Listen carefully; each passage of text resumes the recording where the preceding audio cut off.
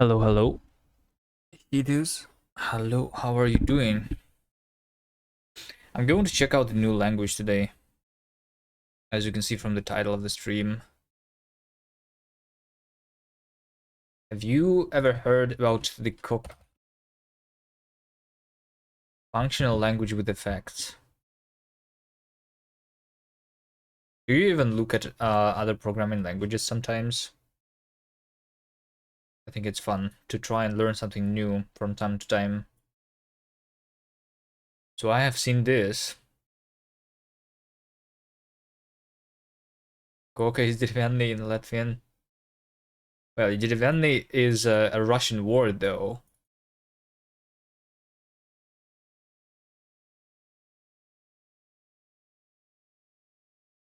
Anyway, Koka is varies in Swedish. So this means cook, right? I look healthy today. Do I look not healthy usually, or what? What does this even mean?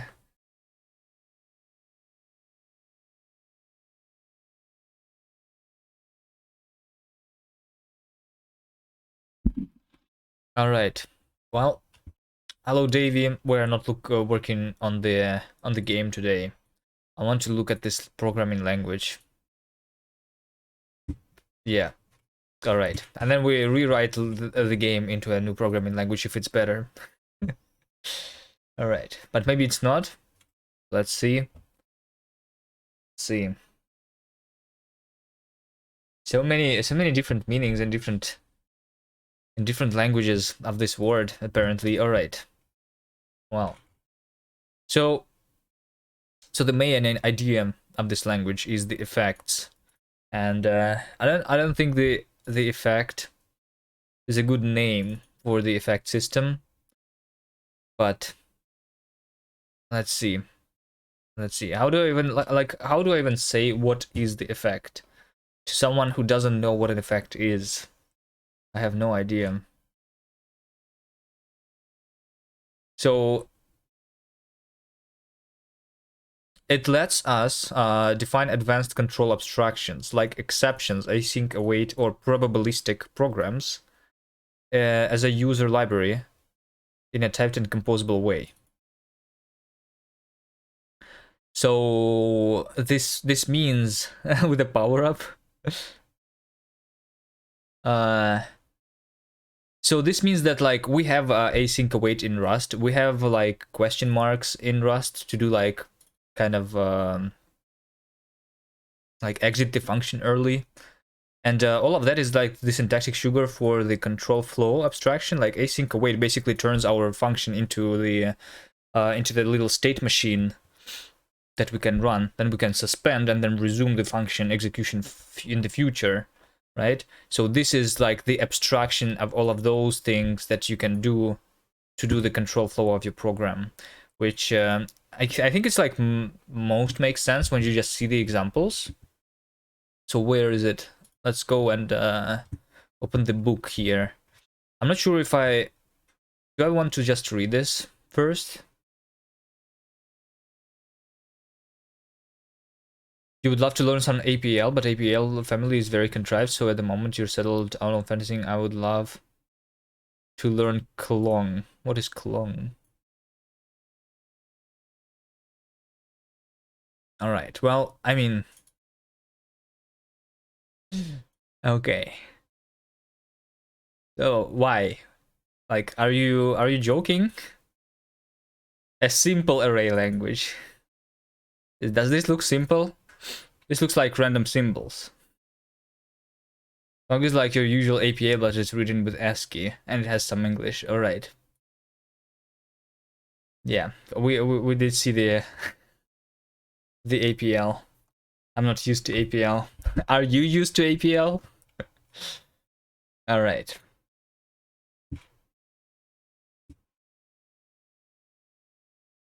I don't believe you. I don't believe that you write APL. Hello, Arya.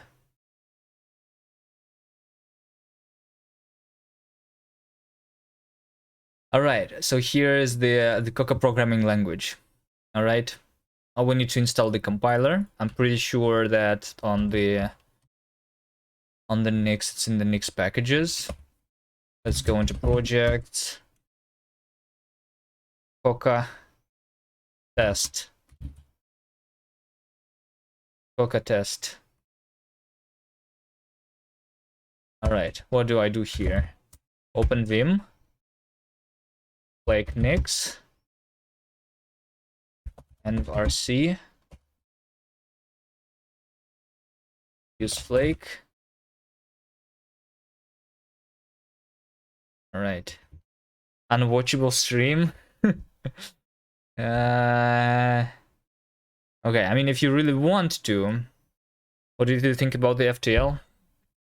I've seen it before. I think it's hard for me to just look at the other person playing the game. I'm not used to it. I only watch people play the games, usually, that I have played myself. Because otherwise I don't understand anything, to be honest. Alright. But, I don't know. Looks like a game.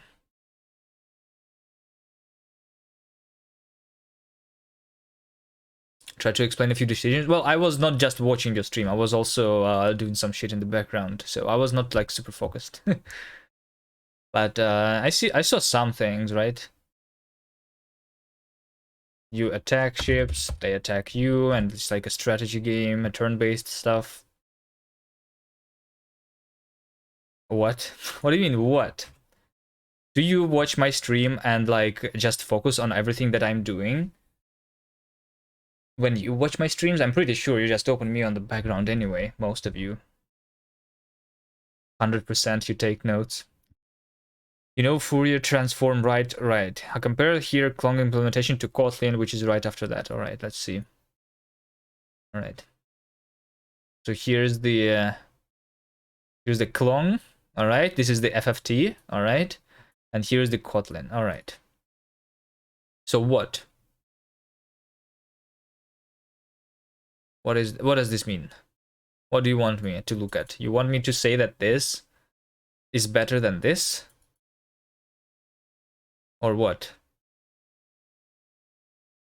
Kotlin 2 boxes. What is box? Where is a box? I don't see boxes. Isn't it beautiful? No, it's not. This is ugly as fuck. What do you mean? This is completely unreadable. Kotlin is readable. The verbosity doesn't matter. What matters is the readability.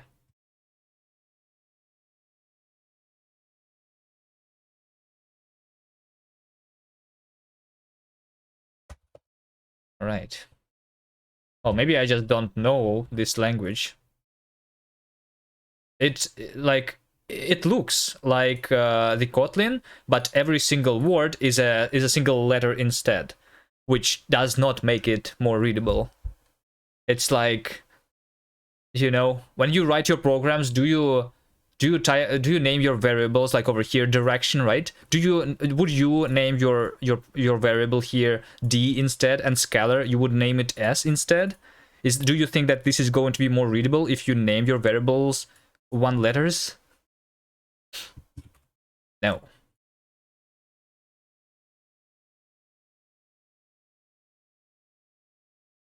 Hold on, so let me copy. Some Rust has 0 readability. Well, that is not true. Did you try reading Rust?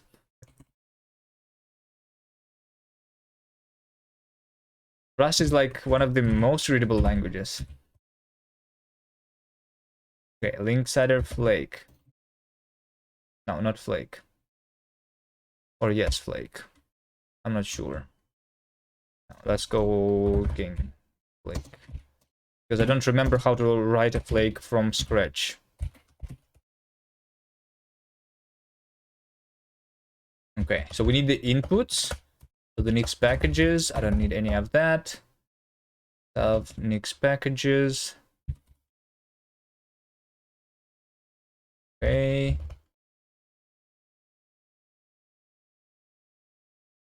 Outputs.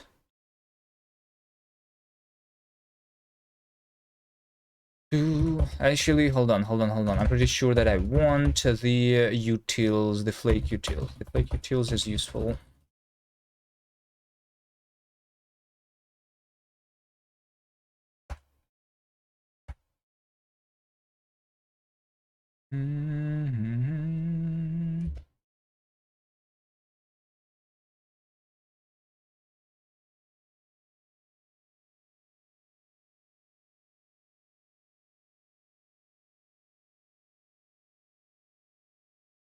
Each default system. So for system, we do stuff like outputs. No. Okay, so I want here the dev shell.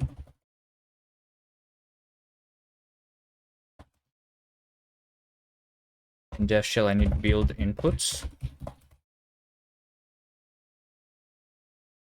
For matter.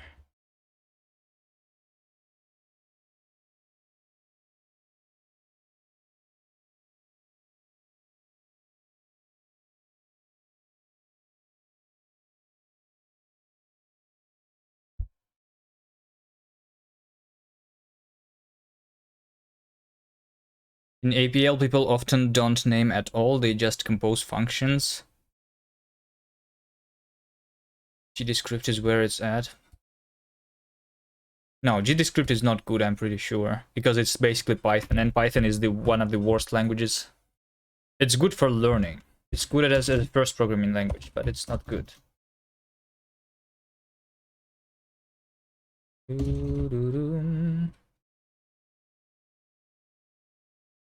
Today we'll learn some Koka proceeds code in Nix. Well, I want to install Koka, right? So I want to like. Hold on. It's going to be 1 second. 1 second. I just need to remember how to write my like the flake. All right, because I don't do this every day. Let's see. I want to do this, and I want to open the packages. I want to import the next packages.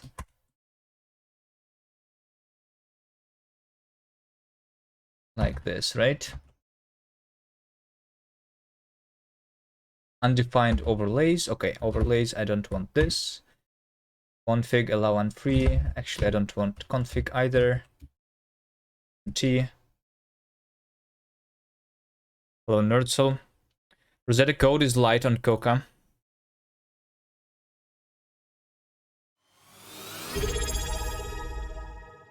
Oh, nice. Thank you for the sub, Nerdsoul.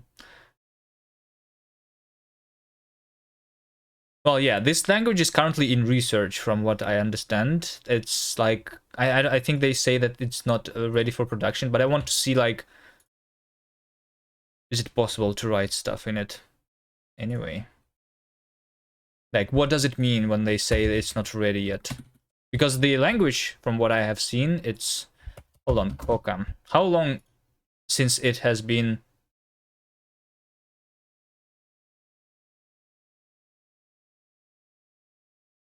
Wikipedia.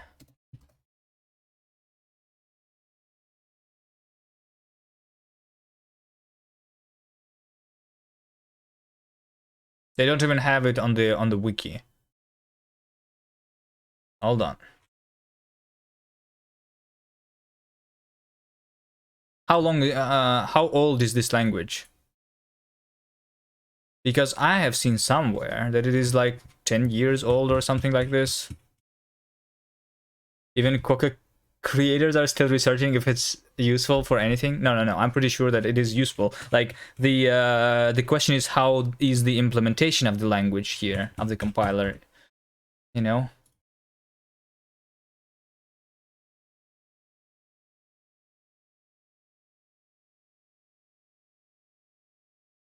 All right. Okay, so build inputs over here is going to be packages Koka. Is that right?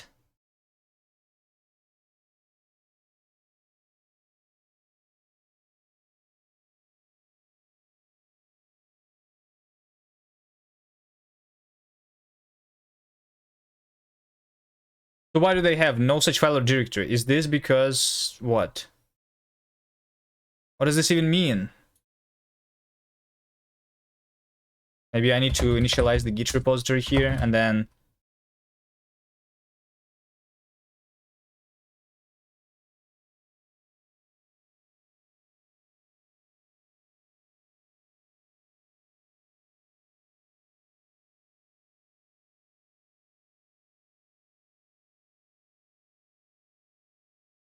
This dev shell. Hold on.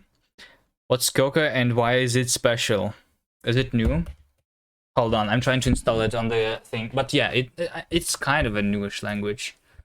It's a programming language with the effect system. Strongly typed functional style language with effect types and handlers. If you know what the algebraic effects are. This can give you an idea. I'm going to like read the book here in a second when I figure out finally my nicks here and how to install shit. Dev shell. Koka is at least a year-old programming language, and they even hired Kuman to figure out if it's useful. No, nobody hired me. Hold on. Hold on. Dev shell.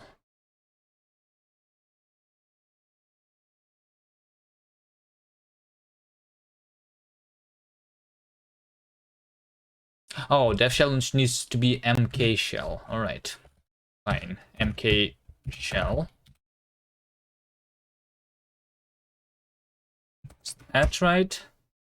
Okay, finally. Activate Linux. Yeah. Linux is not going to be activated. All right, but it looks like the Koka is now installed. Koka, there you go. Look at this. They even have the interactive. They have the interactive compiler. Rust doesn't have this, you know?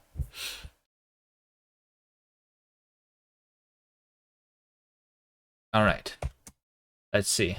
L cannot be found. All right. Here we go. Here we go. How do I quit? :Q. All right. Just like Vim. Gary Flake. What is this? To the extent this helps us in any sort of competition, that's great. But that's actually a side effect. It's a happy side effect nonetheless. Gary Flake. I have no idea what this is.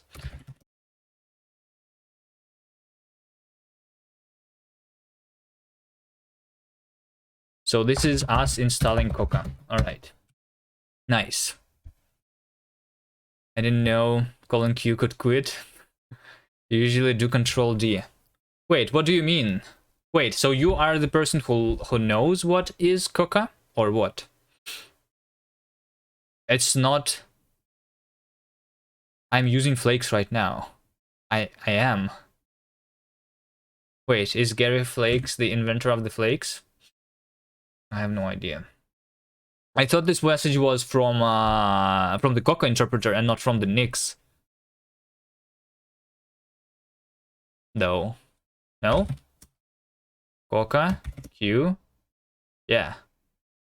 Many people recognize that technology often comes with unintended and undesirable side effects.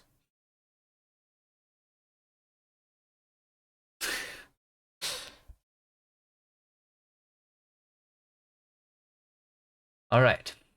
Okay, fine. Now that I have installed it, not using the actual, like, this thing, but using Nix, which is better.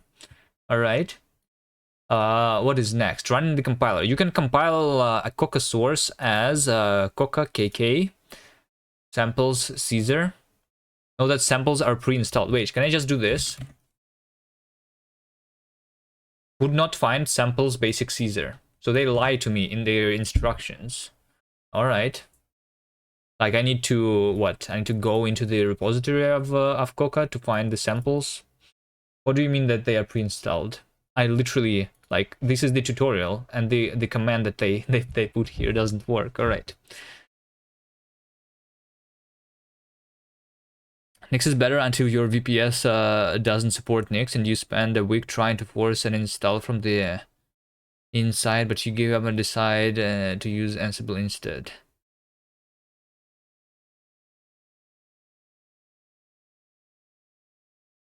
Maybe I forgot some Nix packages. Maybe they are if you run the install script. Maybe.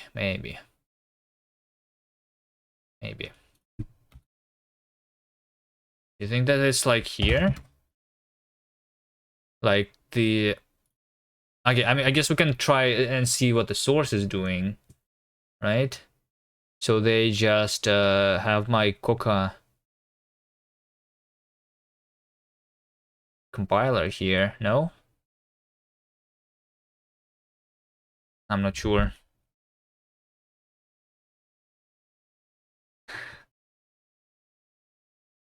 Like, doesn't because this looks like a relative path, right? So why would a samples directory already exist here? Like, does this installer install something in my current directory?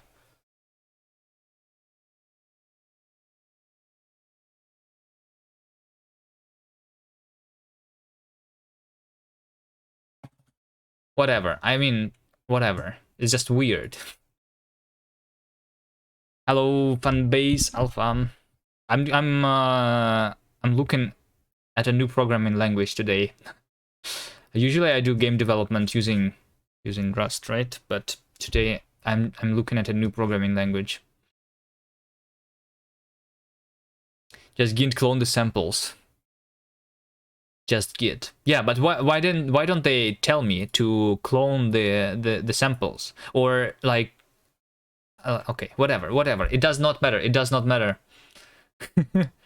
I'm cheating on Rust. Well, I'm trying to see if it's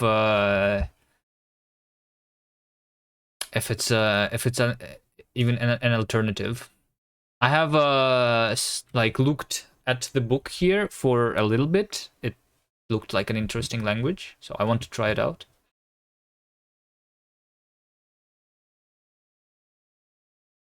Rewrite Gang in Koka. Yes. Potentially, if it's a good language. So one of the things that we did recently on Linksider, right, and on the Gang is using async, but it looks like a hack in Rust, right? So from what I have seen, this effect system is a more generic approach to stuff that I want to do. So yeah, that's like the short version of it. Because I only use async, not because my stuff is trying to be like asynchronous, but because the async in Rust is rewriting my function into a state machine. That's why I use async. So like, yeah, it's like weird. All right, run the interactive compiler. Okay, so we can do this. Can you link? Yes, you can. What is this? QBRB is a Ruby program that generates a Rust program that generates a Scala program that generates a Rex program that generates an original Ruby code again. Okay. Nice. Great. Why though? Do they go through Koka? No, they don't. All right.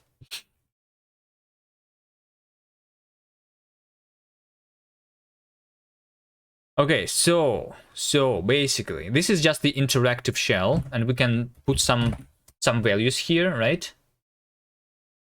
But when I put 1, 2, 3, apparently it compiles something. Is it going to compile it again? No, not really. All right.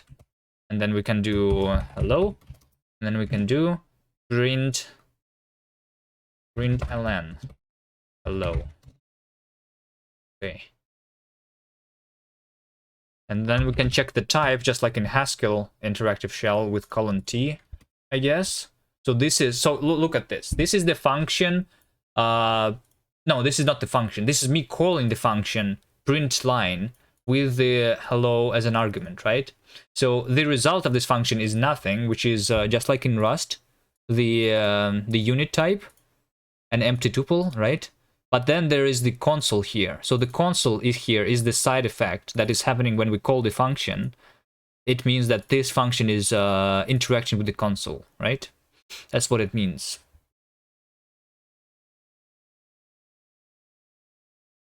Nix is the best language, you should write games in it. No, I don't agree. I think Nix is pretty bad language. Nix is a good package manager, but the language is pretty bad. I don't like it. It's dynamically typed, which is like the worst.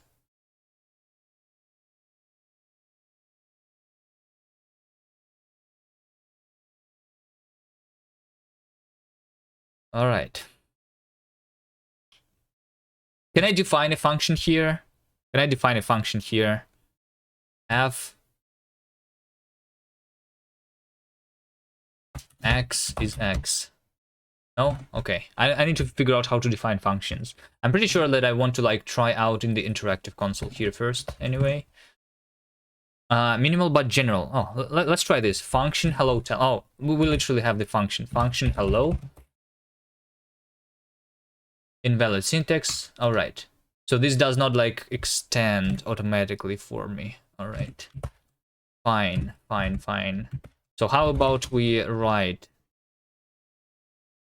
AKK. Okay. Function hello. No. Okay. So can I just do Koka? This expecting semicolon and valid syntax. Wait, so this is the example and the example doesn't work really? Expecting semicolon. Hold on. Why is my example? This is the minimal, this is the hello world. What do you mean? Hold on. What is the version of Koka here? 2.4.2. January 1, 1980. All right, this is okay. Pretty old language apparently. They're missing the fun at the very beginning. Well, oh wait, I actually am. You are right. Okay, I didn't copy this for some reason. Okay, there you go. There you go. Which is of course obvious from the error messages. Okay, so we see immediately that the error messages are not as good. But that's okay. We also don't have syntax highlighting, and obviously we don't have the auto-completion and the language server. What is Koka? Koka is a programming language that I'm just looking at right now. This is our first program that I have written by copy-pasting from the book. Koka has a small core set of orthogonal, well-studied language features, but each of these is as general and composable as possible. All right, so this is why this language is potentially good, such that we do not need further special extensions. Core features include first-class function, higher rank, impredicative, polymorphic type and effect system, algebraic data types, and effect handlers. Okay, so this is what I'm interested in, like the effect handlers. This is why this language looks interesting to me. We're going to get to it soon. Like pretty much every other thing, like first-class functions, this is like in every modern language, right? Polymorphic type system, this is in every language. Algebraic data types, we have this in Rust, we have this like not in all modern languages, but this is what we're used to at this point. But the effect system is what I'm interested in all good languages. Yeah, basically this is what exists in all the good languages. All right, so we go directly into the effect typing. So Koka infers and tracks the effect of every function in its type. So here's what this means. Let's see. So they have the total effect. This means that this function has no side effects at all. This is like the pure functions in Haskell, but it's even more pure than Haskell's purity, because in Haskell the functions, they can still have errors in them, from what I understand. And in Koka, the total means that it cannot like it cannot panic, basically. Like if we talk about like in Rust.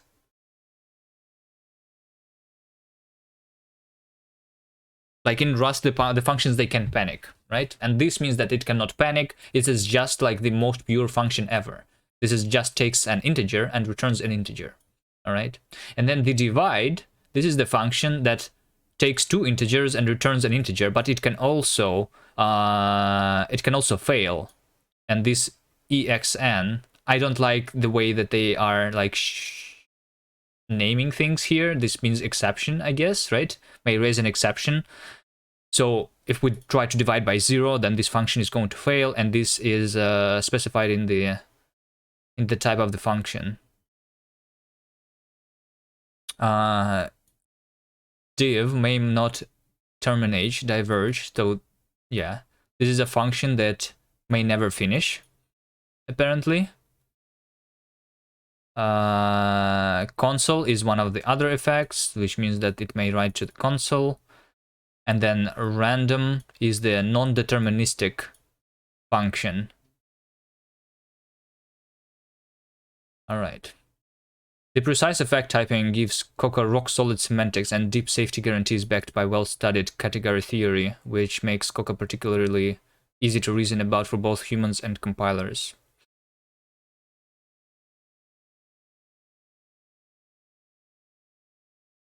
Okay. So I have looked through all of this. I don't know. Do you want me to look through all of this together with you? Because Nurtle, did you read through it, or like how much did you see of this?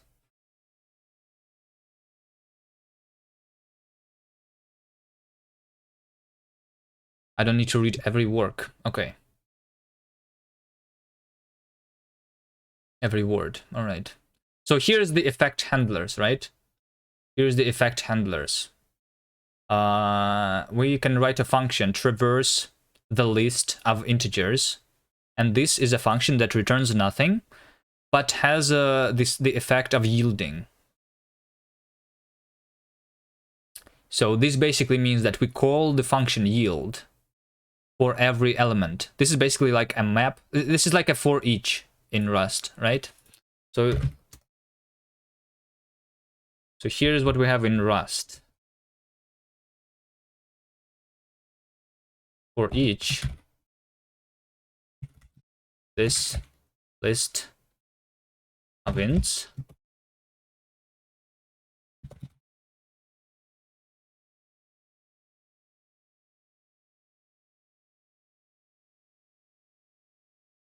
list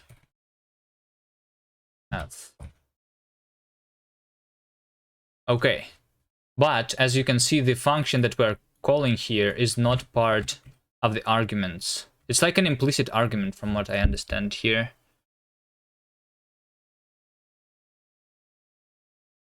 And then this argument basically is going to be defined somewhere with the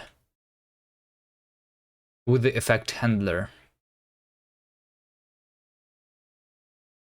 But I was like trying to start writing this because whatever. I'm not sure yet what I'm talking about. It's like a map, but more general. Yeah. So what I wanted to say here is that in Rust we have like iterators, right? We have iterators, which is something that you can iterate, and the iterator has the map function, right? Or they have the for each function too. So this is the traverse. This is basically the for each, right? And then we also have the streams, and these are the async iterators, basically, right? And they also have the for each, right? And this this way of doing stuff is making like we don't need to make the distinction anymore, from what I understand.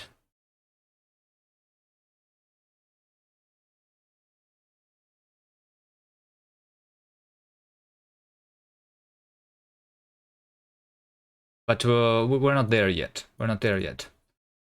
So here is the example of the effect definition with one control operation to yield values. So yeah, the effect is basically like a trait.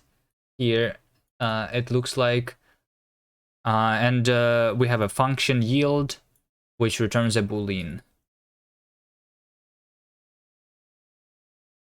And over here we say that if we are calling this function, then we continue the traversing, otherwise we stop. So basically, if the yield function returns false, then we stop the traversing here, right? So it looks to me that the yield effect is basically the implicit argument here to this function. Is that right? Traverse list, and then yield is something that implements a yield here. Not really implicit. Well, it's kind of explicit in the type of the function, right? But it's not here. But yeah, I think this is what it looks like in Rust. For value in list, if yield value, if not, then break. This is like the same shit in Rust. Okay, but this is the very simple example.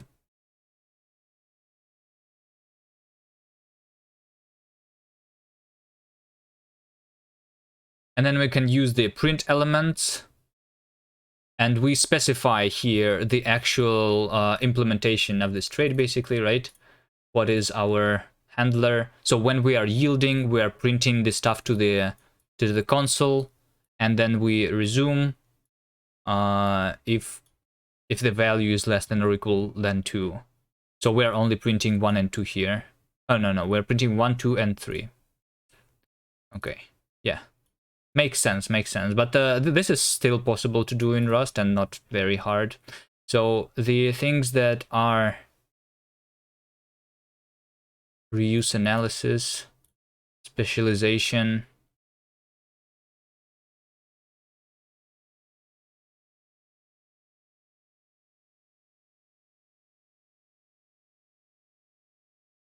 is the way of passing impure function to pure ones.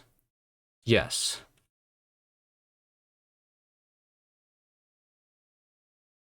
Kind of. So like this function is pure, right? This, and over here in the implementation, you have the writing to the command line. So this function itself is still technically pure. Hold on, you know what? Let me just read through. I'm kind of lost. I'm not sure what to do in which order, but I think just going through the book is good. I think I only read about the effect handlers. This thing. This is the only thing that I have been reading through.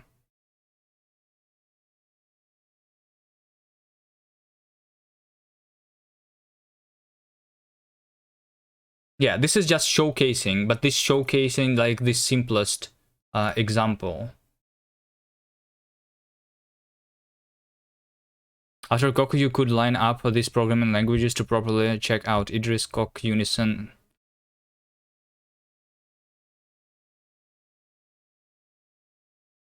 Yeah. But I don't want also to check out all of them necessarily. I don't know, this one looked interesting for me for some reason. They have the optimized reference counting. From what I have seen basically here, it also is still pretty easy to reason about this code. It looks easier than Haskell to me. And it has the effect system, which I think is very, very nice. All of these have interesting directions expanding from function parodying. Yeah, I know. I know. But this looks usable also. I want to try it out. Alright. I'm doing nothing. I just need to go through here, I think. Want to look at rock? Hold on. What is rock? And did you look at this? Can't concentrate on everything at once.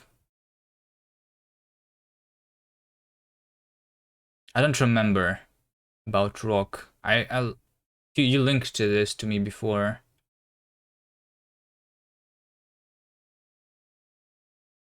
This means all rock functions are pure functions and all effects are managed effects instead of side effects. Okay, so they also have the effect system. It's like Elm but fast and general purpose.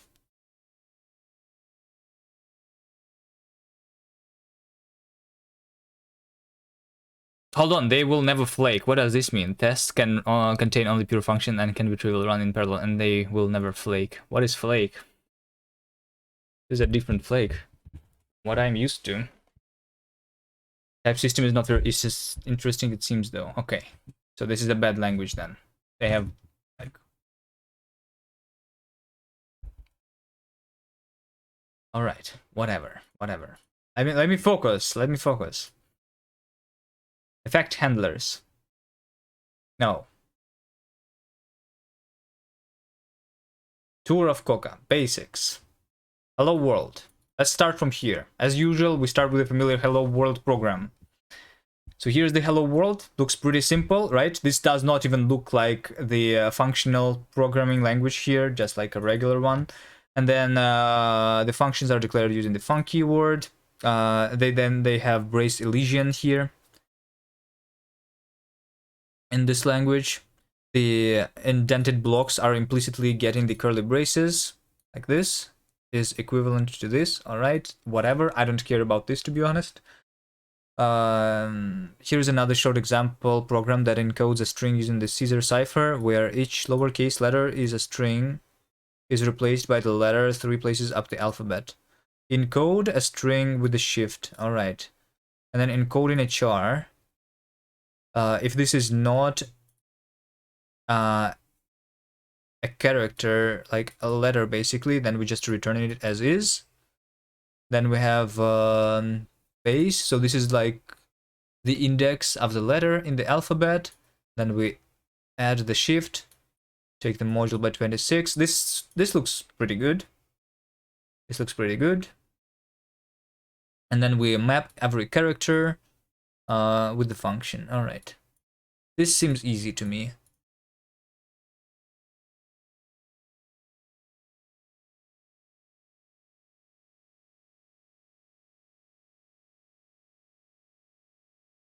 as.encode3, and then you have function, and this function takes 2 arguments, and instead of calling this function with 2 arguments, you can do the dot notation.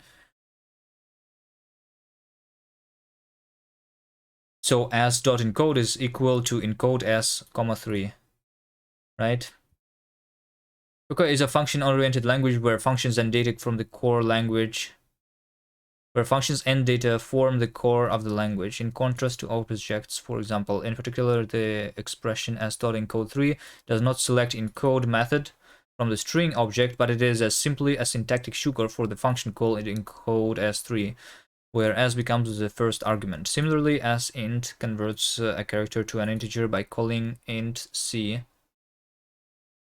and both expressions are equivalent. All right, fine. This is simple. Type inference. Koka is also strongly typed. It uses a powerful type inference engine to infer most types, and types generally do not get in the way. Okay.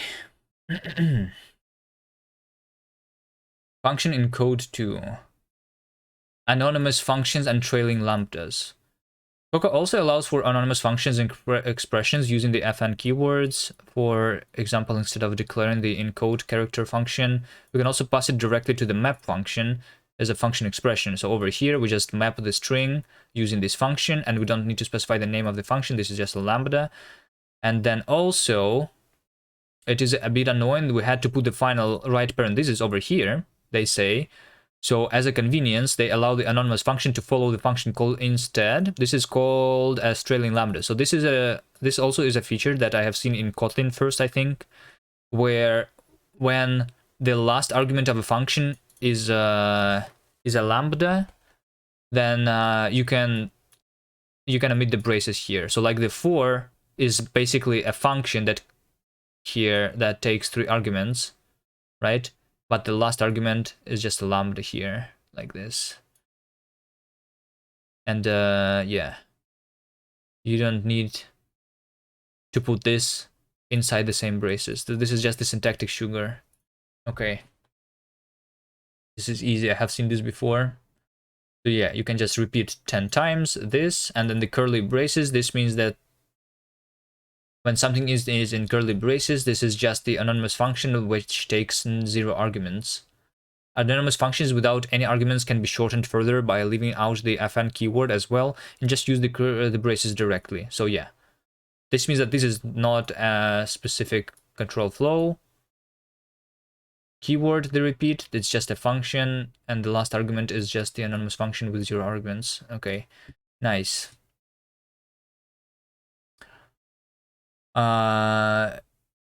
Is especially convenient. This is especially convenient, I guess, for the while loop, since it is not a built-in control flow construct, but just a regular function. So while I is more than or equal than 0, we do this.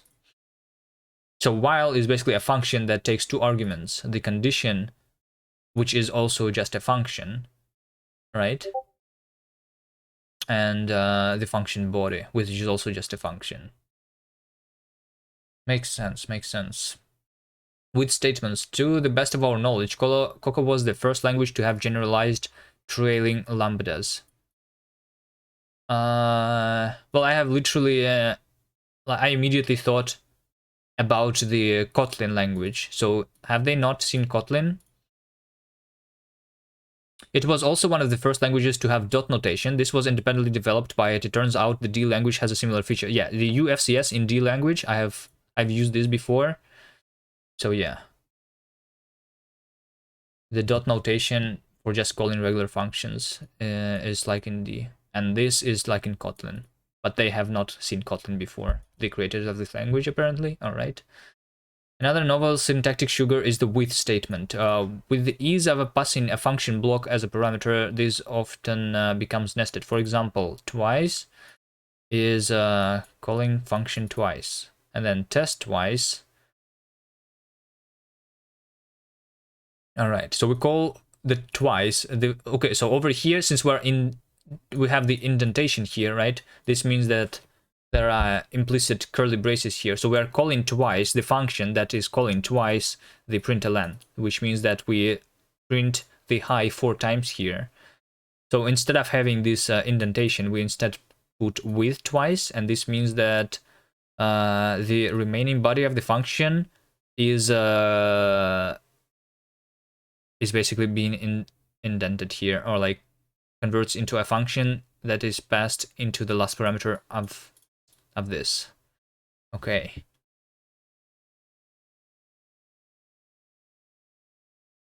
So this is all just syntactic sugar, which I don't really care much about, but it is nice.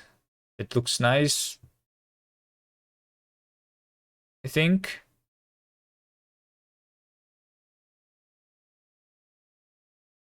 But it doesn't really matter. With handlers, the with statement is especially useful in combination with an effect handler. An effect describes an abstract set of operations whose concrete implementation can be supplied by handler. So we have the effect emit, and we have a with handler here.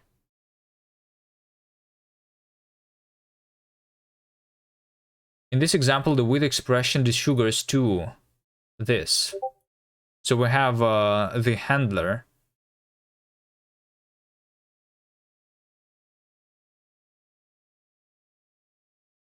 So we specify what handler we are going to use, and we are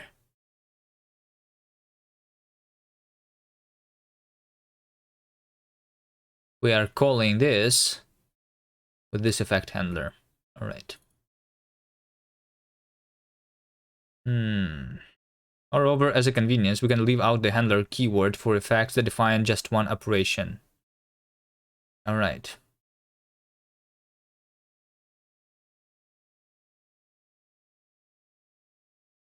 So a lot of syntactic sugar here for a lot of stuff. Optional and named parameters. Being in a function-oriented language, Koka has powerful support for function calls where it supports both optionals and named parameters. For example, the function replace all takes a string, a pattern, and a replacement string. Okay, using named parameters, we can also write the function call as this. Okay, this is nice. I like that.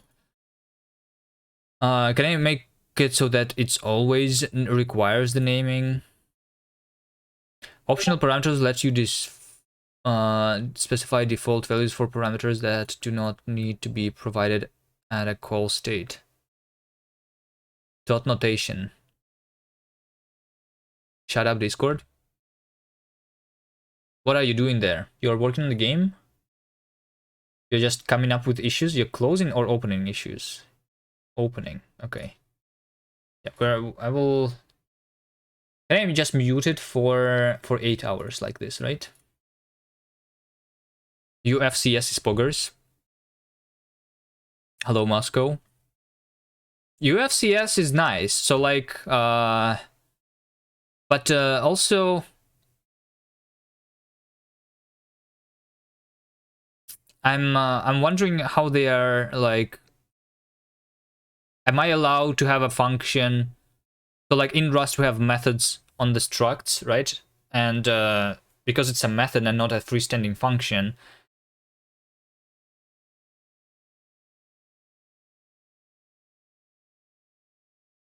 like I want sometimes the methods to be connected to a data structure, I think.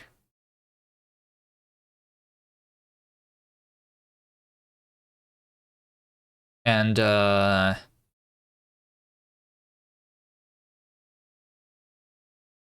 they're only connected by namespace. Well, wait, in Rust?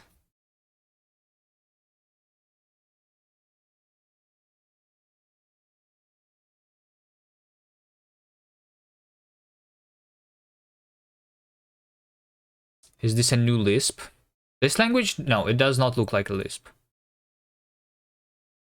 And may the first argument take type. It's the same as free function. Yeah, I know, but in terms of like type inference, it is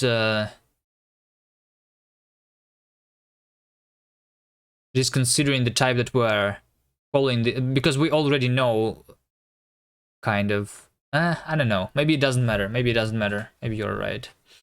I thought it like can help with the type inference if you have a method and not a freestanding function. But I guess it still is kind of the same.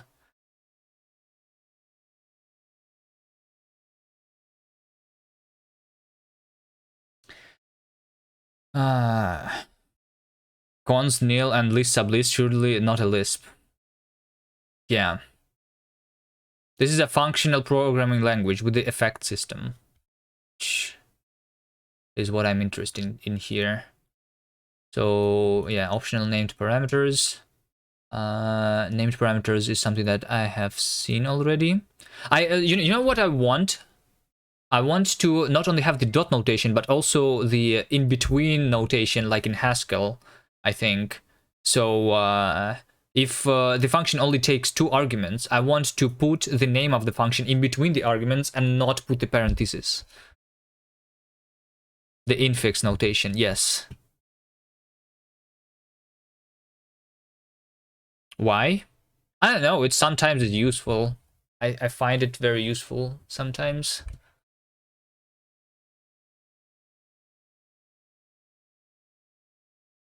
I think all operations should become functions. That's for making DSLs. I don't know, like the simplest example that I can think of is that when you have two vectors, like you have the dot product of A and B, right?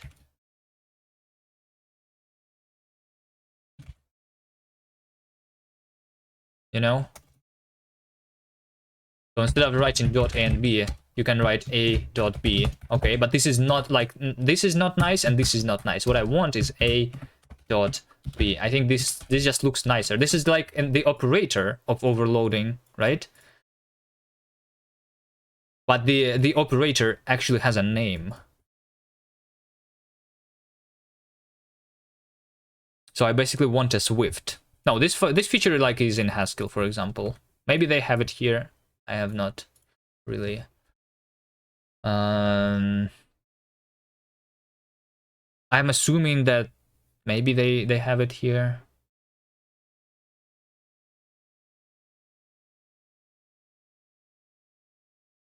I need to continue reading.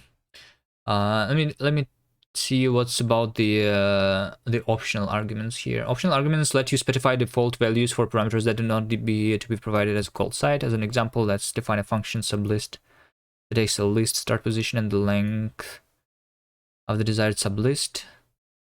So the length by default is equal to access.length. We're gonna make the length parameter optional and by default return all elements following the start position. All right.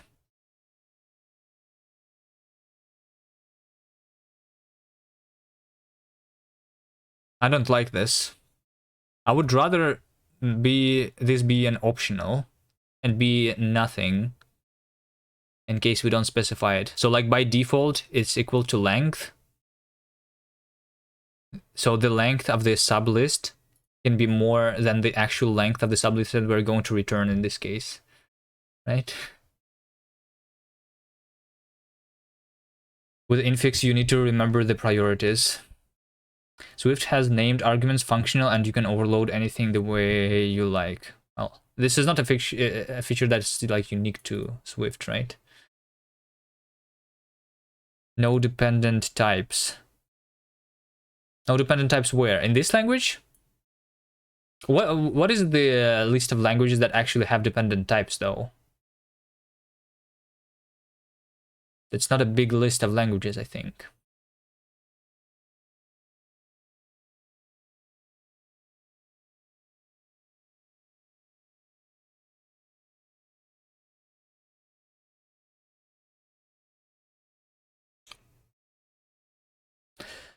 Hover over the sublist identifier to see its full type. Full type. Let's see. Sublist for all A, XS, list A, start int, length question mark int. Optional int type signified by the question mark. So like, what does this mean though? Length XS.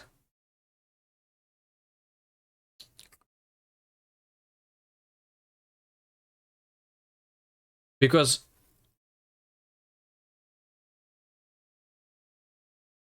XS is also the argument. So this just when I'm calling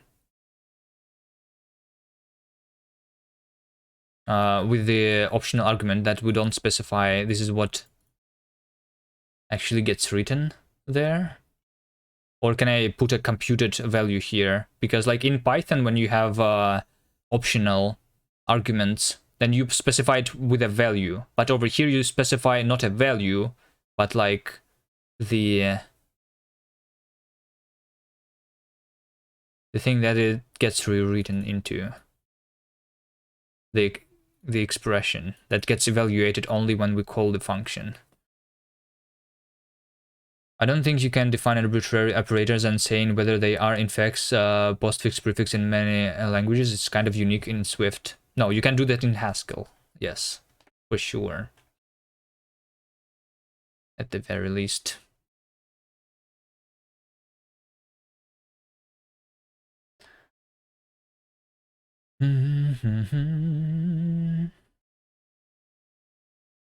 Okay, let's see. A larger example, cracking Caesar encoding.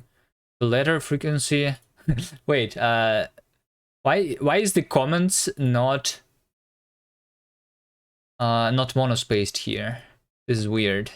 Checked. What does a checked mean? English. 8.2, 1.5, 2.8. What is this? The frequencies of all the letters in the English alphabet? Okay. Small helper functions, percentage. Okay. It's also interesting that over here, this function returns a number, a floating point number, it looks like, but they don't specify the return for this function. So the return can be inferred. Unlike in Rust, this is more like Haskell, I guess, in a sense where you don't need to specify the type arguments or the return result of a function, and it's always getting inferred, right? Yeah, like over here. See this function rotate xsn. You don't even specify the types of the arguments here. Okay. Fine. Calculate frequency. Right. This looks pretty readable.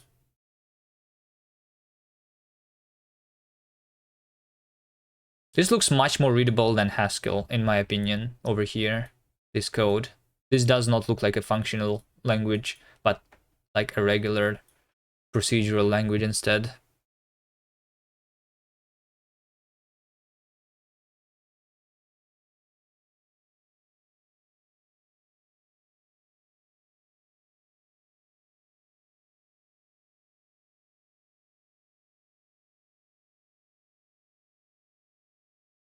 Okay, fine.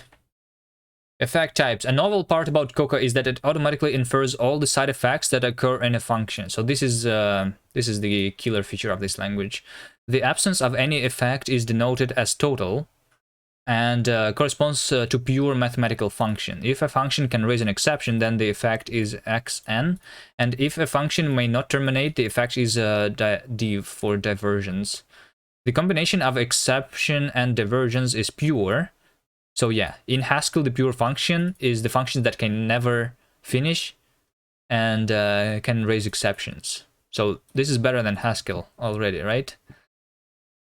And corresponds directly to Haskell's notion of purity. The non-deterministic functions get the end-that effect.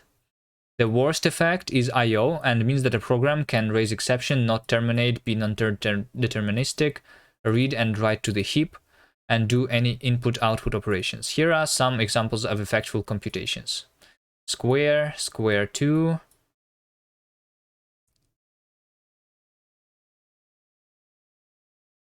Okay, so this is a total function. This is the function that writes to the console. This is a function that may never finish because it's recursive with infinite recursion, basically. This is the function that throws an exception. Okay. Sounds easy. When the effect is total, we usually leave it out in the type annotation. For example, when we write this means that it is a total function. Sometimes we write an effectful function, but are not interested explicitly in writing down its effect type. In that case, we can use a wildcard type, which stands for some inferred type. So yeah, basically, like I was saying, these effects, they look like implicit arguments to function, but you can also infer those, apparently, right? Wildcard type is denoted by writing an identifier prefixed with an underscore on even an underscore by itself. Okay, so this is a function that has some effects. We don't even know what, right? They are inferred. Okay, hover over the square 6 to see the inferred function. So here we go. The function has been inferred to be the function that writes to the console. Semantics of effects. The inferred effects are not just considered as some extra type information on function. On the contrary, through the inference of effects, Koka has a very strong connection to its denotation semantics. This is a weird sentence. What does this mean? Through the inference of effects, Koka has a very strong connection to its denotational semantics.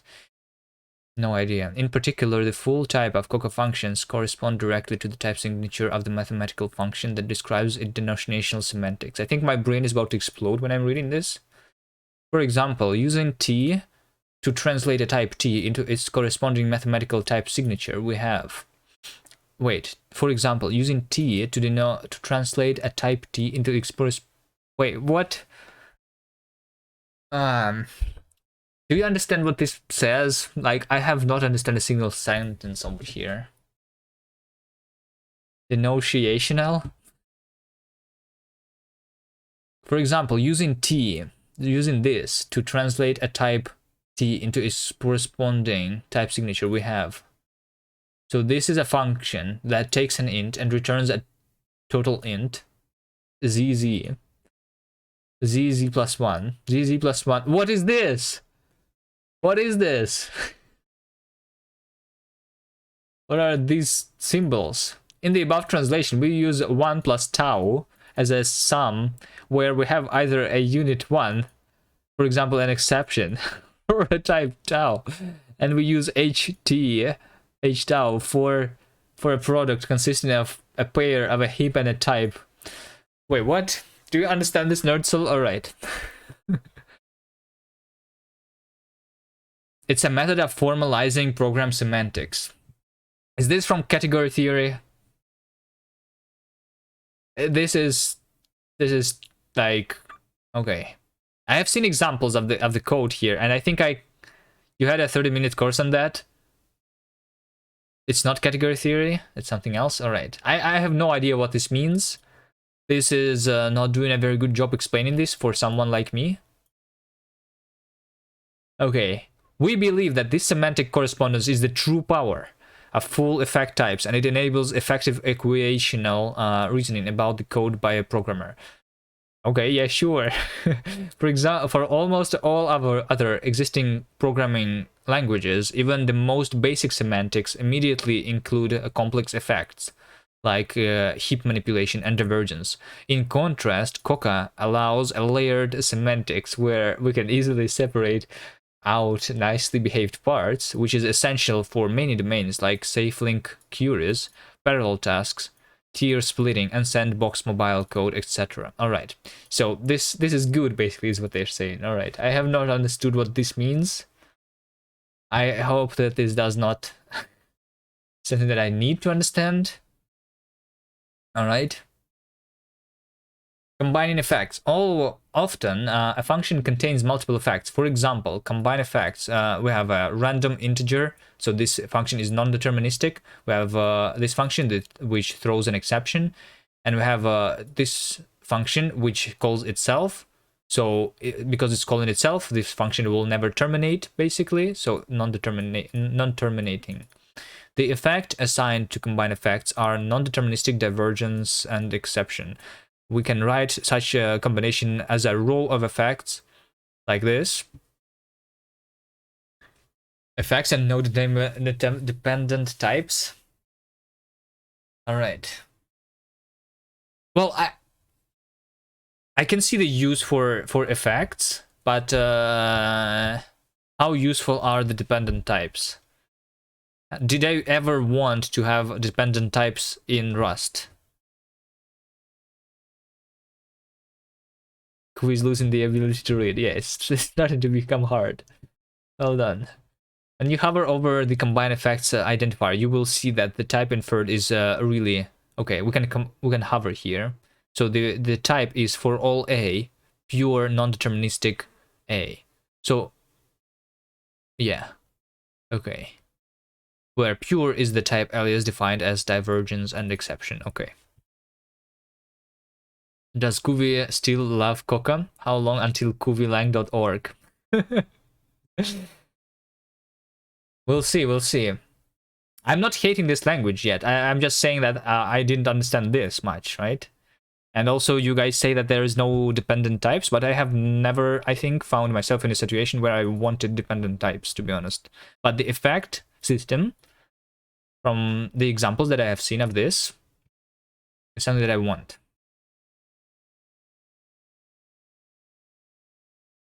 Don't you want extra verification? So what is the extra verification? Like when I say that I have the type like the real type, which is on top of the floating point number. I create this the real type, right? Where it cannot be none, and where it cannot be infinite, right? The floating point number. Is this the example of the dependent type? Maybe I did not see the good examples of the dependent types. Think of const generics with operations as a simple case.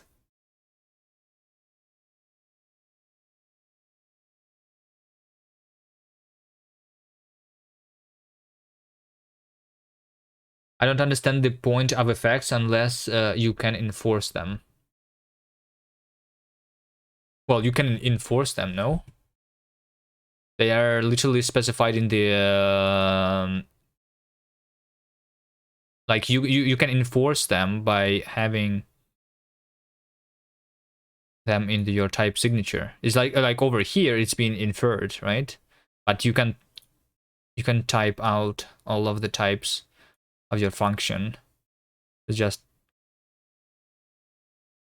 you can write IO everywhere. Yes, but what you want to do instead, if is you want to your functions to have like the least amount of effects. So most of the functions can be total function or like the pure functions, right? Can't you just have a IO effect on every function? I guess you can. Why would you do that though? Yes, why? Why would you do it? It's not helpful if you do this. Like what? Like the example in Rust, for example, right? I want to make sure that my function does not panic, right? So I want this to be described in my type of the function. That is, it never panics, right? It doesn't throw an exception.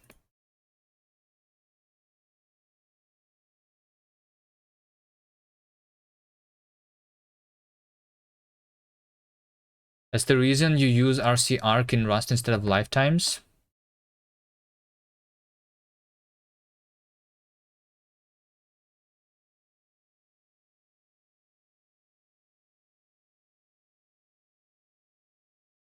You can just easily bypass it and write bad code, but you will get job done. I don't understand.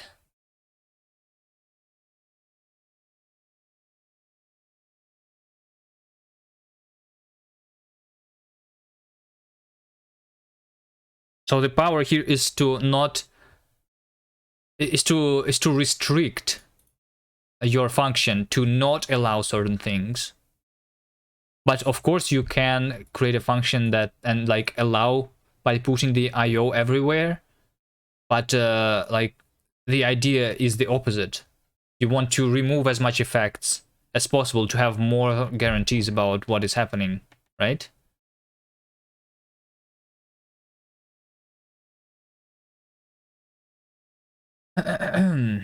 This effect has assigned this, this, and this. We can write such combination as this. You can hover over. Okay. Your is the type Alice. Okay. Many functions are polymorphic in their effect. For example, the map function applies a function f to each element of a finite list, right? So here's one of the examples. The map function. This is polymorphic. So we have the effect e specified on the function, which is the argument to the map function, right? And this results in a list of b's with the effect. We use single letters for polymorphic types. Here, the map function takes a list with elements of some type A, and a function f that takes an element of type A and returns a new element of type B. The final result is a list with elements of type B. Moreover, the effects of the applied function E is also the effect of the map function itself. So I think this is the interesting part here, right? So we have the map function, and this is the generic map function for like for fallable code, for async code, for all of the codes. This is the we use single letters just like APL.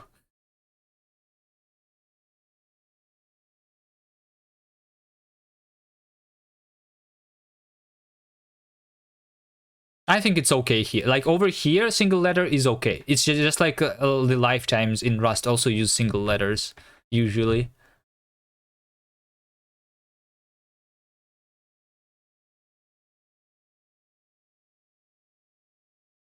That looks exactly like traverse if E was a functor.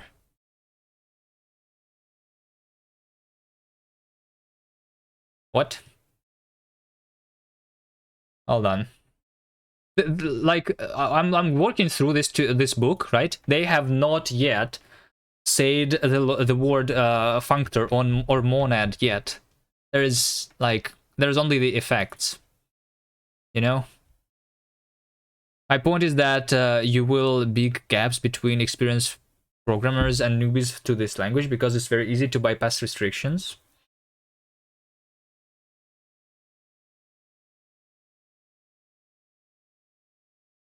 I'm not sure. I'm not sure. Is this the...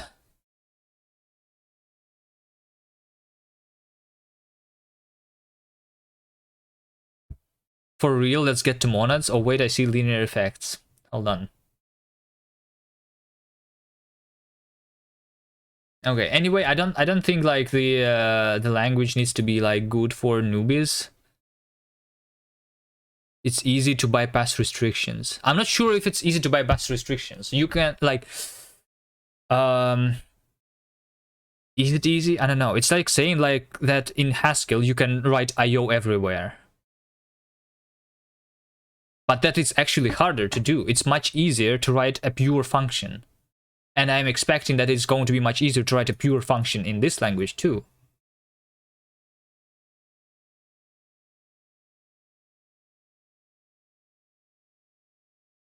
We can use the notation LE to extend the effect E with another effect L. This is used, for example, in the while function, which has the type while.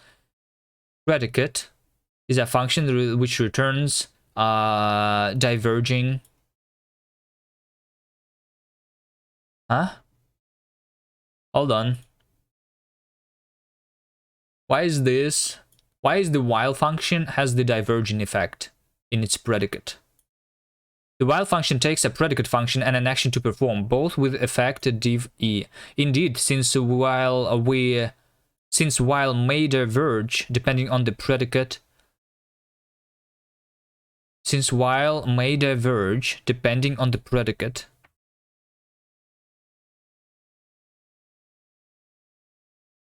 Wait, what? Do you understand what they say here? So diverge means that the function is never going to finish, but the predicate on the while function, I think, like should always be computed, so this function should always be finished. Why do they have this in the function signature? I don't understand this. Only that it's allowed to diverge. Well, everything is allowed to diverge. Why don't they specify the like this can, but they also have like the this, which is the inferred effects on the predicate function, right? So why wouldn't the divergence also be inferred in this example?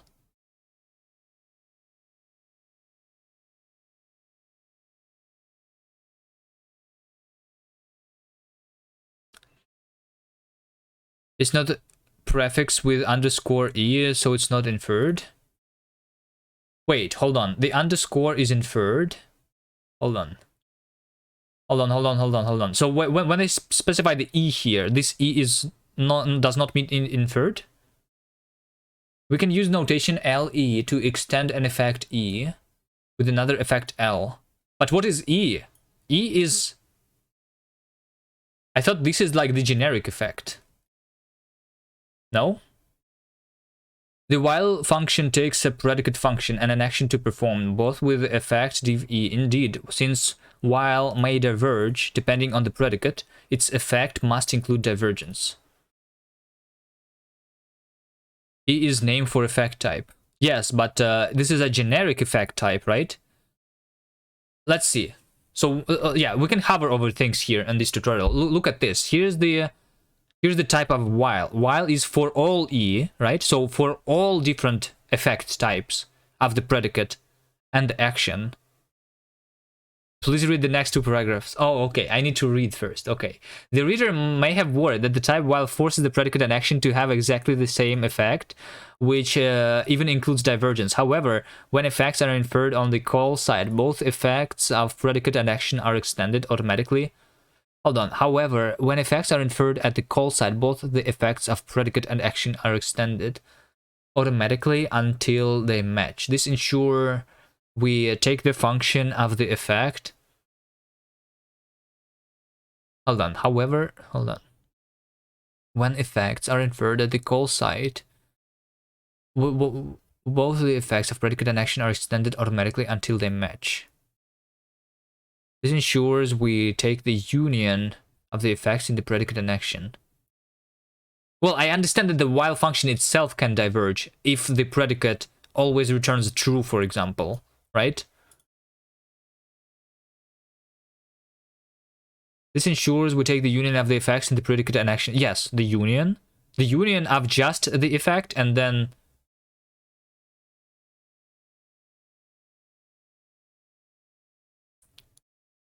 Take, for example, the following loop. While is odd, random int, throw odd. Koka infers that the predicate odd has the effects non-deterministic, while the action has the effect exception. Okay.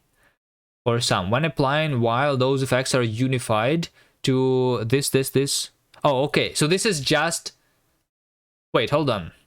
So if I write my own while function, I need to do this.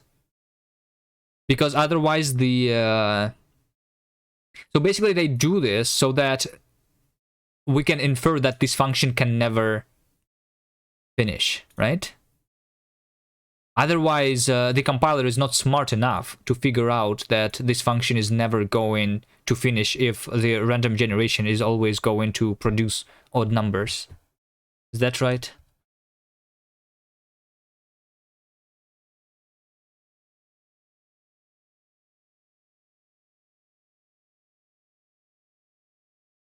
The reader may be worried means that the doc author has needed to answer this queue many times or watched many experiments on the same question. This doesn't quite make sense.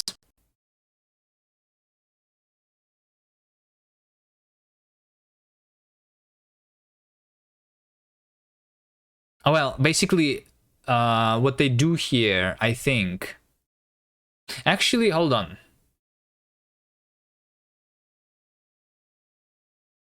I think, like, what I would want to see here still is something like...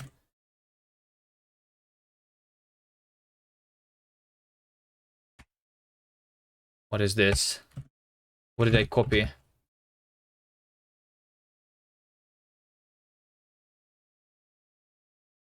Hold on. I think what I expect to see here is that this. We have the predicate, which returns a boolean. We have the action, which returns nothing. And we have, as a result, the function that may never finish, right? The while itself may never finish. And the function while returns nothing. I think this is what I wanted to expect it to see here. No? The implementation of while would be diverging, not the predicate. So the reason they do this, as they have explained, is that when you write the implementation of the function here, right? They would... Okay, wait, hold on. Can I just try this? Can I just try this? Where is the while implementation?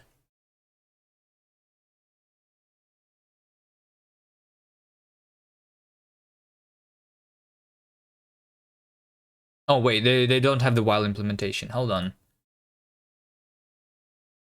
How do I write a while function? It's probably easy. Hold on.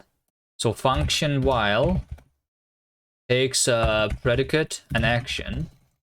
Let me try writing something here. Function while. So we do if predicate, then we do action,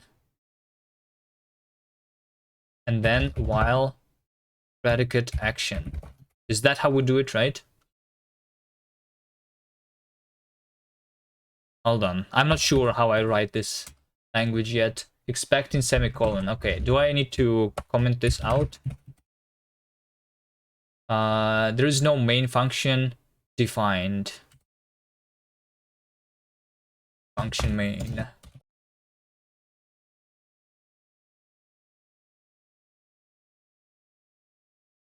Expecting colon. Hold on. How do I specify the empty function? Hold on. Print line. Hello?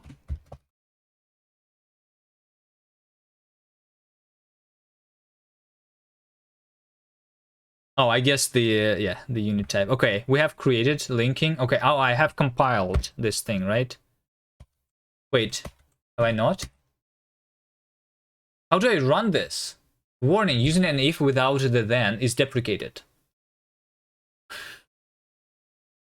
Oh shit. The if without a then is deprecated. Wait, what? You're expected to write then now? Okay. Interesting. It's a warning. Well, hold on. I don't understand some things here yet. Created.koka. Okay. .koka. Hold on, where is it?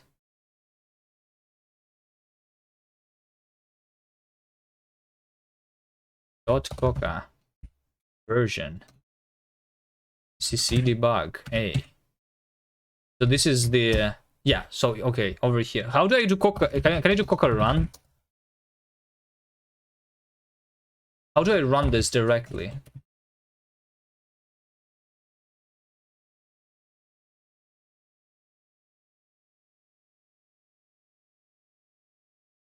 Koka options files.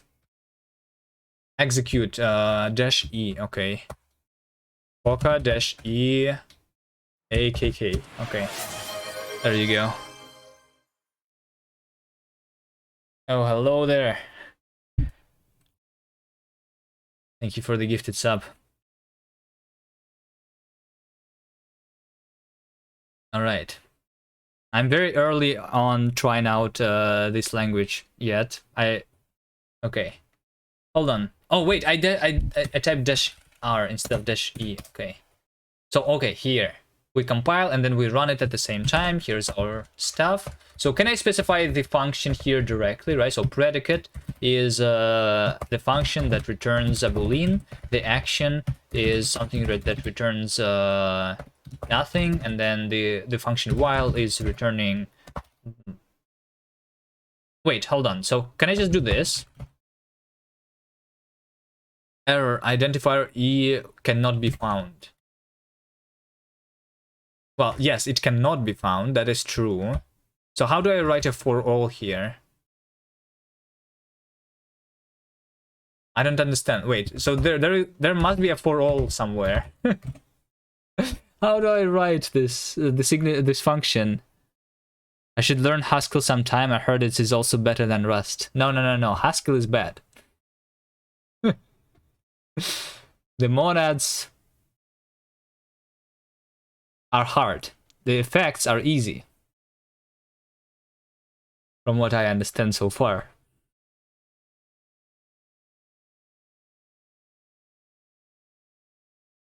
Hold on. Do they say monad here? Let's see. All right. Let's see. Effect handlers can be composed freely. This is unlike general monads, which need monad transformers to compose in particular ways. Essentially, effect handlers can compose freely because every effect handler can be expressed eventually as an instance of a free monad which do compose. This also means that some monads cannot be impressed as an effect handler, namely the non-algebraic ones. A particular example of this is the continuation monad. Okay, see? This is better than monads, alright?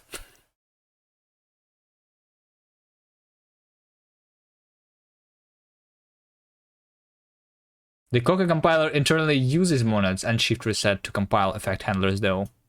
Okay, so this is still going to be used, but you don't need to like think about it because they are hard to think about. Okay, this is easy to understand. Okay, how do I write the function of this, though? The type here. I'm not sure where am I supposed to write the for all.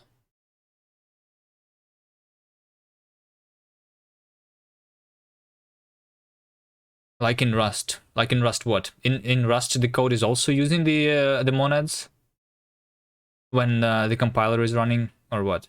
I'm not sure about that part. Yes? Okay.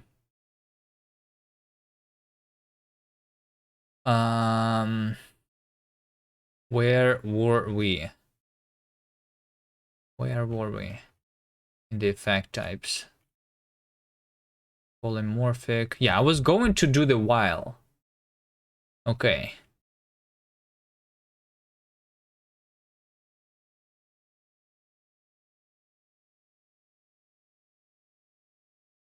For all. Type schemes for all. How do I write a generic function here? Or do I specify, like in Haskell, the type of the function first and then the implementation? How is it working in this language? Because so far I see that they write the implementation of the function and the signature of the function on the same line, right? So how do I put this effect, the generic effect that we have? Where am I going to put this?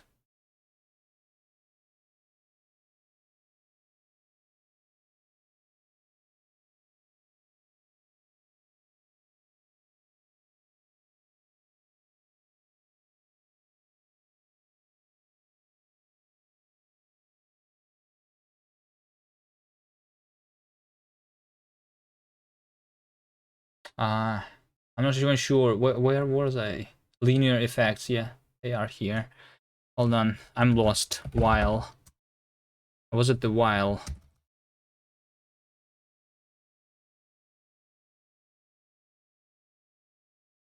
Over here. Yeah, like if I hover here, they say that for all E. So where do I put this for all when I'm specifying the function? Like if I want to type this out myself. Where is syntax highlighting? I think the syntax highlighting is not there yet for this. Maybe.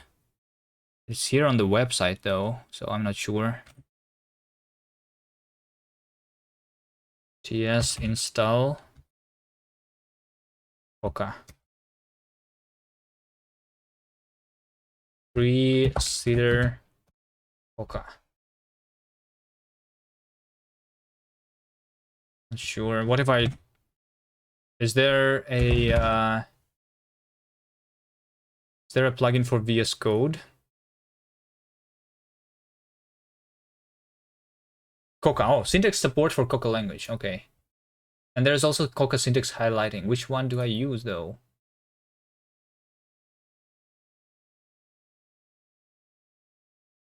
This one was last released in 2017, and this one is in 2022. All right, I guess this one.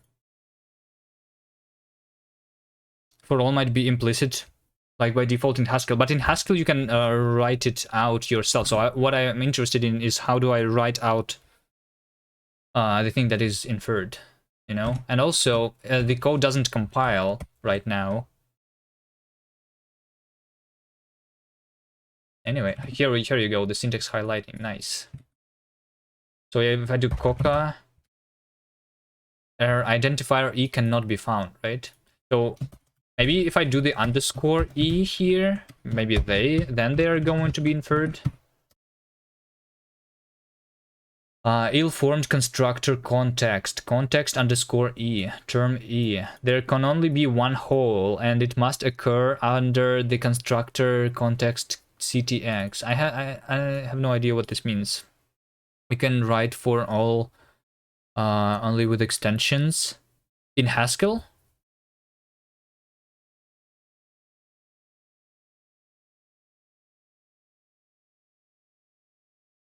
Okay, do I continue reading or do I try to figure this out? I'm trying to just see how to write a while function myself. Okay, wait, hold on. What if I just do here, bool, and over here, this. And this is just returns that. Can I do this? A function is applied to too many arguments. Why are the arrows red? I think also the result of the function is using a colon here. No? Types do not match. Inferred type. Oh, okay.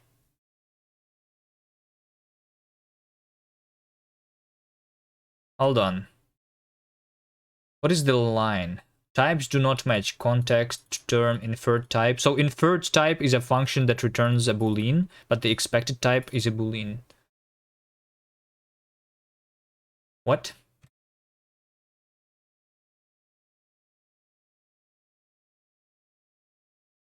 Inferred type. Okay. The error messages.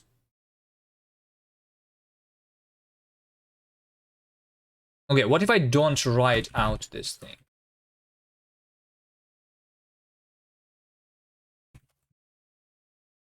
At all. Okay, there you go. Okay. Can I just load it into my interpreter? Koka? And then we can load this. Okay. And then I can see the type of while too. Okay, so here it is. The while is the type is for all AE. The function that takes a boolean. Oh, okay. All right. Okay, now it's because I did not call this function here. It inferred to be just a boolean and not a function that returns a boolean, right? So now it is a function that returns. Oh, hold on. So this actually, yeah, this actually inferred to the same while signature, and as you can see, the predicate is a maybe diverging stuff, and the action is also maybe diverging stuff.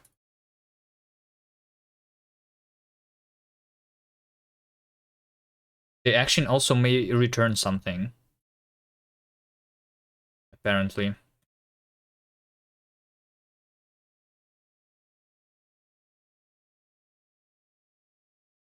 Okay, can I type out this now?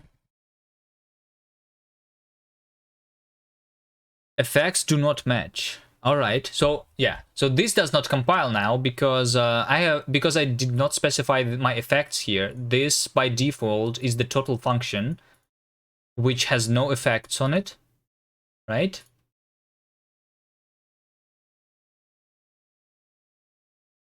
Okay. Can I do underscore E here?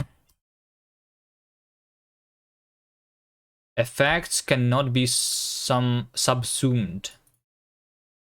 Hold on.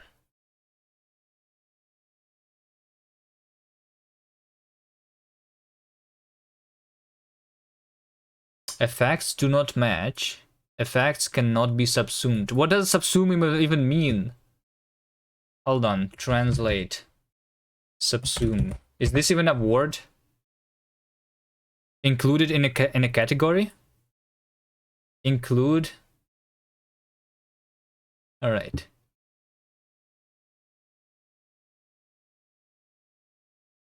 Inferred effect is nothing. Wait, hold on.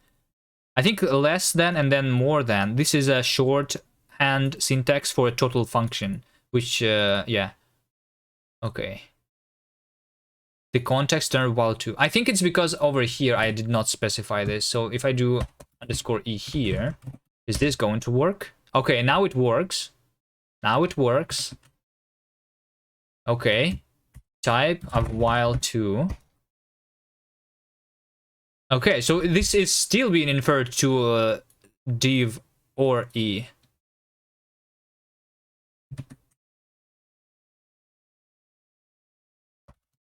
Can I do this? Types do not match. Inferred effect, this. Expected effect, this. Effect cannot be subsumed. All right. So yeah, from what I understand, the compiler here does not see. So even although we have the tail recursion here, right? This does not really see that this function is never going to finish. So it's not inserting the divergence effect automatically. Which is why you need to type this out here yourself. Okay, and now it's loading. See? I think this is what's happening here. We need to help the compiler a little bit. Which, like, I think it makes sense. Does it? Because the function with the implementation that is the same can be still a function that, like, sometimes finishes. Like, at some point still finishes, right? And how can you make the compiler figure this out for you? You need to help the compiler here.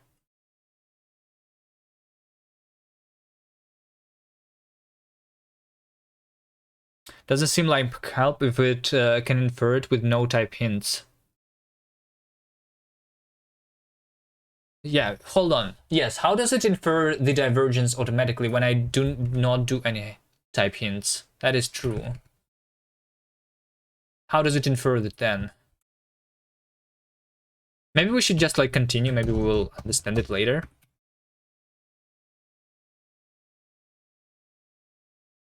Because if I don't specify the types myself, then it is inferred. So is the div inferred always when we are calling recursively the function itself? So if I don't call this function, for example, here, right, then the type is going to be inferred differently, right? Yeah, see? There's no divergence anymore. Is it when the function is calling itself? It is by default inferred to be a diverging function?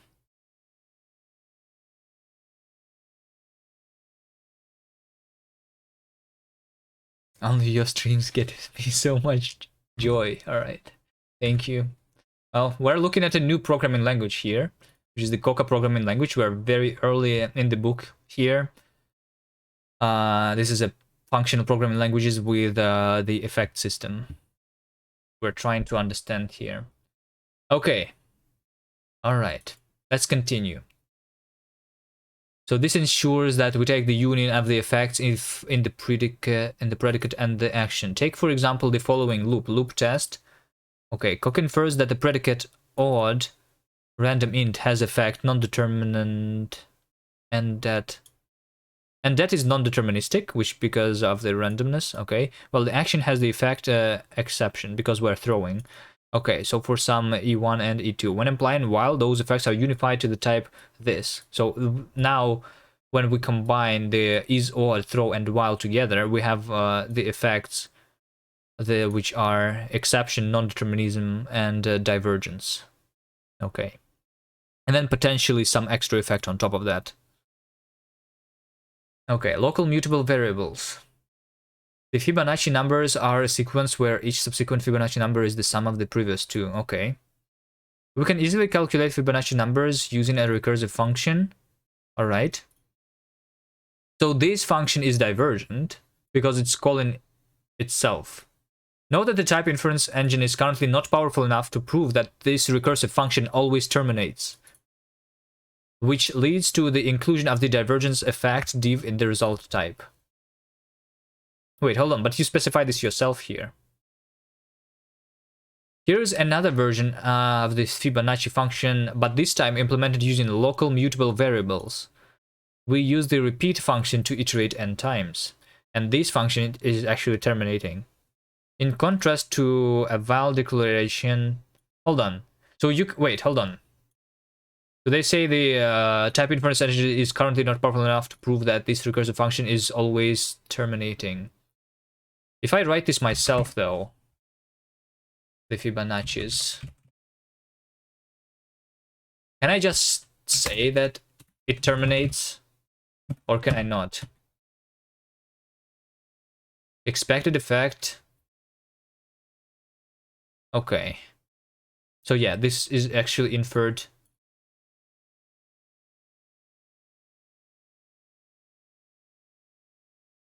All right. This seems like a problem to me, though.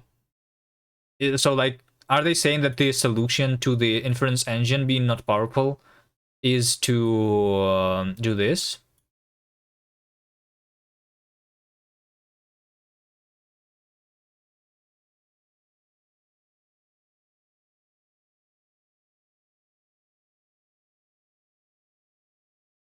Is to do a loop instead of a recursive function? Here's another version. We use the repeat function to iterate n times. Okay. In contrast to valid declaration that binds an immutable value, a var declaration declares a mutable variable where the colon equal operator can assign a new value to the variable. Internally, the var declarations use a state effect handler, which ensures that the state has proper semantics even if resuming multiple times. All right, whatever that means.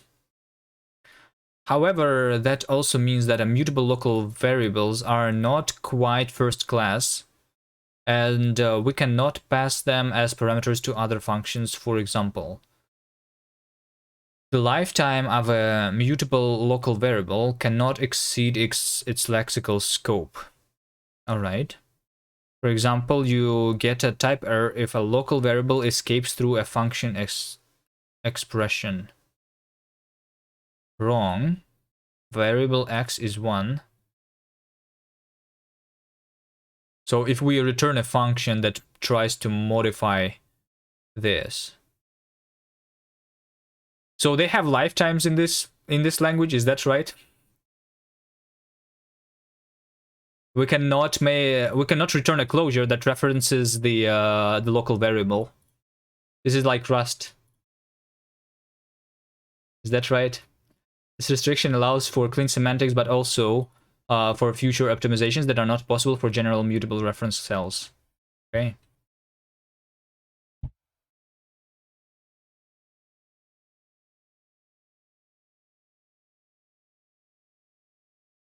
Reference cells and isolated state. So they have ref cells just like in Rust then, right? Koka has a first class heap allocated mutable reference cells. A reference to an integer is allocated using the ref, since the reference itself is actually a value, and can be dereferenced using the bang operator. We can write the Fibonacci function using the reference cells as this. So how is this different from this? Why do I need to do this though? Okay, sure, the reference cells. As we can see, using var declarations are... Oh, it's because over here we're using the var declaration, and over here we're using the val declaration. And sorry, understand the value is an immutable value, right? So this is the inner mutability, basically. So the immutable values, they can escape the function, but mutable values cannot escape the function. Okay, sure. When we look at the types inferred for the references, we see that x and y have the type reference h int, which stands for a reference to a mutable value for type int and some heap h. What is the heap h? The effects on heaps are allocations as heap h. So, hold on. Reading from a heap as read h and writing to a heap as write h. Hold on. What is h? Is this like a lifetime? Hold on. This is a ref cell to int, and does this mean that h is a lifetime here?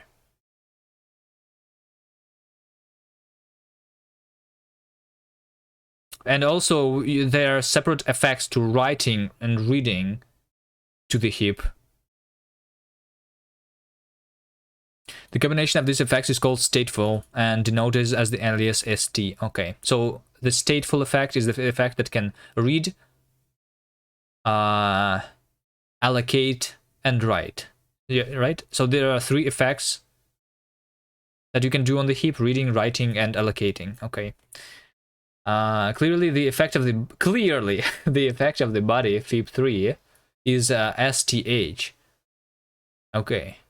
Oh, because, okay, hold on. So when I'm creating a ref cell, I'm creating the ref cell on the heap. Okay, so interacting with the heap in this language is also an effect. So we can guarantee that a function is only doing something on the stack, basically. Is that right? I guess that is nice. Guarantee no allocations. In addition to guaranteeing no exceptions, no panics. That would be nice. Sometimes, I guess. Indeed, even though fib3 is stateful inside. But wait, hold on. Clearly the effect of the body of fib3 is STH, but when we hover, we can see that the... Oh, hold on. No. We see that the type inferred is actually the total effect. Oh, okay. So the heap is still like... So we have the local interaction with the heap, and we cannot observe... Okay. So, yeah, I did not understand this correctly then. So we cannot see that this actually allocates something on the heap. Unless heap is still like on the stack here.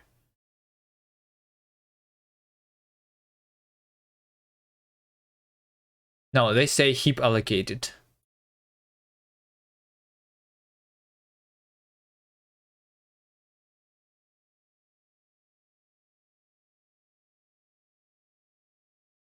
Clearly the effect of the body is STH, but when we hover over fib3, we see that the type inferred is actually the total effect.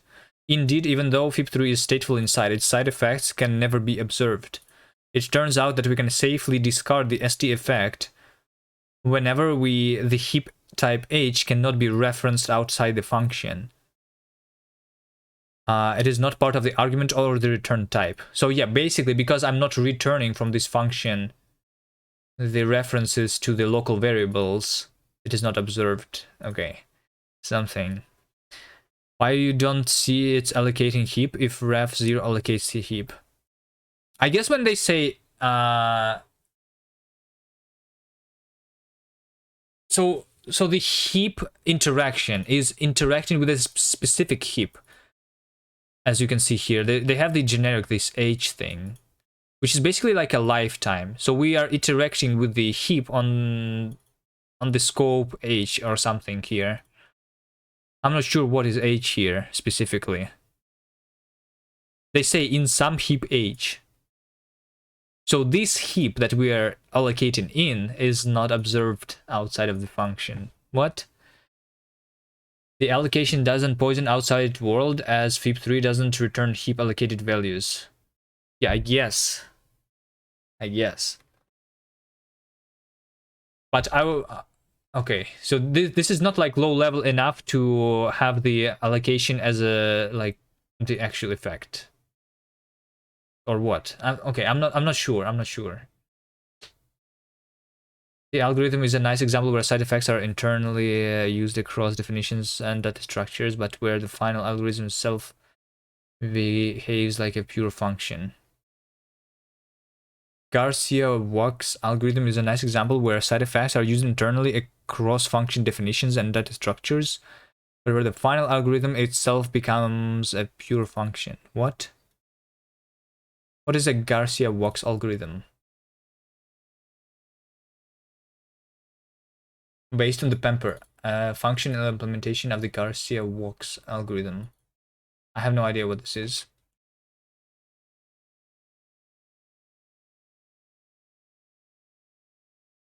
I find it amazing how powerful the compiler is, but that is still can't say you forgot fun from the beginning of the line.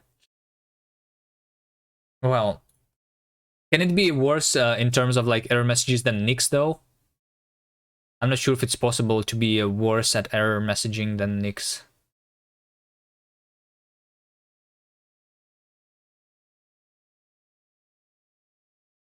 Making parsers is hard.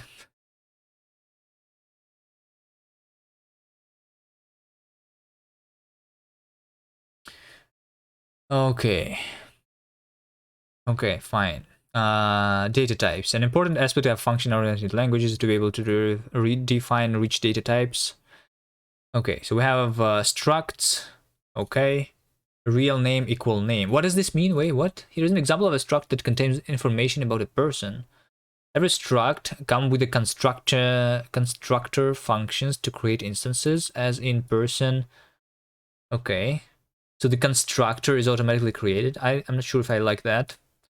Only someone could use this functional paradigm to make better parsers instead of fancy papers. Moreover, these constructors can use named arguments. So we can also call the constructor as this. Okay. All right. Which is quite close to regular record syntax, but without any special rules. It's just functions all the way down. Okay. Sure. Also, Koka automatically generates accessor functions for each field in a struct, and we can access the age of a person as Brian age, which is of course just syntactic sugar for age Brian. Okay. Okay, sure. A lot of syntactic sugar in this language. Copying. By default, all structs are immutable. Instead of directly mutating a field in a struct, we usually return a new struct where the fields are updated.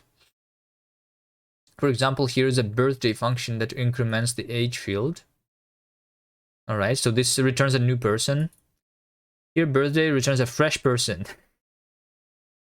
which is equal to p, but with the age incremented. The syntax p dot dot dot is syntactic sugar for calling the copy constructor of a person. So okay, so hold on. So when you have the value, which is a struct, you can call this as a function, which is the copy constructor.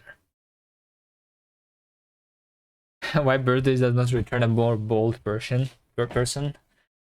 does not seem semantically valid. Is bolding an effect that should be represented in the type signature here? This constructor is also automatically generated for each data type, and is internally generated as function copy the age. All right, I see. Okay, sure. This. Okay. Can we have mutable structs though? Or no? When arguments follow a data value, as in this is expanded to call this copy function. Okay. In adherence with the mean gen principle, there are no special rules for record updates, but using plain function calls with optional and named parameters, alternatives, or unions. Koka also supports algebraic data types where there are multiple alternatives. Here's an enumeration. Okay. So for structs, you say struct, and for other things, you say type. Type color, red, green, or blue. Special cases of this enumerated value types are the void type, which has no alternatives, and therefore there exists no value with this type. The unit type, which has just one constructor, and finally the boolean type bool with two constructors. Okay. Constructors can have parameters, all right.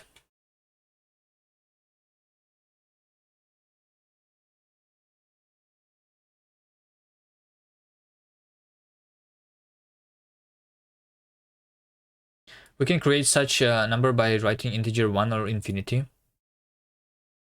Moreover, data types can be polymorphic and recursive. Here is the definition of the list, which is either an empty or is a head element followed by the tail list.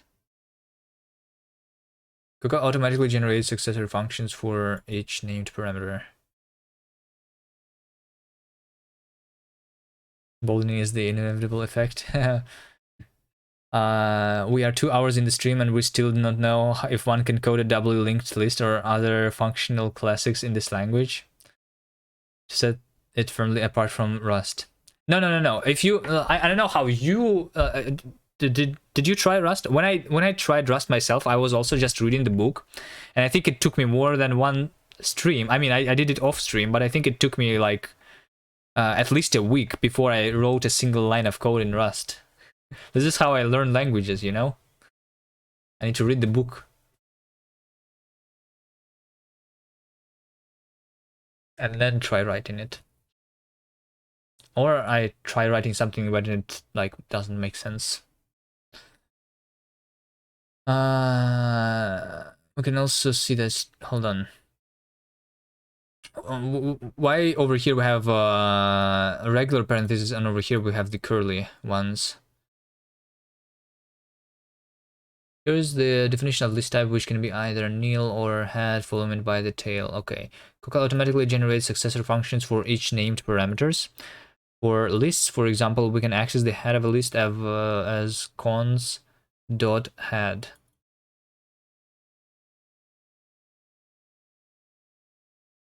Wait, when I have the cons 1 and nil, what is the type of this?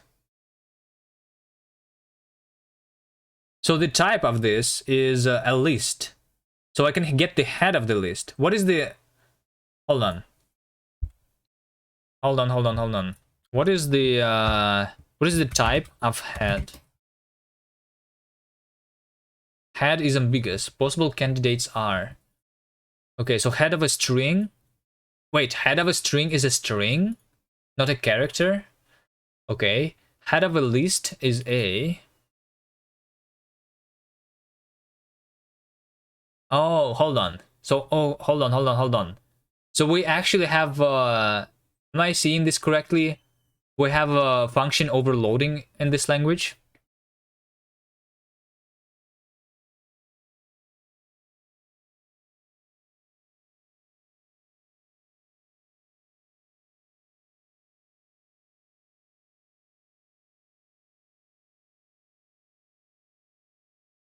It took you 3 days to do Rust, so you did Rust faster than me, than Nerdcell.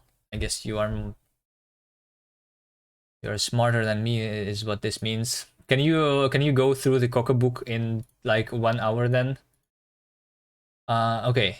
So if I am reading this correctly, we have a function overloading, like in C++ in this language. So like in Haskell, when you have a function that is called head, this is just one function, right? But in this, we actually have multiple functions with the same name.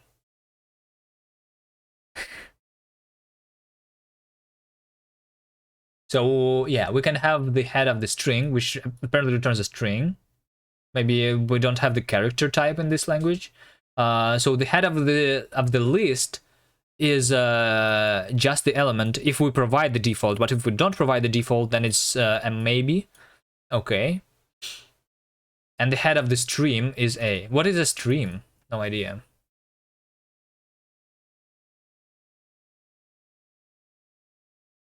So I guess when you specify a type like this, if I specify this myself, let me try. Type my list. Okay, so if I load this and then I specify see the type of head. Wait, I do not even have the head.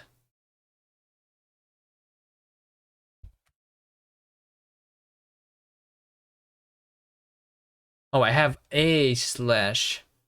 So a is like a module. That's right. Type a slash head. A slash head. Oh, hold on. Once. Did they lie to me? Hold on. Are they lying to me? Hold on. A cons 0, a nil. Show function is not defined. Okay, but how can I do dot head? Head is defined that matches.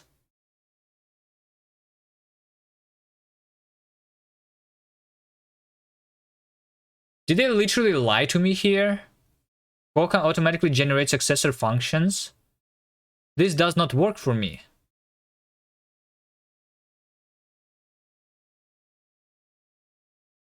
Am I doing something wrong? Hold on. Value x is equal to cons 0 nil dot head, right? This is supposed to work.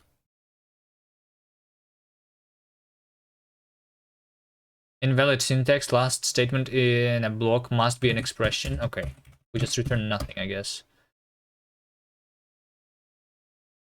Identifier nil is ambiguous. Possible. Okay, let's say that this is my nil and this is my cons, because this is already there in the language. Sure. No function head is defined.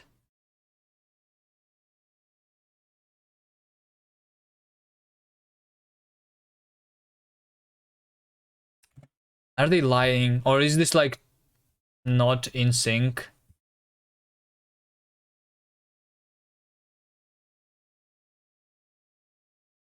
Let's call this my head and this is my tail. Can I do dot my head? My head cannot be found. What am I doing wrong here? Automatically generates accessor functions for each named parameter. For list, for example, we can access the head of the list as head. We can now see that struct types are just syntactic sugar for a regular type with a single constructor of the same name as the type. Okay, sure.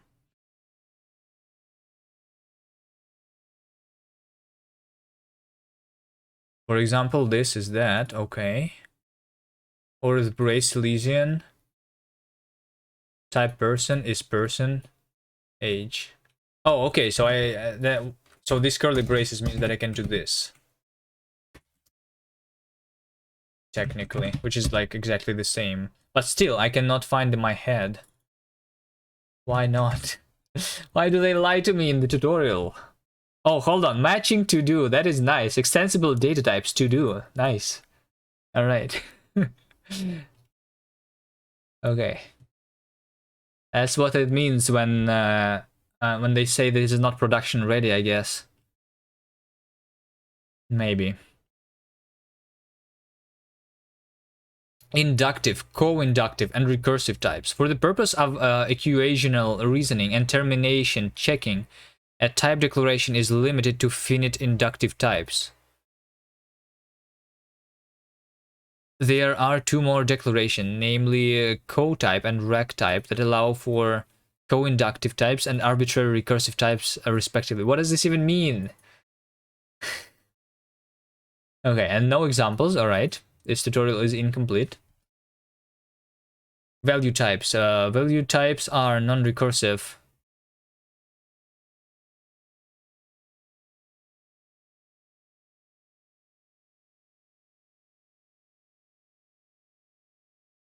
Data types that are not heap allocated. You have reached 4000k CP. What is CP? Oh, channel points. Can you do some more gambling Minecraft speedruns? No. Arbitrary recursive type means that it can use Rust types with zero friction. Did a Haskell programmer write these docs?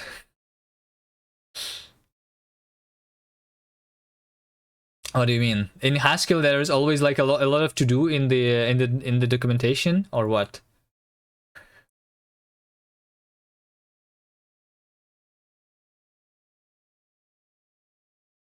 Arbitrary recursive type means that it can use Rust types with zero friction. What does it mean? But can you use this in Rust though? I'm pretty sure you cannot. Like if you specify the list as either a nil or a cons with a tail, then this means that the tail needs to be boxed here in Rust. But we don't specify that this is boxed in this language. This type declaration is recursive, but we do not need the rec type to specify this type. So this is still like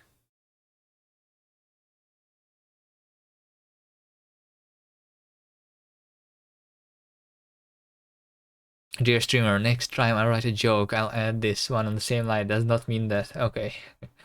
Haskell libraries usually don't have documentation. Yeah, okay.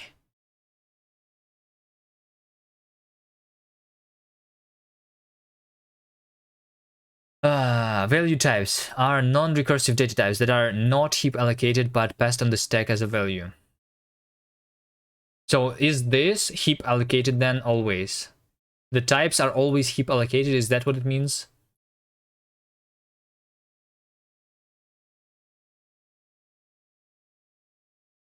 By default, any non-recursive inductive data type of a size up to 3 machine words, which is 24 bytes on a 64-bit platform, is treated as a value type. Oh, okay, so they basically do a value type if it's not non-recursive and if it is a small type.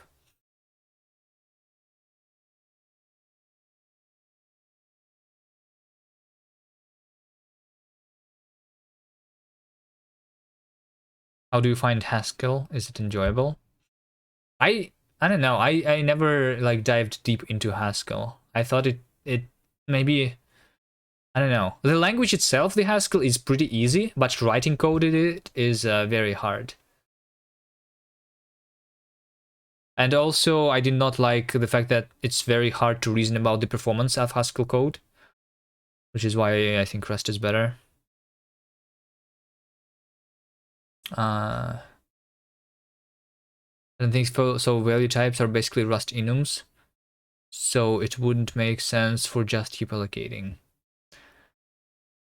Yeah, so but this means that this type over here, this list, this is heap allocated because this is not a small type, right? And it is recursive. Any non-recursive inductive data type. What is inductive? I have no idea what this word means.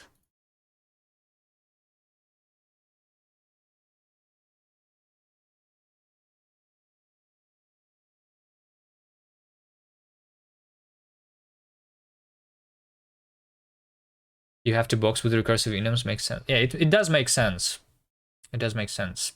And we can still like guarantee that the type is completely stack allocated, right? By making sure that it's a value. And for regular types, it's like automatically detected.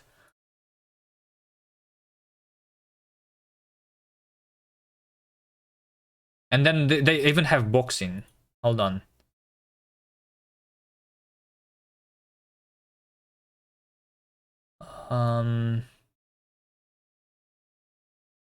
To support generic polymorphism, sometimes value types are boxed. For example, a list is polymorphic in its elements. That means that if we construct a list of tuples like this, then element 1 and 2 will be boxed and heap allocated. Wait, what? Essentially, the compiler transforms this expression into a list of... Wait, why do you box the element?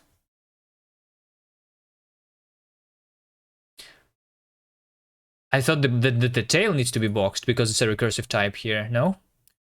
Note that for regular data types and ints, boxing is free, as in isomorphic.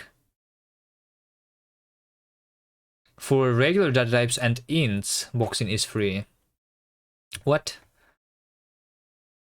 Moreover, value types up to 63 bits on a 64-bit platform are boxed in place and do not require heap allocation. Wait, so box is not a heap allocation. What is a box then?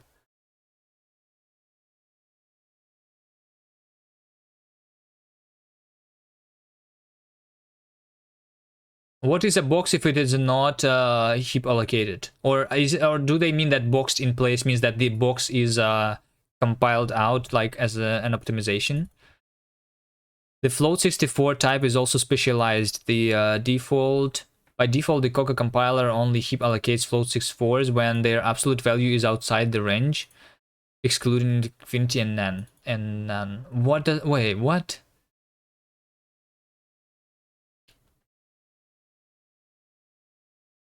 Maybe they put them into special data section? I don't understand this boxing section. This is advanced though. Our previous example becomes cons 1 true my nil. Hold on. For performance-sensitive code, we may specialize certain polymorphic data types to reduce allocation due to boxing. For example, this had 1, had 2. All right. Our previous example becomes this now and is more efficient as it only needs 1 allocation for the microns. Wait, so hold on. This example is just instead of making a tuple, we inline the fields inside our data structures, and they say that the int is not boxed, but that the boolean is going to be boxed. Is that what it means? Note that for regular data types and ints, is int the only type that is like free to box? I don't understand this section at all. Can they have a tutorial for Rust programmers? Effect handlers are a novel way to define control flow abstractions. Okay, so here we go, the effect handlers finally. You have never understood that implicit dynamic stuff for types, like in Swift they have recursive enums, so you can sort of write your CF grammar right into enum, which is cool, but performance managing is weird. Yeah, I agree. I like the way that Rust does it. Do they reference Rust here? Hold on. Why Koka? There are many new languages being designed, but only few bring fundamentally new concepts, like Haskell with pure versus monadic programming, or Rust with borrow checking. Hold on. Is there any other references to Rust on this page? We either use manual. Hold on. They have Perseus optimized reference counting also. Normally we need to make fundamental choice when managing memory. We either use manual memory management and we get best performance but at a significant programming burden, or we use a garbage collection. Okay, but now we need a runtime system, and but they have something else, right? Perseus, we hope to cross this gap, and our goal is to be within 2 times of the performance of C++. Initial benchmarks are encouraging and show Koka to be close to C performance on various memory intensive benchmarks.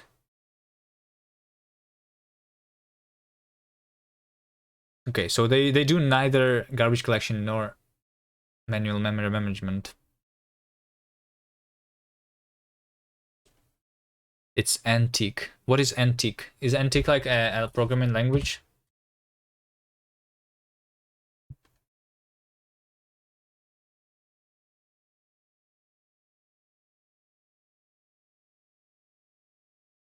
Or what do you mean? What is antique? Old? I don't know. Is this old? Oh, okay. I see. Because Perseus. All right. It's a joke.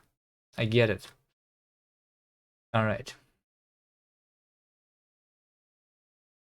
Okay. How do I go back where I was? Where was I? I'm lost now. Data types. Okay. We read through this. Okay, effect handlers. I don't understand this section, but hopefully it does not really matter. Maybe I will understand this eventually. But yeah, it looks like there are things that are happening implicitly here, and I like the explicitness of Rust. So we'll see. Here's the killer feature. Effect handlers are a novel way to define control flow abstractions and dynamic binding as a user-defined handlers. No need anymore to add special compiler extensions for exceptions, iterators, async await, probabilistic programming, etc. Moreover, these handlers can be composed freely, so the interaction between, say, async await and exceptions are well defined. Handling. Let's start with defining an exception effect of our own. The effect declaration defines a new type together with operations. For now, we use the most general control flow operation. So this is raising an exception with a message. This defines an effect type raise together with operation raise of type this. Okay, with the effect signature declared, we can already use the operations. All right. So basically, the definition of the effect is the interface, like I was saying before, right? And then we need to implement this interface at some point when we are defining the handler. You like the explicitness of Zig, but it's not like you can't write Rust the same way. I didn't look into Zig too much. I don't know. From what I have seen, it did not make me interested in the language. But what made me interested in this is this effect system. So we're finally getting into it. Let's see. So we're defining the effects. So this is how we raise the exceptions, right? So that's how you make fallable functions. And then you create a function that is called save divide. And this function still returns an integer, right? But this can also raise exceptions. So if we try to divide by 0, then we are raising the division by 0.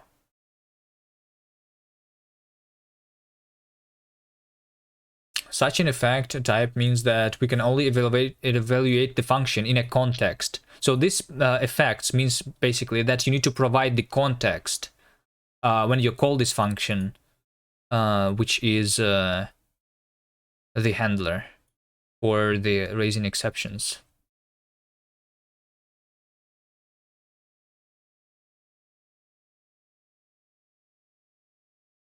Minus the explicit allocator passed to each function. So yeah, I think over here, for example, you could, if I'm understanding this correctly, you could type the effect, which is allocator, right? And one of the operations here is going to be allocate, right? And this returns the thing on the heap, for example. I'm not exactly sure how to write this, but I think something like this. And then you create a function that allocates, right? And this is a function which has the effect. I guess the effect is called allocates, right? The allocates effect and like returns nothing. And you just do allocate here. Value x is equal to allocate, and then you use something with it, right? But then at the same time, you would be able to you don't need to write the fact that the function is allocating on every single function, because you can infer this, right? Because when you can like create a function, you can induce the effects that are happening here, and one of the effects is the allocation, and you only need to provide the allocator itself at some point, but not for every function call. So this is kind of like implicit arguments here that you need to provide at some point by creating the handler.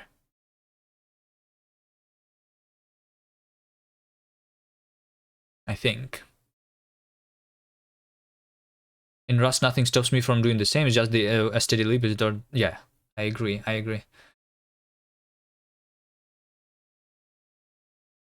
So they just have different defaults in Zig.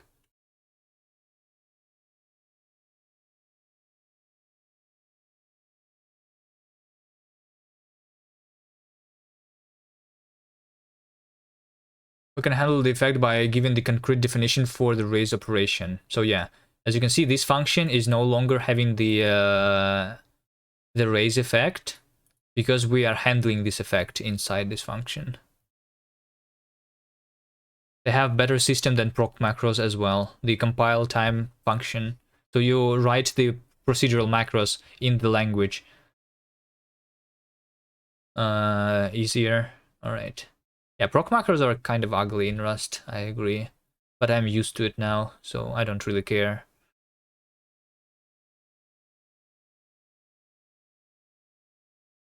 Zig does not provide... Zig does not have the ownership system, which is what I like about Rust. Does Zig have other features like traits? Or is it like plain C? I'm not sure. I don't know, like I was never interested in Zig for some reason. I saw like a little bit of it. I don't know too much. The call raise const value is to 42. Hold on. Function raise const returns an integer. We have a handler for raising the exception. So when the exception happens, the function returns 42. Okay. But if the exception does not happen, then we just have the result of this and 8. When a raise, hold on. When a raise is called, it will yield to the innermost handler, unwind the stack, and only then evaluate the operation definition. In this case, just directly returning 42 from the point where the handler is defined. Now we can see why it is called control operation, as raise changes the regular linear control flow and yields right back to the innermost handler. Also note that raise const is total again, and the handler discharged the raise effect. The handler expression is a function that itself expects a function argument over which the handler is scoped. This works well with combination with a with statement, of course. This is syntactic convenience. Okay.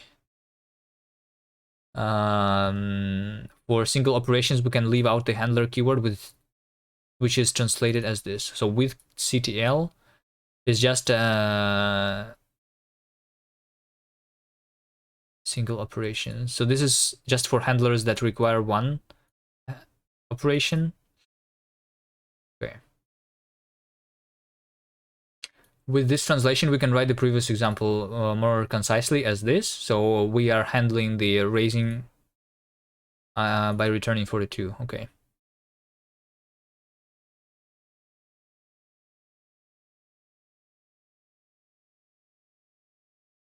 You don't look into languages without lifetimes or pure functional languages. I'm not sure, like, is this pure? I'm not sure if this language is like pure yet. They have the definition of like total functions, which is like pure functions, right? But we did see mutable variables at the same time.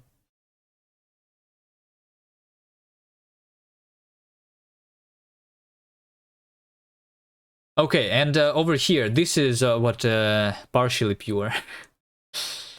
Resuming. The power of effect handlers is not just that we can yield to the innermost handler, but we can also resume back to the call site with the result. So this is where it starts getting interesting, I think. Let's define the ask effect that allows us to get a contextual value of type A. So we have the ask effect, which basically means that we can ask for a value here, and how exactly the value is getting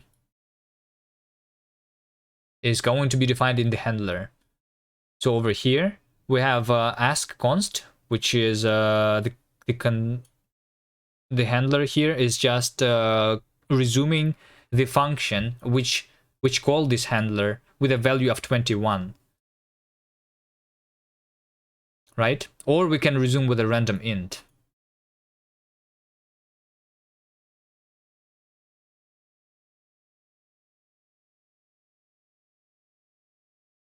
Pure functional languages are without even a mutation. They are not really useful, though. I don't know. People use Haskell for things. Yeah.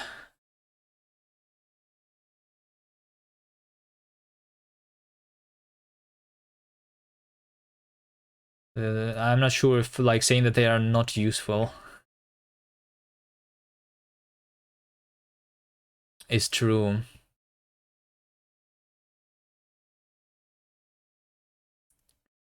As we saw in the exception example, we do not need to call resume. As we saw in the exception example, we do not need to call resume and can also directly return into our handler scope. For example, we might only want to handle an ask once, but after that give up. So we can do ask once where our handler is only resuming with 42, otherwise returns 0. So we are asking twice when we're calling the add twice function, right? The first ask is going to be resumed with a value of 42, but the second one is going to not go back, not resume this function, but instead return 0 from this ask once. Ask once evaluates to 0 since the second call to ask does not resume.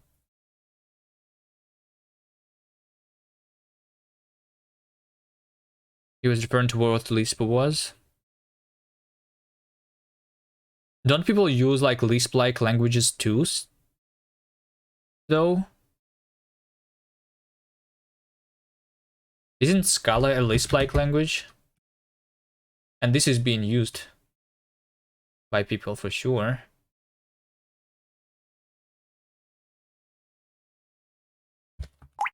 Well, there's no reference to Lisp on the front page here, but I thought this one was like a Lisp-like.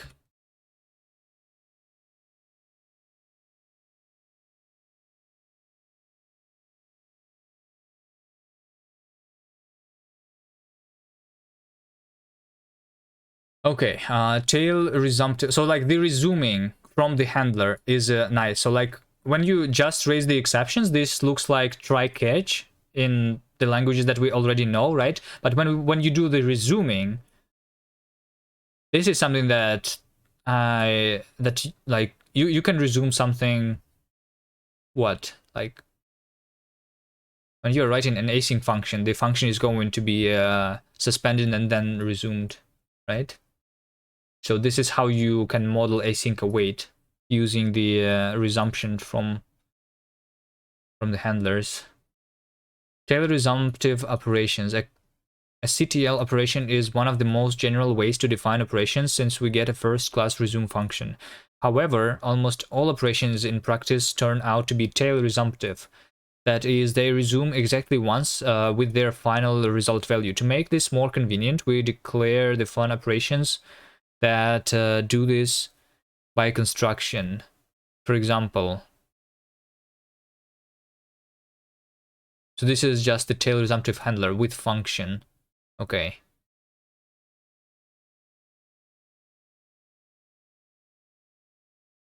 How is it different from with CTL though? Oh, because the resume is not going to be spelled out automatically. Yeah, with function ask, just return 21. Okay. This also conveys better that... Hold on. With this syntactic sugar, we can write our earlier ask const using the fun operation instead. This also conveys better that even though ask is dynamically bound, it behaves just like a regular function without changing the control flow. Moreover, operations declared as fun are much more efficient than general CTL operation. The Koka compiler uses generalized evidence passing to pass down handler information to each call site. At the call to ask in add twice, it selects the handler from the evidence vector, and then the operation is... When the operation is tail resumptive function, it calls directly the regular function. Okay. Makes sense. Scala is null. Oh, closure. Yeah, closure. True. So this means that when your handler is just the function, then it just means that you can call this as a regular function over here. This is just a regular function, but yeah.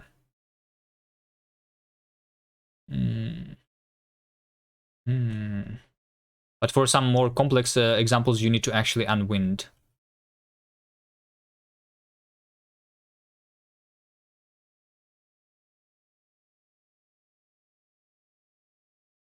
Moreover, operations declared as fun are much more efficient than general CTL operations. Okay.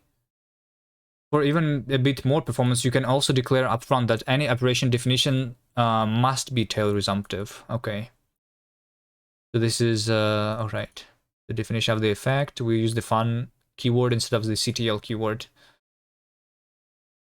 This restricts all handler definitions for the ask effect to use the fun definitions for the ask operation. However, it increases the ability to reason about the code, and the compiler can optimize such calls a bit more, as it no longer needs to check at runtime if the handler happens to define the operation as tail resumptive.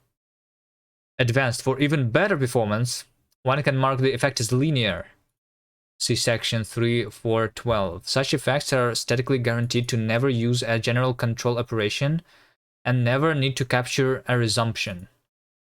During a compilation, this removes the need for the monadic transformation and improves the performance of any effect polymorphic function that uses such effects as well.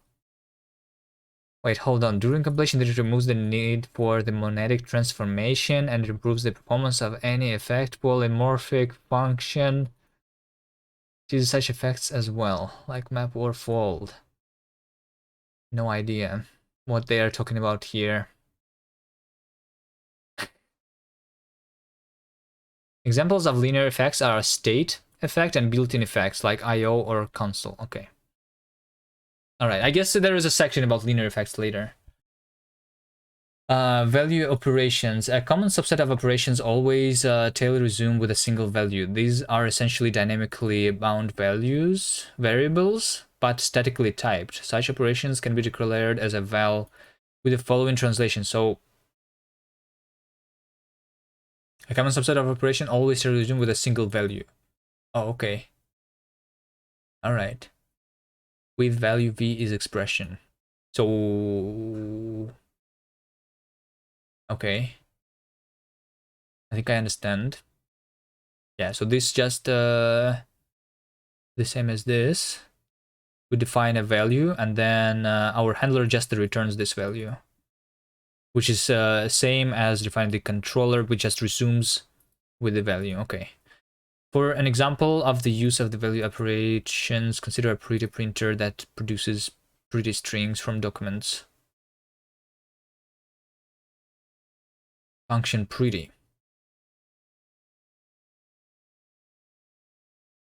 Unfortunately, it has a hard-coded maximum display width of 440 deep down in the code of pretty. Okay.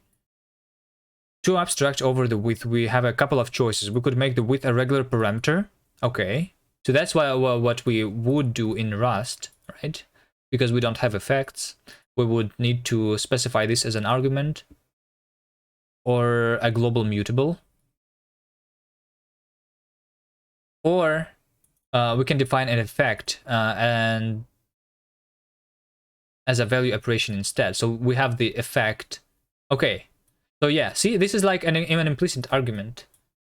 And we need to provide the width at some point when we are calling a function which requires width.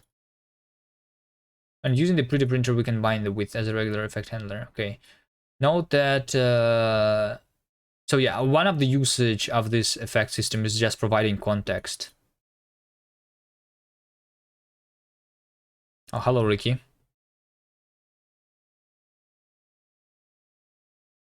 Note that we did not need to change the structure of the original library functions. Yeah, so this is nice. When I do this in Rust, I basically need to I need to basically add the context argument to every single function, right? In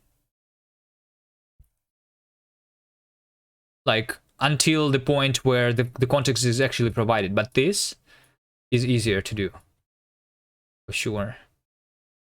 That's convenient. Yes. However, the types of the function still change to include the width effect, as these now require the width value to be handled at some points. So why don't we make all arguments value effects? Interesting. Why don't we make all the arguments the value effects? That's true. Why?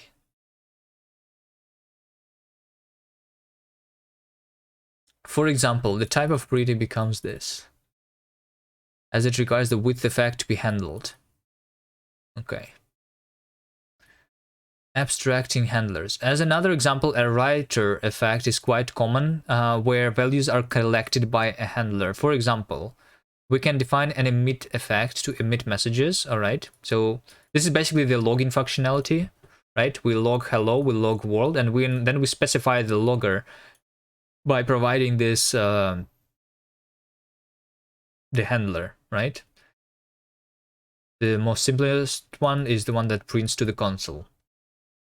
Here the handler is defined directly, but we can also abstract the handler for emitting to the console into a separate function. Function emit console action.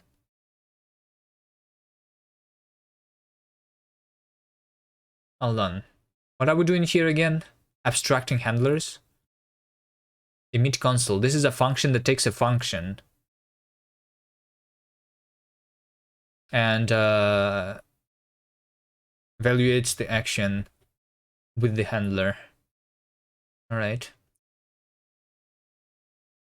So the type of this is for all AE action is a function that returns console emit. Okay, look over here. This is the same as in the while, right? So because our handler here can write to the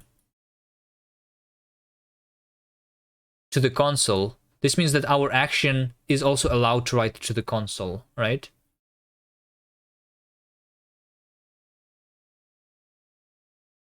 But this is still weird. Hold on.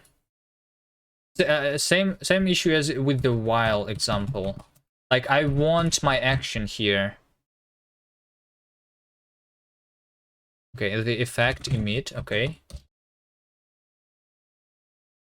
So can I make sure that my action just returns any effect? No, hold on. Can I make the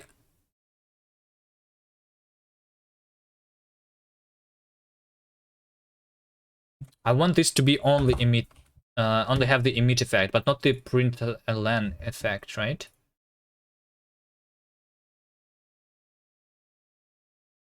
Can I do this?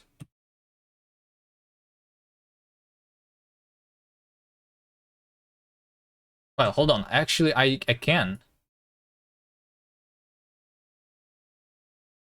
Emit console.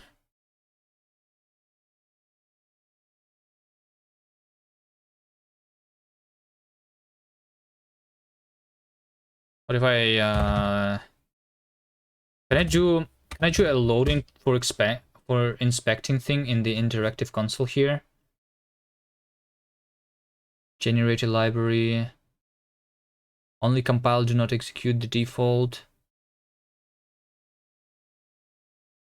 Like, can I do in one command going into the interactive and then loading the file like this so that I can inspect the type here of the image console?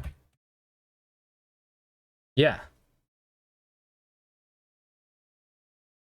So yeah, right.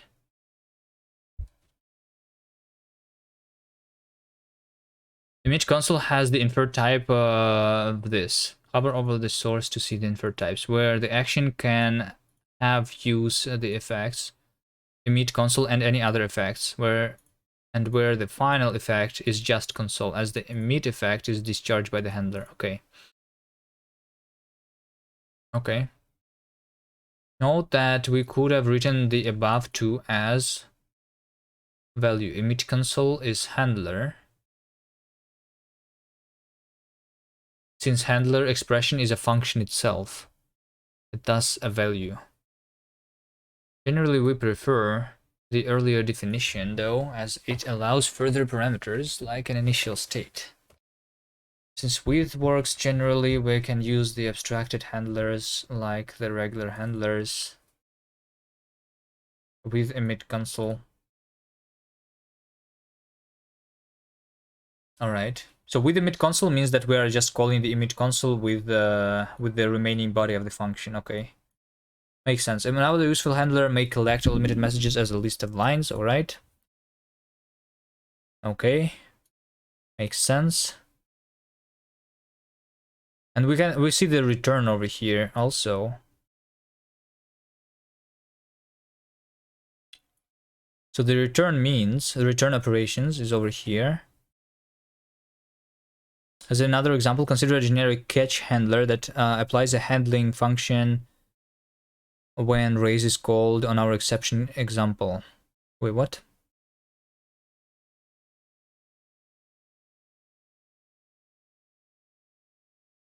Catch.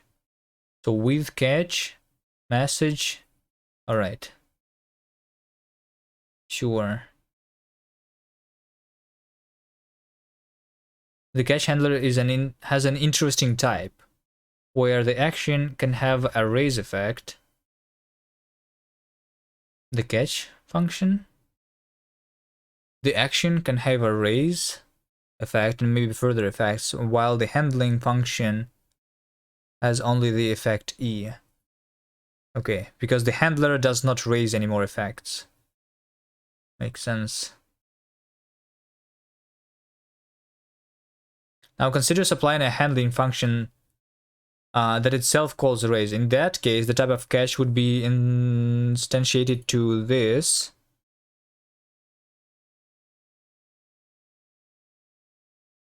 That is correct. The outer raise if... Oh, wait, hold on. So the action would be with two raises. This is correct. The outer raise effect of the action is handled and discharged, but since the handling function can still cause raise to be called, the final effect still contains raise. Here we can see that Koka allows duplicate effect labels where action has an instantiated raise effect type. These kind of types occur naturally in the presence of polymorphic effects. There is a natural correspondence to the structure of the evidence vectors at runtime. Intuitively, I like how they always say intuitively, obviously, in the book here. The action effect expresses that its outer raise is handled, but there may be other exceptions that are not handled. Okay, well, actually, this is intuitive, I think, yes. Kind of. I'm gonna have inner and outer exceptions. And then we have the return operations. In the previous example, emit collect example, we saw the use of a return operation. Such operation changes the final result of the action of a handler. For example, consider our earlier user-defined exception effect raise. We can define a general handler that transforms any exceptional action into one that... Wait, hold on. Such operations changes the final result of the action of a handler.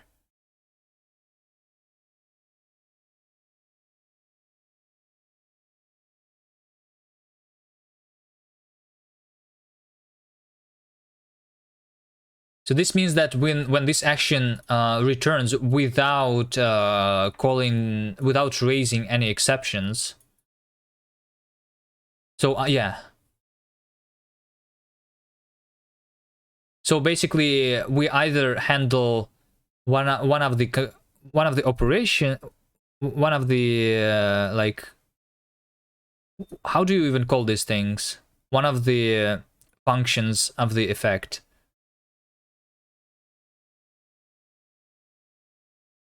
I think it all might make more sense if you study free monads. No, I think no. This already makes sense to me. So I'm either handling one of the things. Like, I'm not sure what to call these things though. I'm either, in this specific example, we're either handling the exception or handling the successful execution of this function without any exceptions raised, right? So if none of the exceptions were raised, then we return the just x from this function. Otherwise, we return nothing. Also, I assume they compose effects only horizontally. I don't know. Horizontally. Hold on. Let me make sure we're at the return operations. Horizontally. There is... I cannot control F for horizontal.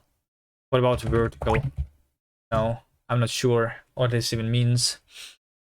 I guess if I study the free monads...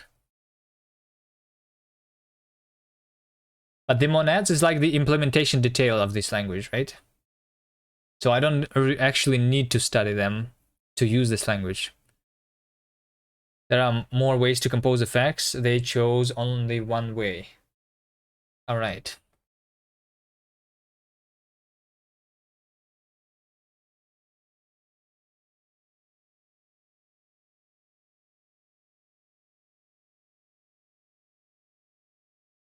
But in Haskell, you don't have the effect system, right? You can... There are libraries that do the effect system in Haskell. I have seen libraries that do effect systems in Rust too.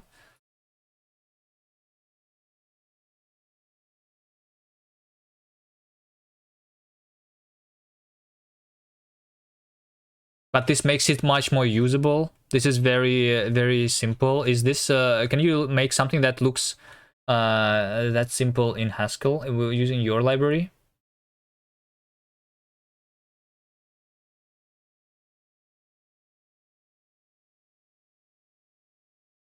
Wait, why can I not go to the return again? Effect handlers over here. Like, can you write something simple as this? This is more programmer friendly. Yeah, I agree. That is why I don't use Haskell. I don't think Haskell is a programmer friendly language.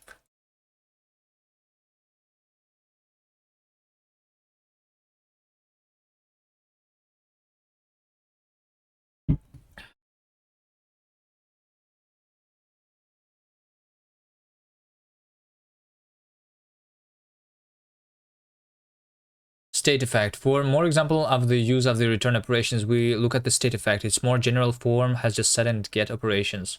So state effect, this is like the state monad in Haskell, right? You can get the current value and you can set, all right?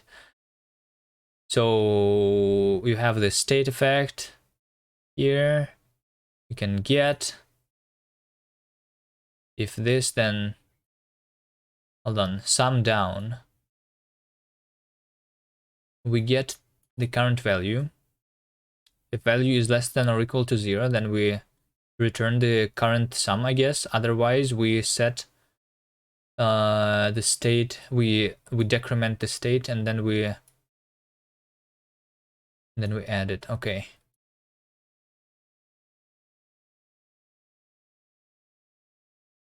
Haskell is okay. I wonder if their state effect is rather st in Haskell.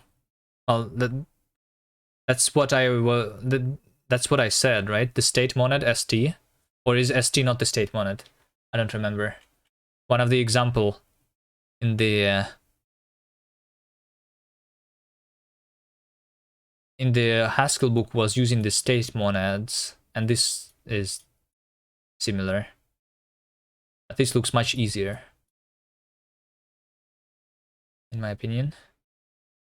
We can define a generic state handler most easily by using the var declarations. Var st equal init with handler when we're getting this. Setting is just setting, okay? Now it's not the same. The st and state monad. Haskell, hello, Kemalunal. Hello. We're looking at Koka language today. Haskell, st.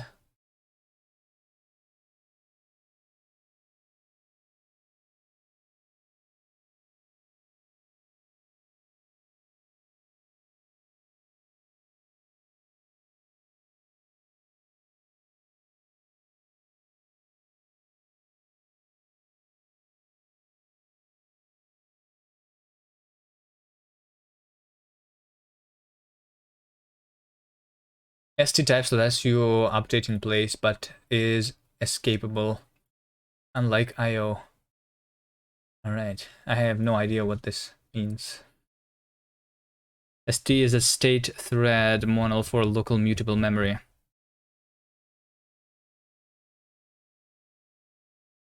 St type provides support for strict state threads. Like what? Like local thread data or what? It is confusing. Lobes.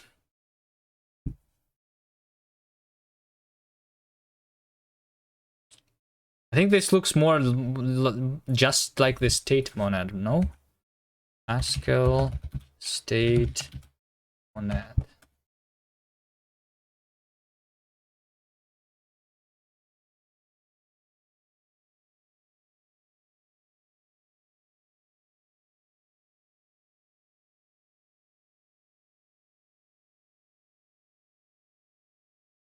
Yeah, Haskell literally just gets specifies the get and put, and this is the same stuff here.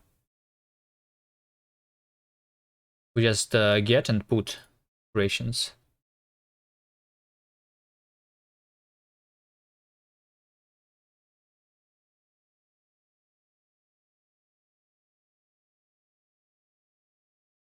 And then inside your handler, you can do some like some other stuff than just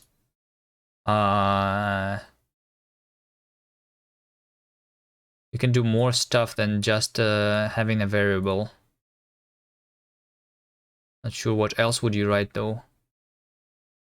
Detailed on the previous state example, suppose we also like to return the final state. A nice way to do this is to use a return operation again to pair the final result. Okay, so this is basically the run state, right? So we have the run state here, which takes the state monad and the... what is this? This is the initial state, I think, right? So this is the same stuff. Is Koka strict or lazy? I have not seen the definition of laziness here. I'm pretty sure it's strict. And I think I like it more. I don't know. I have not seen the use of laziness for myself yet. I like the laziness of the Nix though. I don't know if you have seen this, but I'm using the Nix OS now. Right? So the Nix is the only lazy language that I use now for configuring my system.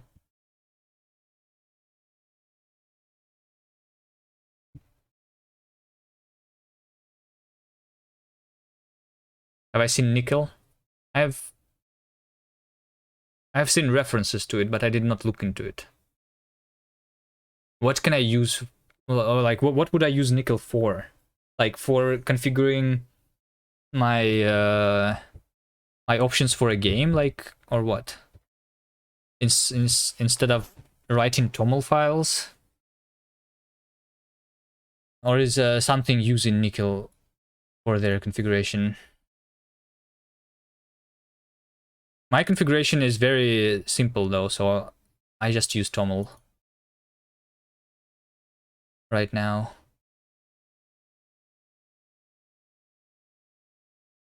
Nickel is a programming language for writing configurations, right?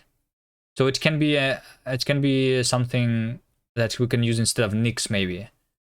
But they need to make it so that one day it will be interoperable with next packages. Oh, yeah. So like if they make it if they make basically a better language than Nix, that's yeah, I was always complaining about Nix being dynamically typed language. And I think Nickel is statically typed, right? But at the same time, in Nix you have the language is lazy. Is Nickel lazy? Is Nickel is gradually typed, right? Which means that what? It is lazy. Okay. Nice. So maybe Nickel is the next Nix, basically, right? Gradually types means no one uses types. I don't know. Would you say that TypeScript is gradually typed? It lets people like go from JavaScript to TypeScript like gradually, right? But eventually you use the types everywhere. Would you say that Haskell is gradually typed because you don't need to type the function signature for every function you write? You can make sure that it's being inferred. But in Rust we need to. Even although it could have been inferred, we still need to write our function signature every time. So does this mean that Rust is better than Haskell?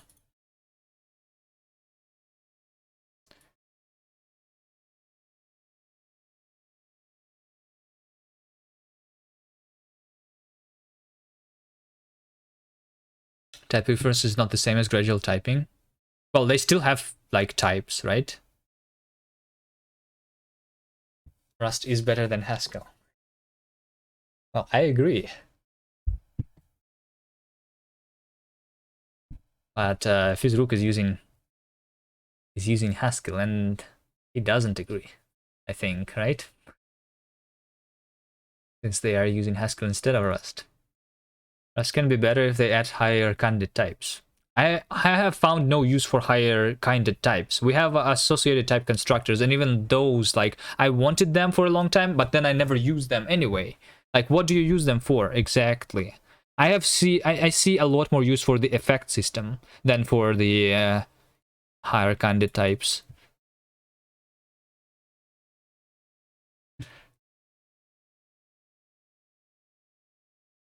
Because of tons of boilerplate? Is there tons of boilerplate?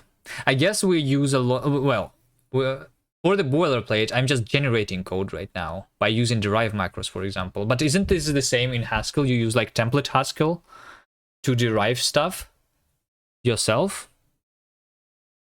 Mixed errors suck. Yeah, I agree. This is why I want it to be a typed language. Errors suck for dynamically typed languages. Guess we have different use cases. Yeah, I guess. I don't know.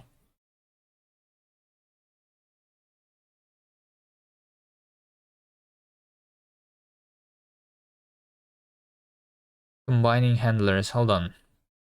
Advanced. What makes effect handlers a good control flow abstraction? There are three fundamental advantages with regard to other approaches. So here we have the comparison of effect handlers composed to monads. They are better, is what they are saying here. Effect handlers can have simple Hindley-Milner types. This, unlike shift reset. What is shift reset, by the way? This is something about like the free monad stuff, or what? I have no idea what this is. This, unlike shift reset, for example, as that need type rules with answer types, that the type of shift depends on the context of its machine reset. No idea what this means. The scope of an effect handler is delimited by the handler definition. This is unlike shift reset. This is just like shift reset, but unlike call CC. What is call CC? Delimiting the scope of a resumption has various good properties, like efficient implementation strategies, but also that it allows for modular composition. Effect handlers can be composed freely. This is unlike general monads, which need monad transformers. So this is why this system is better than monads.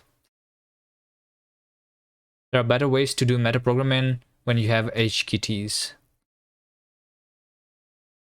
Oh, template Haskell is the last resort, but you... Okay.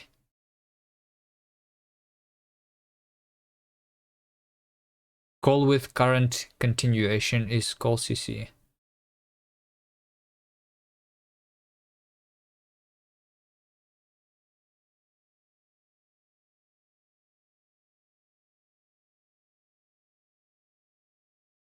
Okay, but what does it mean exactly? We have the continuations here. And we have calls in this language too.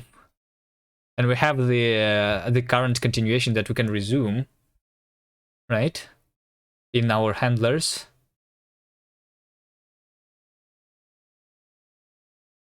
A great property of effect handlers is that they can be freely composed together. For example, suppose we have a function that calls raise if the state is an odd number.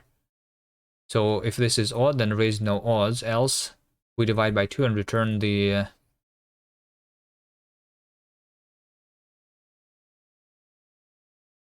old value. Okay.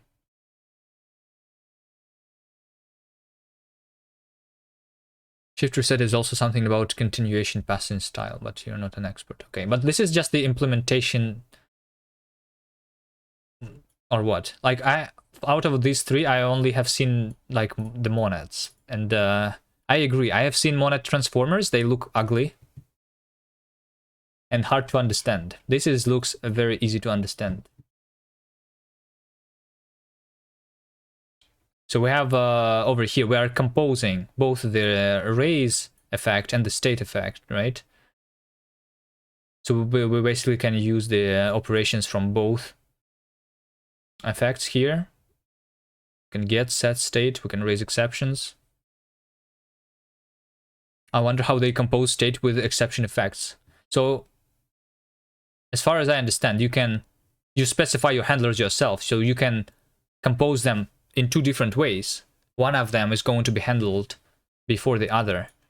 So you have these two implementations here, right? And the order of the handlers is different. So you choose how to compose, I guess. We can compose pstate handler together to handle the effects.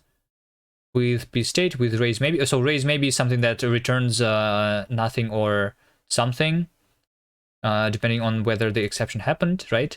And pstate is just running the state with the initial value. Okay. Where both state init and raise effect are discharged by the respective handler. Note that the type reflects that we always return a pair with the first element either nothing or just as a final result, and the second element with the final state.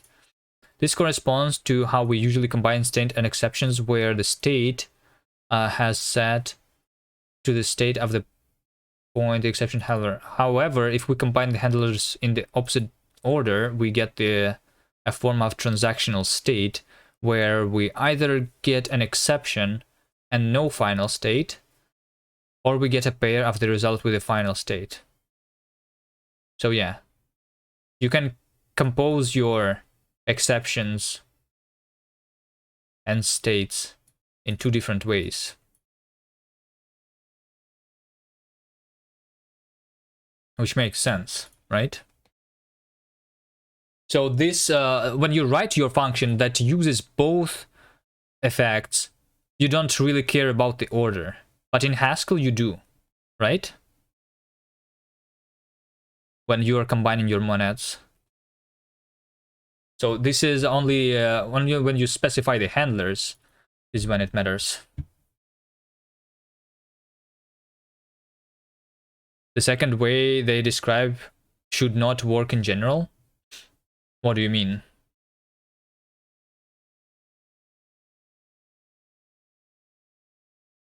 So what does this do? So no odds again. Where is it? Over here, right? No odds. So we get the state.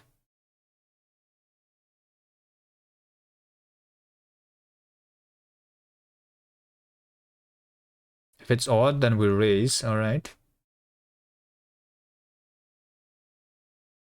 What do you mean it should not work? I'm not sure. I think it all makes sense here. We're just combining it differently.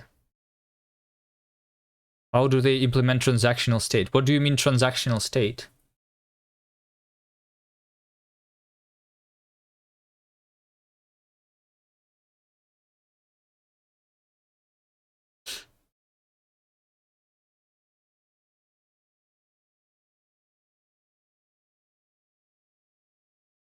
So we are calling get here, which gets to the closest handler of the state handler, right? Gets the state from there and resumes this function. Then we then we have the raise control operation, I guess is what I call them, of the raise effect. Then we go back to the closest handler of that. Hard to type exactly what you mean. I don't know. This makes sense to me. This makes sense to me. When you are doing the operation that is from a specific effect, you bubble up your current call stack. You unwind the stack to the closest handler. That's just how it works. And then you can resume, or you can return from the function that has this handler. So when the exception happens over here, we return from here, from this block. This block is technically, because this is all syntactic sugar, is basically returning back to this, you know? The problem with monad is that they do not compose in any way you want. Well, yeah, you only compose them in a certain way, right? So in general, some order of handlers should not work. Well, I don't know. I still don't understand. Like you just specify your handler and you specify how exactly you are handling it. Unless they use a different state implementation. Well, you see the state implementation, it's over here. This is the state implementation.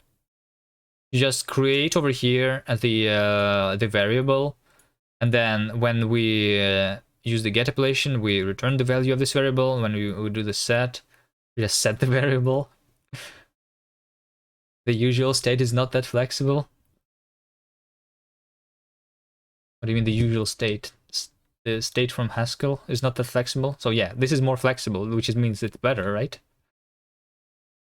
Okay, let's see then. Masking effects. Similar to masking signals in Unix, we can mask effects to not be handled by their innermost effect handler. The expression mask effect action modularly masks any effect operation in effect inside the action. For example, consider two nested handlers for the emit operation.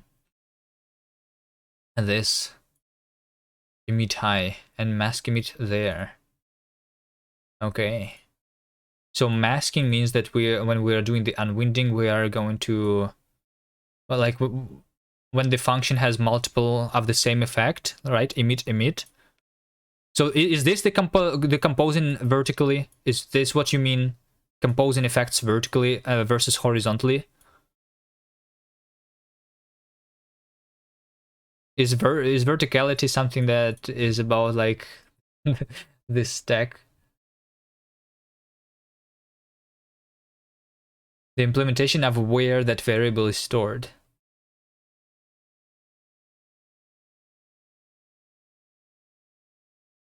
Okay. I'm not sure what the problem is. Still. Okay, here's the masking. I'm not sure why would I ever need the masking though. Do they have any examples of why would I need the masking? So masking just goes through the first handler and uses the outer handler. Effect abstraction. The previous example is not very useful, but generally we can use mask to hide internal effect handling from higher order functions. For example, consider the following function that needs to handle internal exceptions. Oh, okay, so you can like differentiate between the internal exceptions versus like external exceptions, right? Mask print with a handler. So when an internal exception happens, we return 42 from this function, right? But when we call the action, which is our argument, right? Because this is the argument of this function. If this function raises an exception, means that it is not our internal exception. So we want to mask the handler here. Okay, kind of makes sense actually. All right.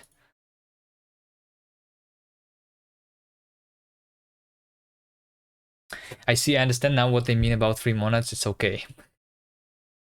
It's not good, it's okay. All right. And Haskell is also not good. Haskell is also okay. Is there anything good? Or is everything okay? In your opinion? Is there a good language that exists?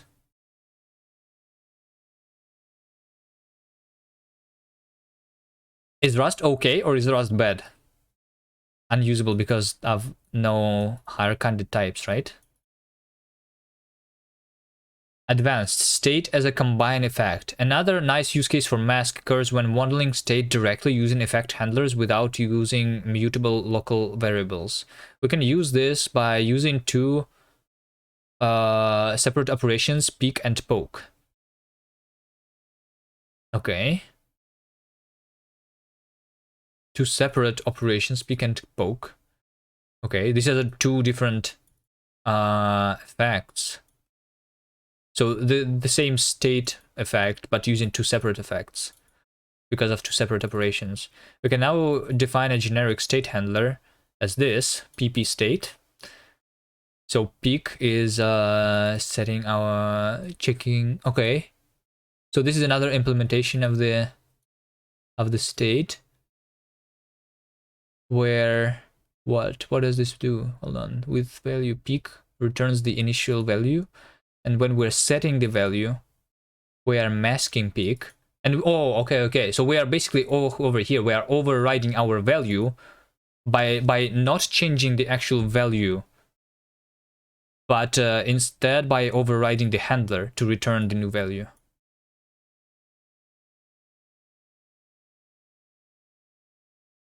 But you will not use it for your stuff because you need HKTs. I need a good example of the HKTs. Like I can, I have like I use like Rust type system. I guess there is like HKT like stuff because I can have associated types, which is basically kind of like the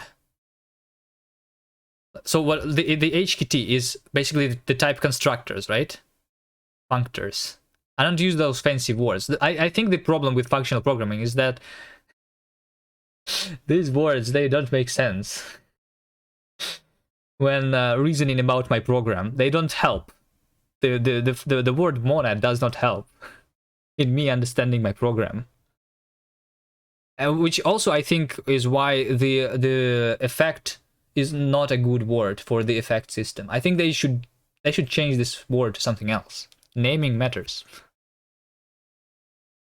All right. But this is still like, okay. What is a functor?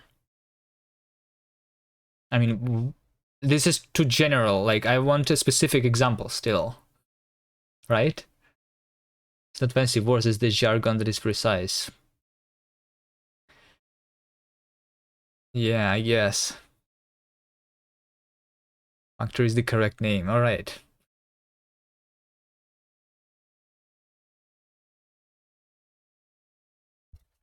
But what do you use them for?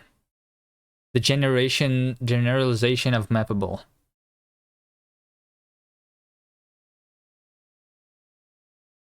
Okay.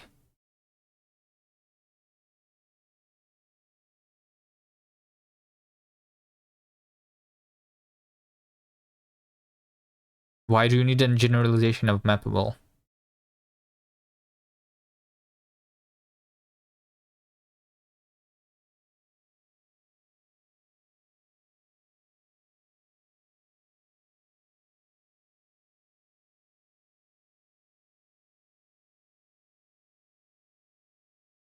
I don't know. It's actually like hard. Like when someone would ask me why do I want to have an FX system, I guess I would also I'm not really sure like what to answer then. Right? Like why do I want this? What example would I give? I'm not sure.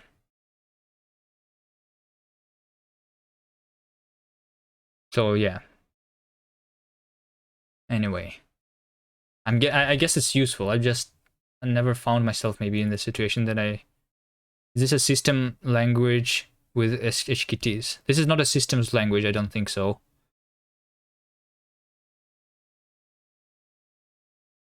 This is a research language. But I think their performance here is not bad. They say that they target the performance of 2 times of C performance, and right now their benchmarks is like comparable to C performance, whatever that means. You still don't quite understand people who want the effect systems. Yeah, I don't know. We just tried different software or something. I don't know.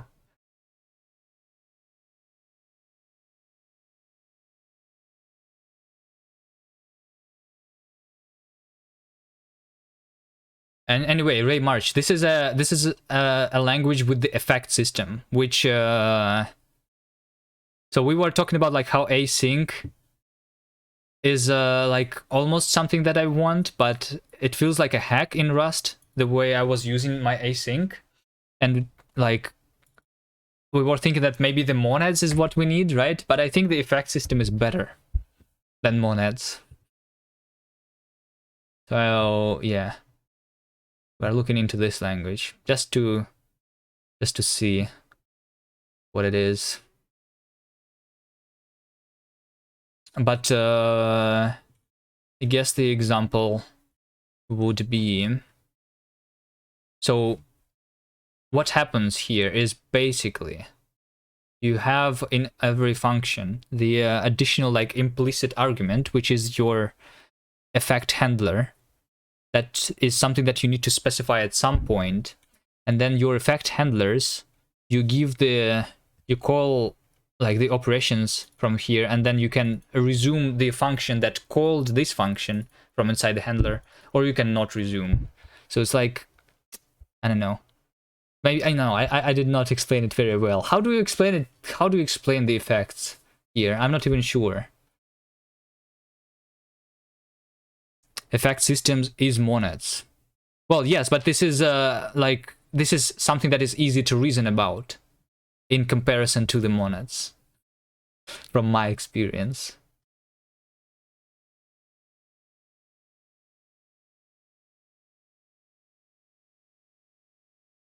I think all we need is a set ret rex in the end. What is ret rex?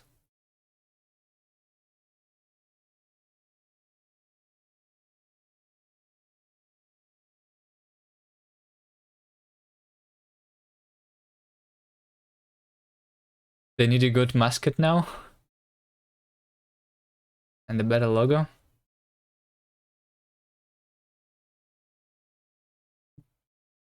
The name is perfect though, right? I use Koka, by the way. Is that a good thing to say? Effects are decorators over return types. I don't know.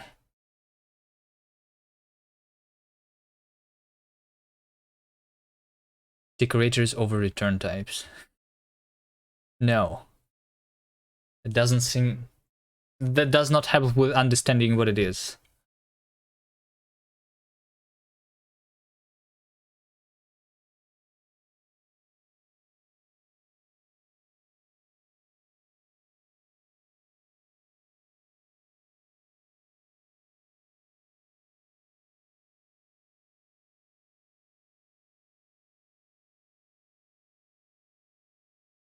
You know, it's good stuff when us all systems programmers struggle to put it into words. I'm not sure if I can call myself a systems programmer. I guess you are a systems programmer. I use C++ for a little bit, but no, I'm not a systems programmer.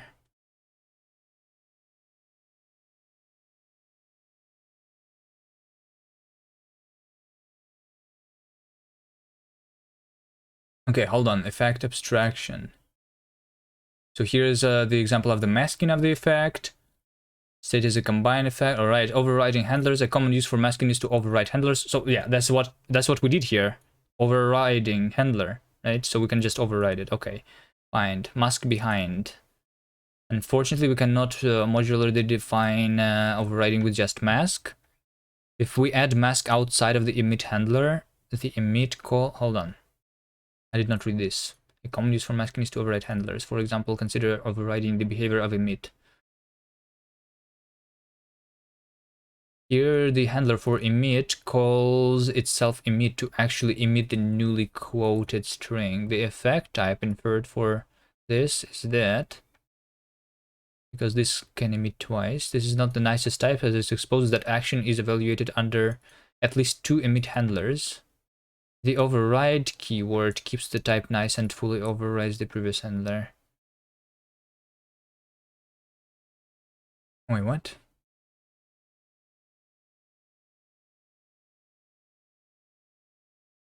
Oh, this is just like masking, but a specific keyword because of some problem in the compiler, because they cannot modularly define overriding with just mask if we add mask outside of the emit handler.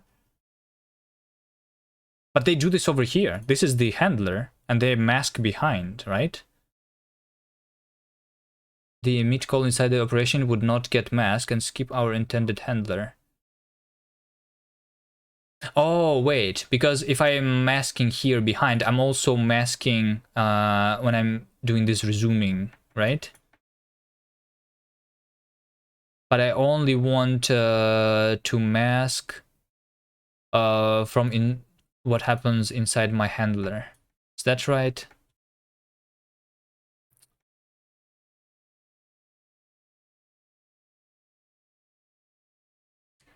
At some points, you live and breathe C++. To understand any concept, you need several examples. A language that can almost do nothing. Can do almost nothing. What, C++ can do almost nothing? Systems programmers can put into words with move, though. They are used to it. Wait, what?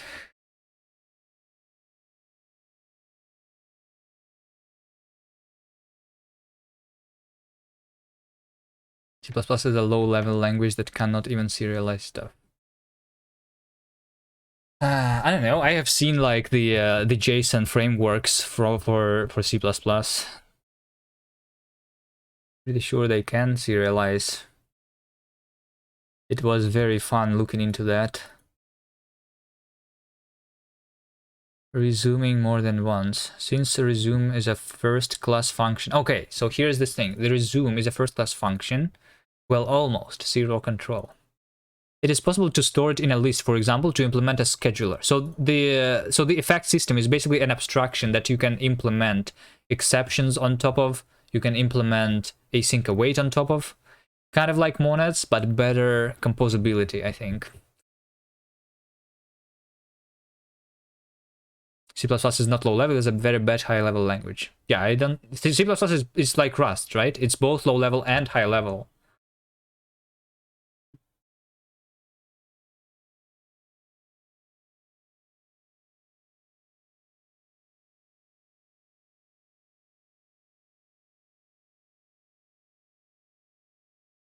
Okay, so we have a resume. The resume is a first class function that is possible to store it in a list to implement scheduler, but also it's possible to invoke it more than once. This can be used to implement backtracking or probabilistic programming models.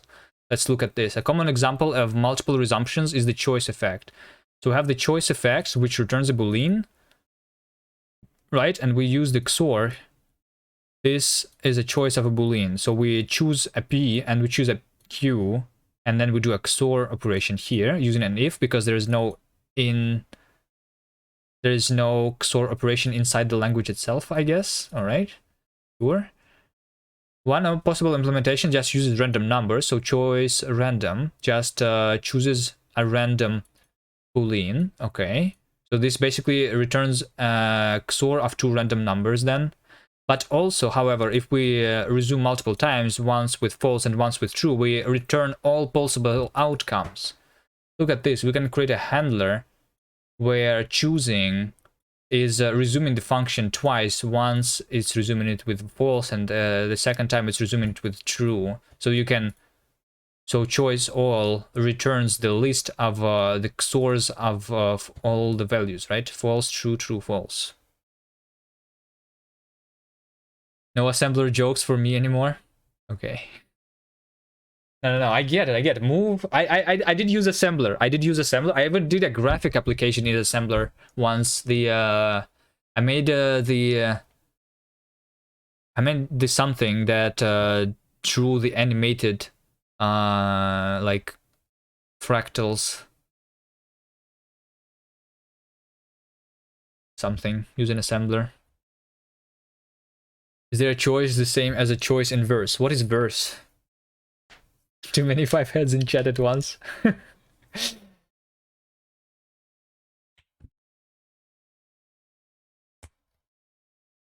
Unreal Engine programming language. I have not used Choi, the verse, the new one. I did not look into that. Okay, so yeah, basically. So this is the definition. We have one choice, we have second choice, and then we return the XOR of those choices, right? And this is a handler that when we do the choosing of an element, we resume the function with a false and then resume the function with a true, and then we compose both lists together. And when we are returning from this action, we return a list with just one element. So this is how we get the function that returns the value of all the XORs possible. They're also going full functional. Resuming more than once interacts in interesting ways with the state effect. Consider the following example that uses both choice and state. Surprising. This is the function that uses both the choice and state effects. So we choose and then we get. Then we increment the state. And if this is the second invocation of if the value of the state was incremented before and the choice returned true, then we return the XOR, otherwise we return false. So yeah, and we can compose the effects in two ways, right?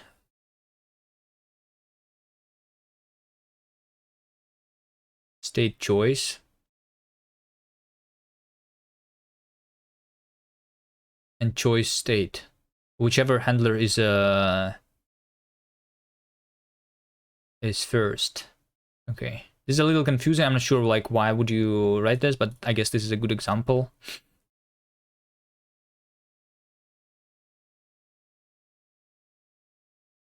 They know how to describe their language to get me excited, the Koka people. By the way, the reason I was looking into this is because I have seen something in the Rust. What is it exactly? Was it it's boats post? How do I even search for the thing? Top? Today, this week, maybe? I'm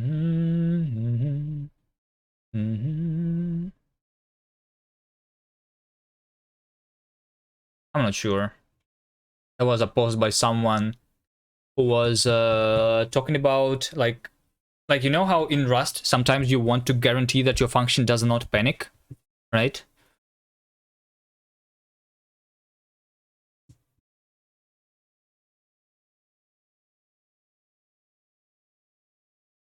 That's one of the things that I actually wanted myself. So yeah, in this language they have like the total function is like even better than pure functions in Haskell, because in Haskell they can raise exceptions, the pure functions, and they can also never return. But in this language, both of those are effects that are like you can create a function without those.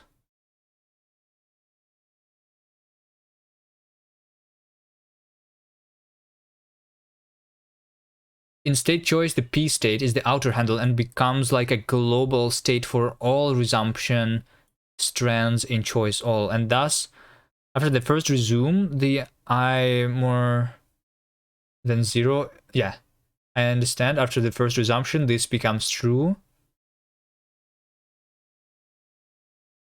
And we get false, and then false, true, true, false.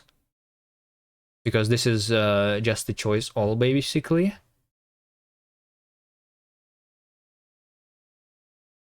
And then in the second case, when we are choosing all, and then we have the state inside, but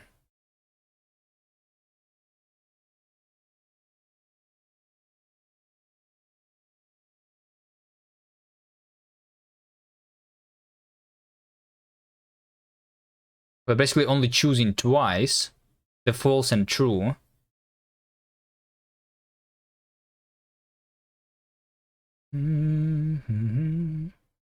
But the value of the state is always 0, so this is always false. So we return the false always, so we get 2 falses. So wasn't total the meaning that it has a value for all inputs? I'm not sure you are correct. Wait, what do you mean you're not sure that I'm correct? That the definition of the total functions. The total function is a function that has no effect. So the function that cannot raise exceptions that will finish.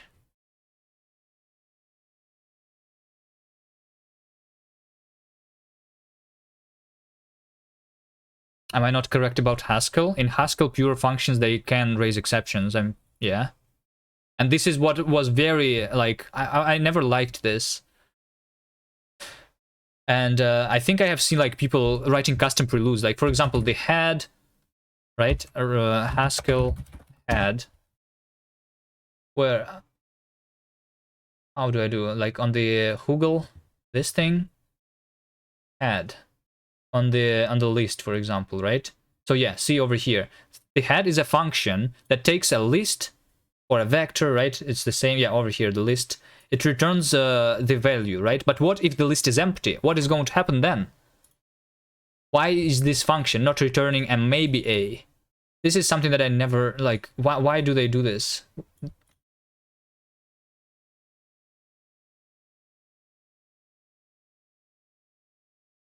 I don't like that.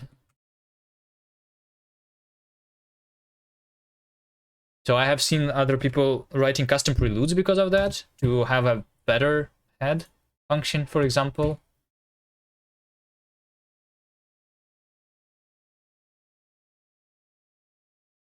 Sounds like C++.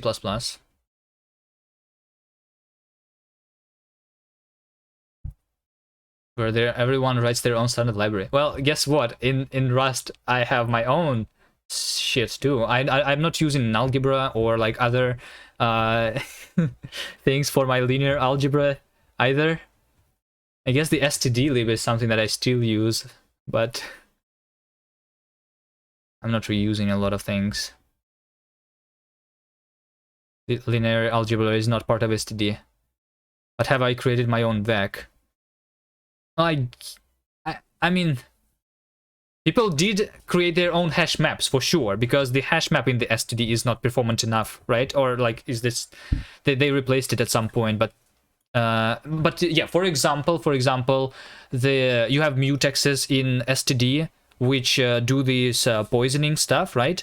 There are different implementation, like both in Tokyo for async mutexes and like in Crossbeam for those that don't do the poisoning, so you don't need to like unwrap when you lock your, like, that's what one of the examples. The channels from the multi-producer single consumer channels in Rust SSD are also bad. You don't want to use them, I think, most of the time.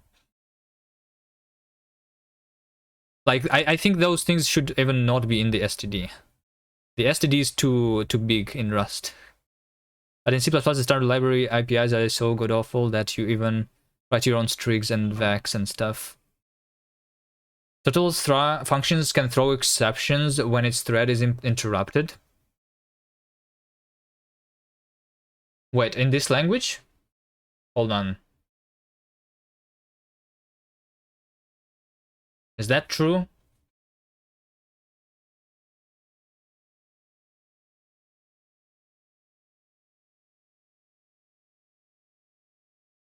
I have not seen this yet in this.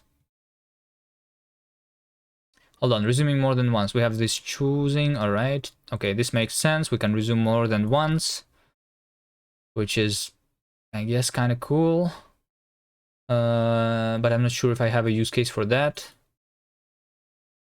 Initially and finally, with arbitrary effect handlers, we need to be careful when interacting with external resources like files. Generally, operations can never resume, like exceptions, resume exactly once, given the usual linear control flow, or resume more than once. To robustly handle these different cases, Koka provides the finally and initially functions. Suppose we have the following low-level file operations on the file handles. All right, so now we go to the systems programming finally, right? Low-level operations in any language. Wait, in any language, if the thread is interrupted. Wait, what? You cannot interrupt the thread in any language, though. How do you interrupt a thread in Rust? Wait, how do you interrupt a thread in Rust? I don't think there is the, like, you need to write this code yourself, no? Rust interrupt thread. I'm pretty sure. Is there the standard way to get Rust thread out of blocking operations? I'm pretty sure you cannot. There is no such thing. You know how signals work in Rust. You need to create a handler. Or you need to handle signals explicitly, I'm pretty sure.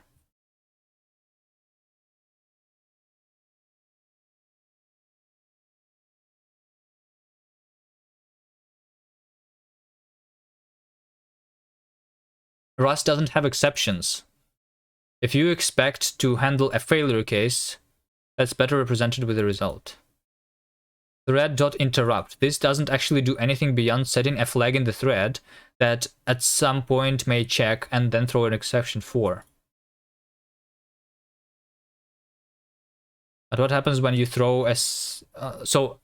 I mean, if we can trust this guy from Stack Overflow, the interrupting of the thread doesn't actually do anything beyond setting a flag. So if you don't explicitly look for this flag to throw your interruption exception in Java or in other languages, then nothing is going to happen, right?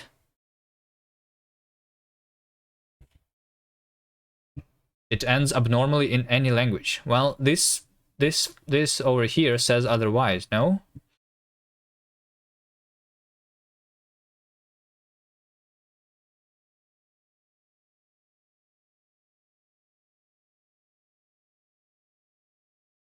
On Unix platforms, this function will not return early due to a signal. Look at this.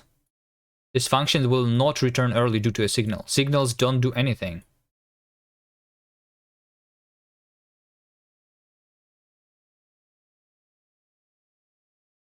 This is from the documentation of the Rust. The spawning of a thread. Let's see. Signal. Wait, what?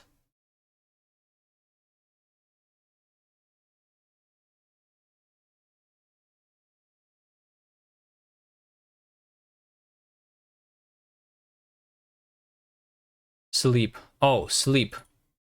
Yeah, you can see the sleeping operation, for example, right? Sleep. Signal. On Unix platform, the underlying syscall may be interrupted. Wait, hold on. On Unix platform, the underlying syscall may be interrupted by the spurious wake-up or signal handler. Okay, so this is one of the things that already is not true. So this was changed, I guess, in Rust at some point. When was this answered? In 2018.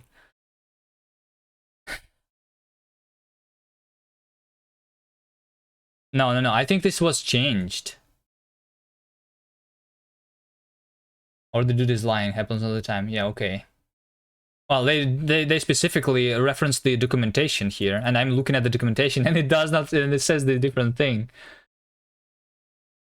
On Unix platform, the underlying syscall may be interrupted by a spurious wake-up or signal handler. To ensure the sleep occurs for at least this function may invoke that system call multiple times. Platforms which do not support nanosecond precision for sleeping will have to round it up. Okay. Hold on. Now I'm interested. Hold on.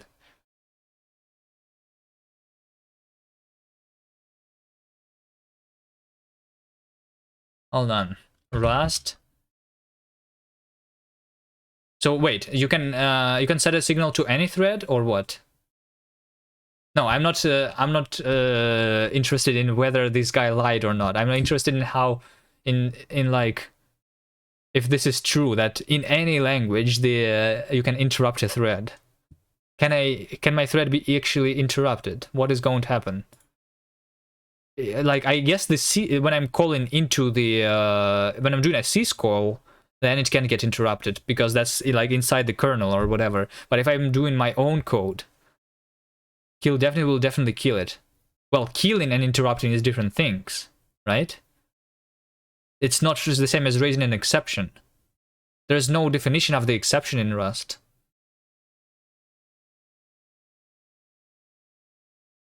So the only thing that you can do is kill the thread, right? That is something that you can do, sure. You can kill the entire application. Who would win? Total functions versus Q-9. Yeah, I guess. I guess. But that's like outside of the like. It's the same as It's the same as saying that Rust is unsafe because you can edit like what was it? You can like go and cut proc memory to like, or what is it in Linux? I don't remember. Like you can get the memory of the current process from a file, right? And you can write to the memory of your own process, and then like, and you can do this in safe Rust.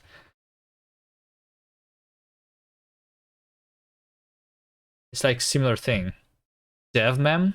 I thought it was procmem. Cut. Devmem. Oh wait, I'm inside the Koka. That's why. Hold on. I think it's procmem. No such file.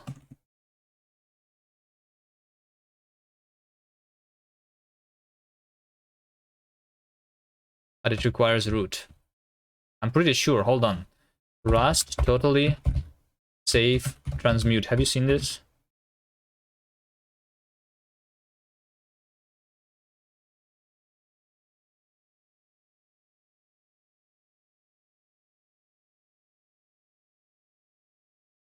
It's proc self mem, this thing, and you do not need proc self mem. Input output error. Hold on. Do you need root for this? I guess I cannot do it with like inside bash. I need to do this inside Rust. So did I already write some Koka? Yeah, over here. Look at this. I have 8 lines. No. I'm reading through the book first, and then I will try to write something. Okay, that's how I did it in Rust. That's how I'm learning languages now. Hello, Pigorly. I'm reading through the book to see if there is anything bad. If I see something bad, then I'm not going to use the language. But if I read through the book and I don't spot anything that is weird. Did I see something bad so far? Well, there's this thing where the so let me see, data types over here, right? So you have your enums like in Rust, like algebraic data types. Here's the definition of the list, right? So in Rust, to do this, you need to explicitly say that the tail of the list is going to be boxed here, right? But in this language, I guess because it's not trying to be a systems language, right? This is going to be basically on the heap automatically. There was something very weird here that we were discussing, the boxing here. Hold on. Let's see. To support generic polymorphism, some value types are boxed. Wait, hold on. I think I understand. I think I understand now. Why is this? And this is the same as in Haskell. So you have a generic list, right? The list of A's, right? And this thing is generic. But instead of doing monomorphization like Rust and C++ do, I think their implementation of this is different, and they use boxing instead to make this generic without constructing like a billion different types here. Is that correct? I think that is why they do the boxing of the values. And over here, this was very weird. So note that for regular data types and ints, boxing is free, as in isomorphic. I'm not sure, like there is an int, which is like a special case types, and then moreover value types up to 63 bits on a 64-bit platform are boxed in place and do not require heap allocation, like int 32. The float 64 type is also specialized. By default, the Koka compiler only heap allocated. So like basically all of the values are heap allocated is or something here, unless something else. I'm not sure. But they can optimize, I think they mentioned it before, it seems. I'm pretty sure like this is also a case in Haskell, right? You don't you don't do the monomorphization, which means that it is faster to compile, right? Is it blazingly fast, this language? Oh, I'm not sure. They say that they are like they are maximum twice as slow as C or something. 2x. So yeah, they have the Perseus optimized reference counting, which is not manual memory management and not garbage collection, and they're crossing the gap between these languages. And their initial benchmarks are showing that Koka is close to C performance on various memory incentive benchmarks. Twice as slow, that's a great metric. I'm okay. I never used Rust because it like is super fast. I don't care too much. Like 2 times is actually good. Yeah, this is good, if that is true.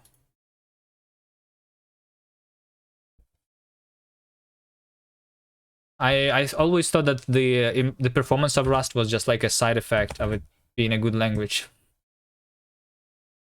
And they did say somewhere in this book that they have some like future optimizations that are going to be possible. Also, I guess this one is interesting. We did not yet go into this, but there is this thing which is called functional but in place, which is basically something like, so Haskell added linear types recently, right? But they don't actually use those to optimize the code. Like in Rust, you have like moving and stuff, right?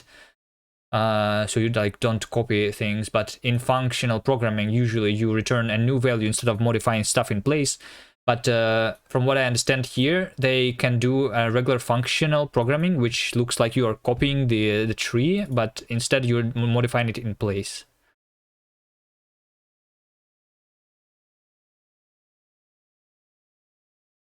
Optimizations can specialize functions in GHC at least, but yes, by default, parametric polymorphism requires boxing. So yeah.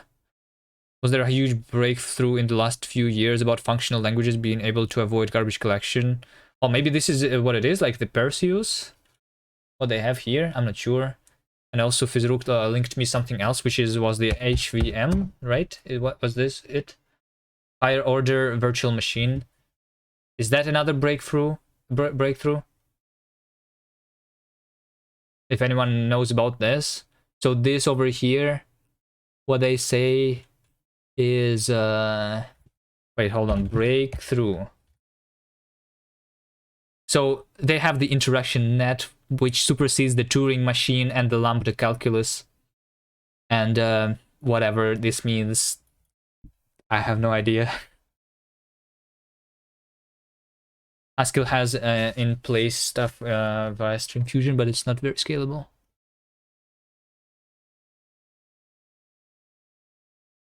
I'm out of the loop in the functional circles too. I think this language is the first language that I'm looking into since Rust. Like before Rust, I was looking into different languages, like including Haskell, but mostly non-functional languages. This is the first one that actually looked interesting. Although not that I really like looked much. I should look into kind language after Koka. Okay. Maybe. But I also want the language to be usable. This one is a research language, which maybe means that it is not usable at this point. But I did not actually try writing stuff yet. Kind has a better logo already. Hold on. Kind language. Wait, did I not see like kind 2? Kind 2. Language. Kind 2, not the shampoo. Hold on, language.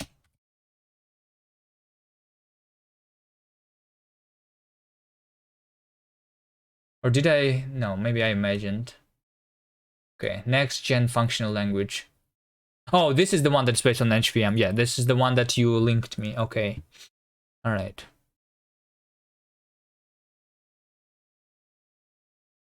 So this looks just like Haskell. So yeah, I don't know.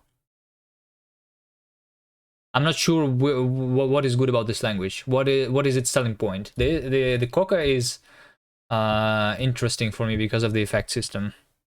Officially, Haskell is a research language. Yeah, I guess that's true.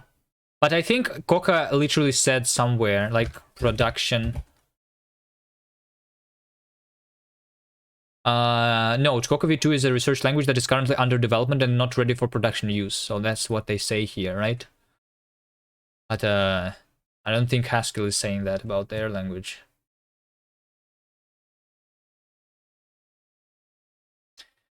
Okay, let's just read next. Side effect isolation. Resuming more than once, okay. I read this. Initially and finally. Okay, so we have the finally and initially functions.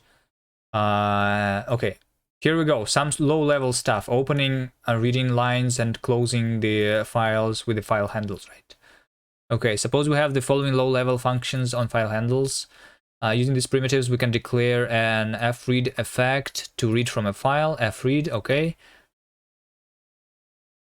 Okay, so with handler, when we are returning from the function, we are closing it. And when we are reading, we're doing this. However, as it stands, it would fail to close the file handle and an exceptional effect is used. Okay. So does this mean that this is bad? But is there a solution to this? Let's see. So if an exception is raised from inside the action, then this handler is going to be skipped and we're not going to close the function, to close the file handle, which is bad.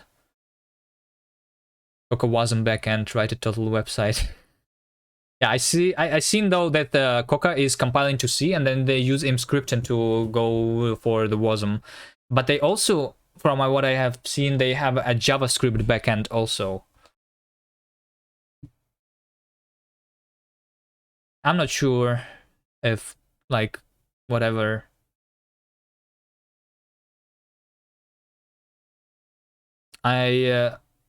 Depending on the implementation, the JavaScript backend can be better than the WASM, can it? Or at least it was in the past.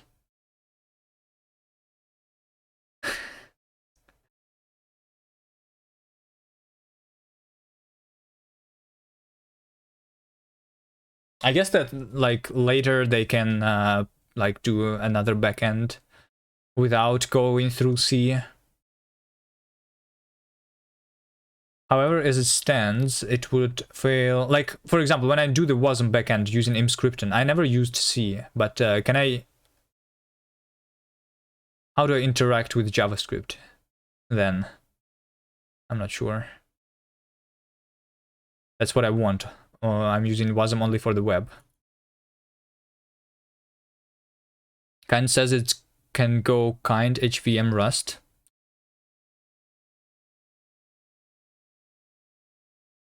Oh, kind is the language that is written in Rust, right? Yeah, look at this. Does this mean that this is a blazing fast and very good language?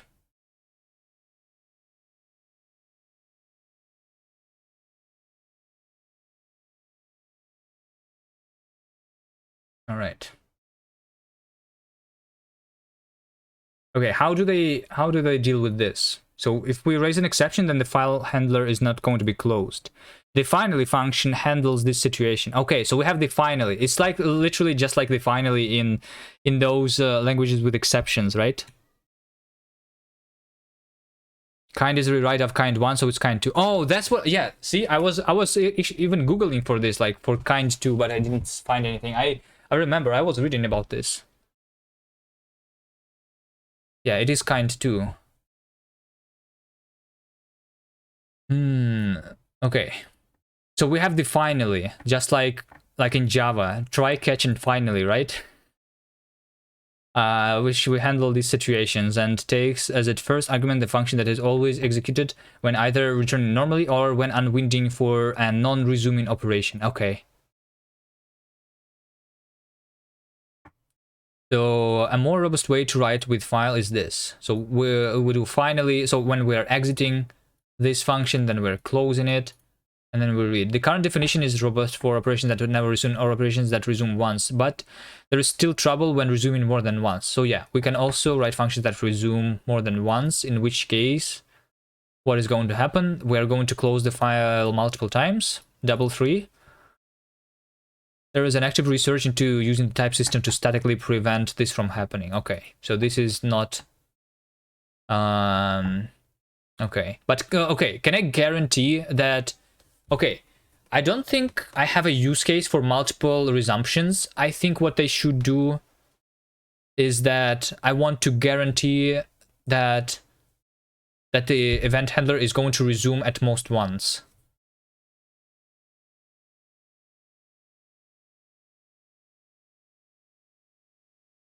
And before I on top. Yeah.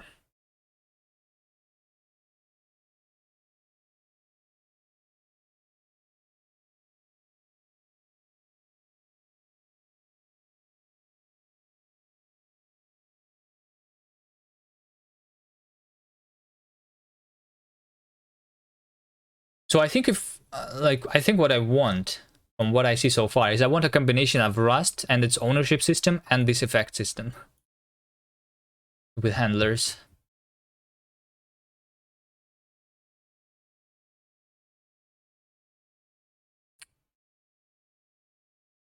But the resuming more than once, this is interesting, but I'm not sure if I can see the use case for myself for this. But it is interesting. This function takes two arguments. The first argument, hold on. Another way to work with multiple resumptions is to use the initially function. This function takes two arguments. The first argument is a function that is called the first time initially is evaluated, and subsequently every time a particular resumption is resumed more than once. Wait, what? Can you give me an example of the initially?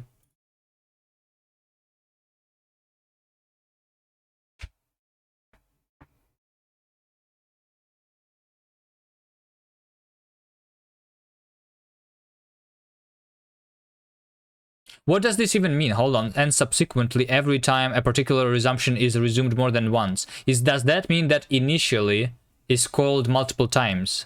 Oh, okay. Hold on. So initially means that for every additional resumption, we can like store the counter of how many times we have resumed this function, right? Is that like they need to have the example here. Hold on.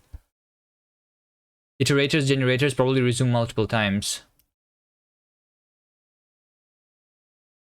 Well, some iterators do, some iterators don't, I guess. It can be like, I guess they say that they want to statically prevent this. So the way it does in Rust, like there is the copy or clone stuff, right? Not everything is copyable, not everything is clonable, but functional programming languages usually make everything clonable, right? But it should only like it should be like a limitation. Initially probably to allocate a resource, finally to close a resource. No, hold on. I want to write the example here. Let me try. Okay, let's actually try. I'm interested. Okay. Type f handle. Suppose we have the following low-level file operations. Hold on.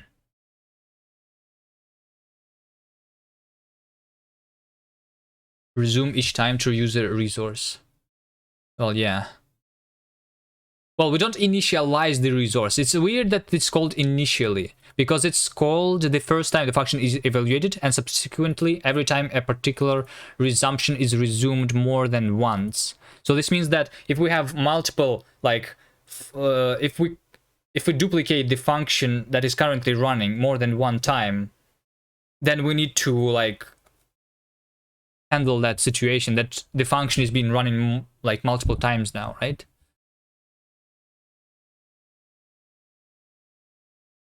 Yeah, I think this makes sense. I just wouldn't call this initially, maybe. Initially makes only once it should be called. Okay, so we have effect, fun.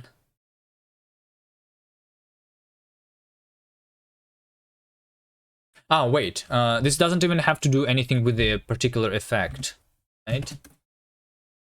Let me see, function foo. And then we have here like with initially. So initially we do println initially. That's what I want, right? And then finally, println finally, right? And then we want to have something that is resuming more than once. So we want to choose all, maybe. Choice all, this one. Let's see. So we need a choice effect.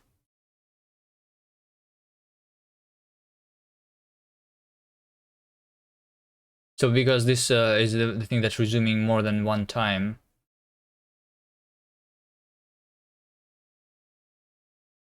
Okay. Finally, to writing some code here. Okay. Fun test. Oh, what? We do fun main, right? We need the main function. So inside the main function, I'm going to do choice all, and the action is going to be. So in this language, there's a lot of like syntax sugar. So I'm going to write a function here that does something, but instead of this, we can just do this. And we also can just indent the block here, apparently, over here to do console. No, not console, println. Yo. Okay, let's see.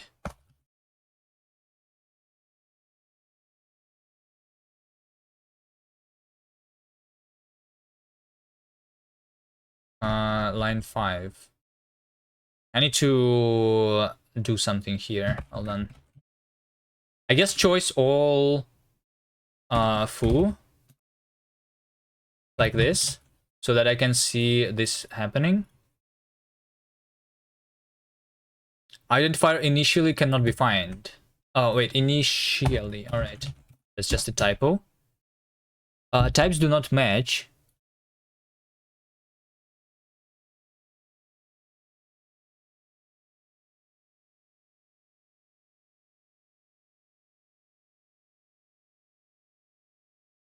Infer type this. Expected type this. Wait, hold on. Hold on. What is initially? It's because they don't have the example here. So initially, this function takes two arguments. The first argument is a function that is called... Wait, hold on. The first argument is a function that is called...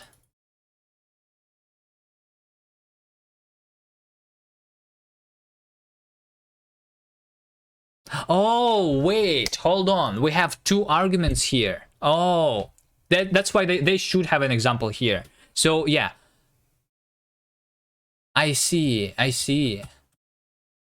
So we differentiate between the resumption and the initial invocation of a function here, right? So how do I do this though? I guess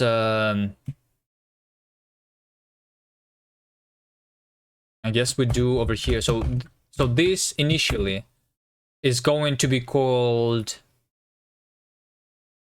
when we call this function initially, right? And then over here another one when we call this subsequently, right? That's how we do it. Function has not enough arguments.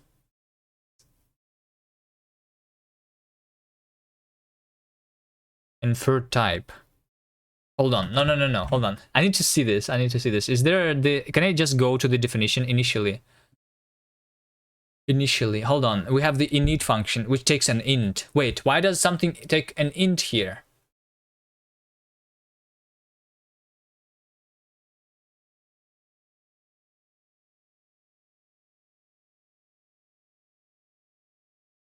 What is an int? What is this int? Hold on. Okay, fine. Okay, no. Hold on. I understand. Because the second argument is the thing that's after with. Okay, I'm not used to this yet. Hold on. Print initially. So I can do with function initially, and then I do function I, and initially. Can I do like I here? Can I do string interpolation? Okay. Can I do interpolation? Can I do comma here in println? I'm not sure. Let's just println the I itself. Okay, there you go. There you go. Okay, so we do 0 and then we do finally. Okay. So this means that this is only once and this is only once, which is weird.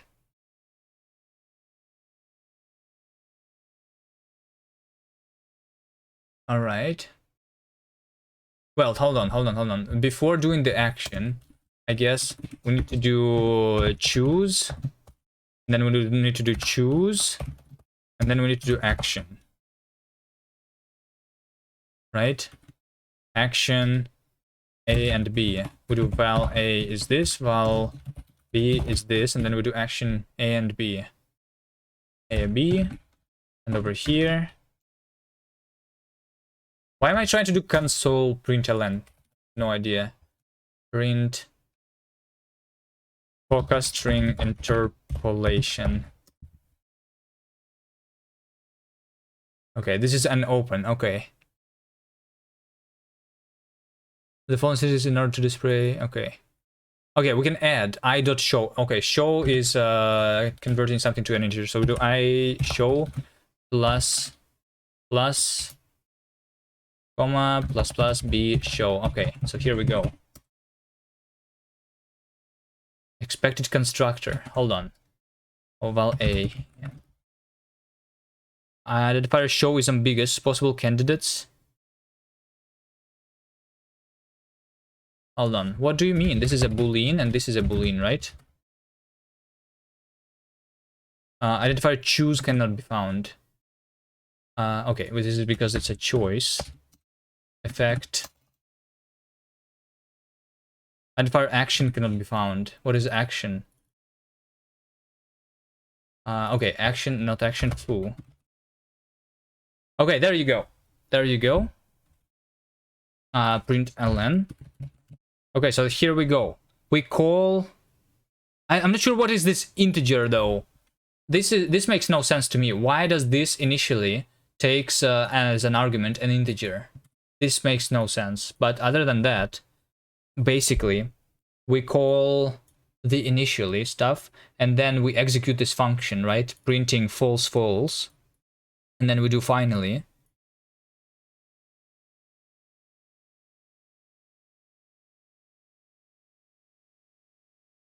I guess I should instead do with finally before initially. Is that right? 0 final. Okay, I guess it does not matter. I think I need to do with finally and with initially over here inside the choice all. So because I want... no. Actually, not even here. Like in the very top inside my main. Because if this... so basically I want to know when the file should be closed. It should be only closed once, right? I can do a variable, by the way. Variable. Like the number of the times, like basically we're reference counting the references to the file or something here. Number is 0, so initially we need to do number equal number plus 1, and over here we do number minus 1, right? And then we do println num, and over here println num. Hold on, finally plus num show, and over here initially plus num show. Okay. Yeah. Wait. Hold on, but I want... hold on. No. I need this to be over here. Because this function is going to be resumed multiple times, right? Okay, there you go. Look at this. Initially 1. Hold on. No.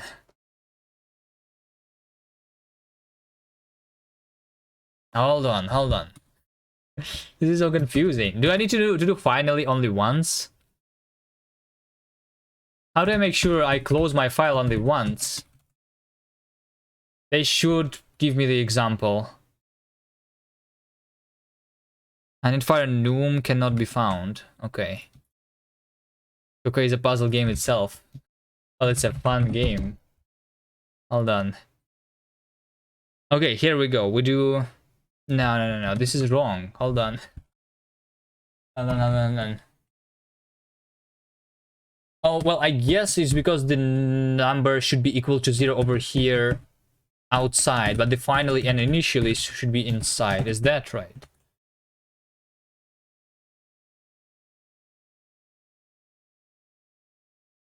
No. Hold on. Choice all. Hold on.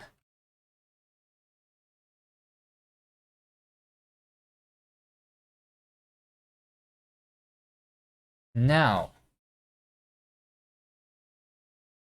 do you understand, nerds, all the initially and finally stuff? So choice all is a function that is like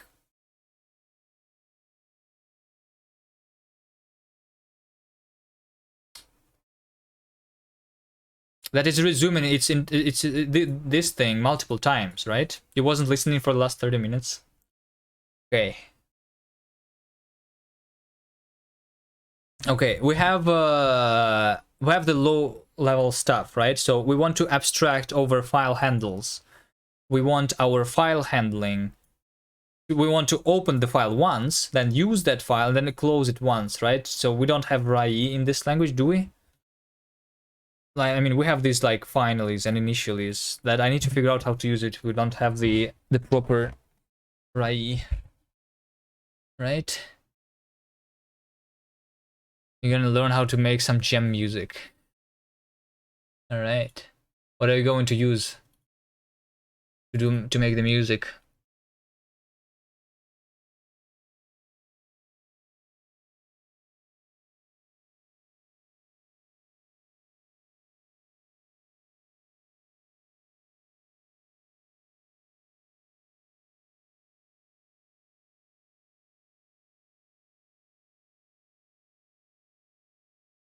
So yeah, over here inside this handler, I want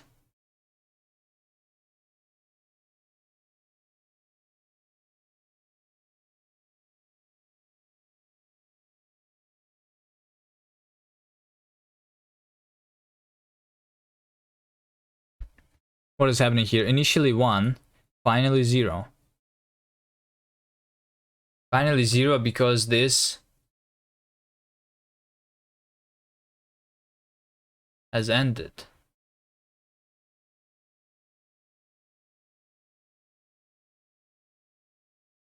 Finally.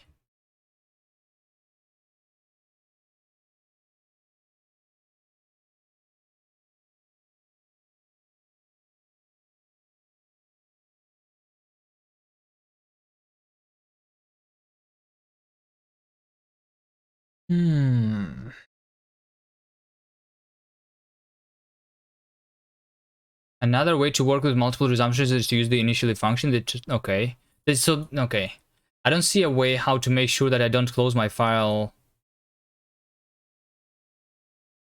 multiple times, right?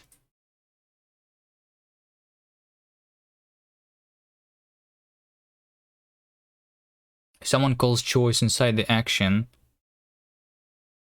the second time it resumes, the file handle will be closed again, which is probably not intended. Yes, true. But how do I use the initially? I think I can do this somehow. Hold on. What if I do initially before finally? Again. We do initially 1, finally 0. Initially 2, finally 1. Wait, what?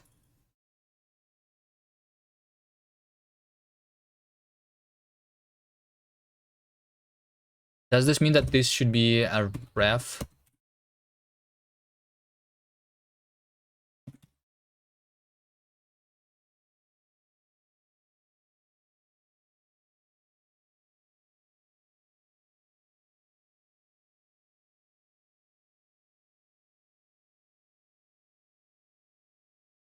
What is a ref? We can... Oh, with the exclamation mark. Modify.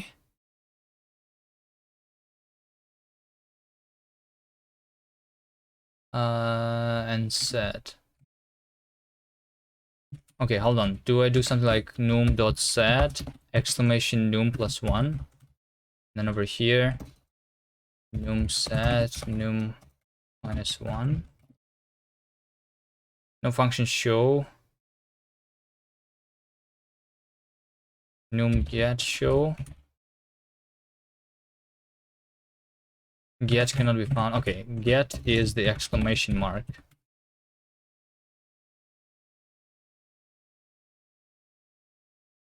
And I guess because of the, I want this in parentheses.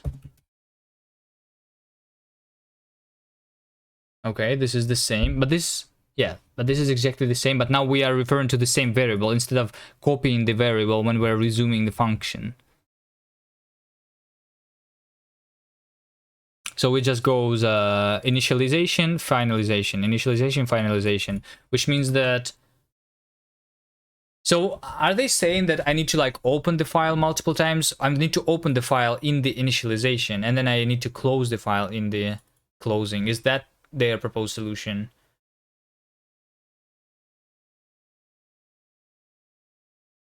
Is I for send counter? I'm not sure what I is. It was always 0. Let's try. Initially plus I show plus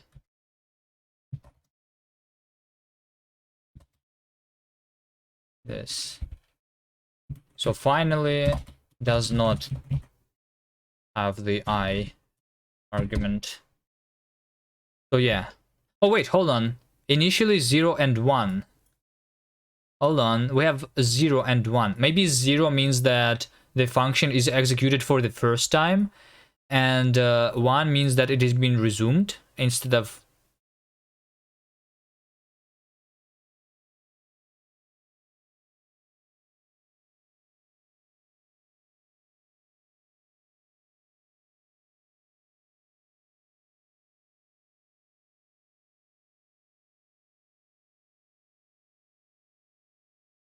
Okay.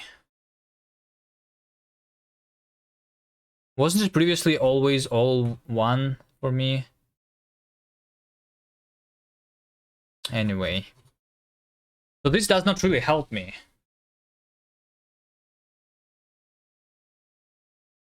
This means that I can open the file in initially and close it in finally, but how do I... Hold on. I want something that they have open over here, right? I want the file handle, right? And then this with file, basically.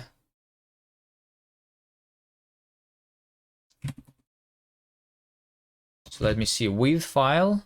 I don't even want that.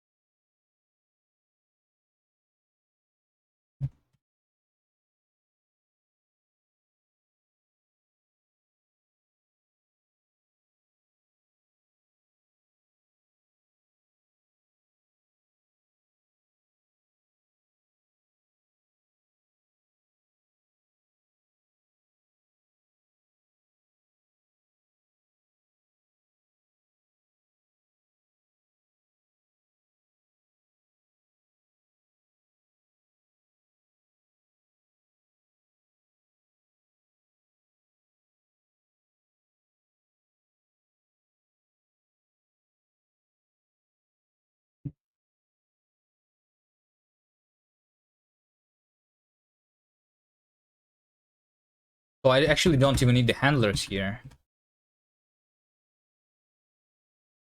to test this. So I do either with file on top. By the way, one of the interesting things is that our function names can contain the dashes.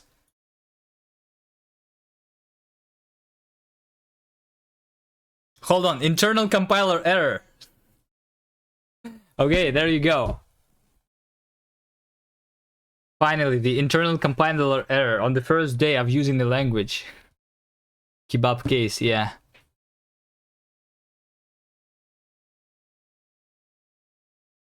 ICE, here we go.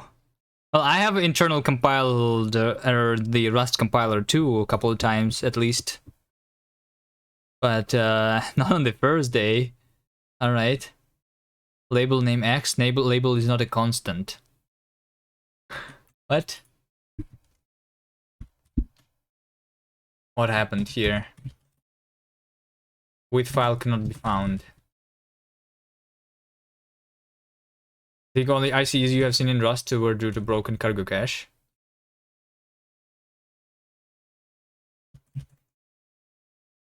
I don't remember. Wait, hold on.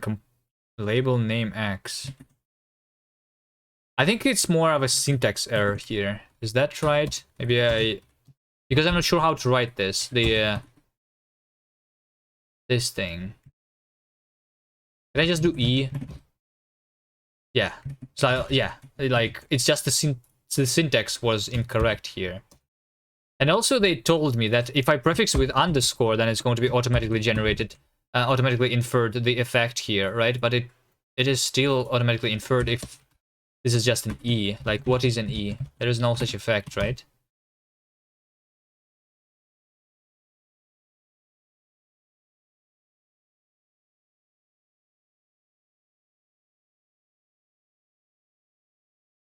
Because of the broken cargo cache, I have seen the linker errors, but not the internal compiler errors. Internal compiler errors...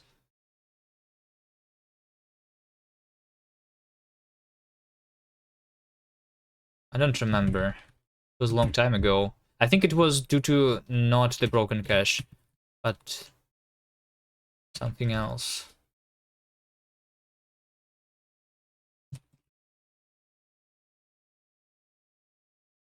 Effects do not match. Inferred effect E, expected effect.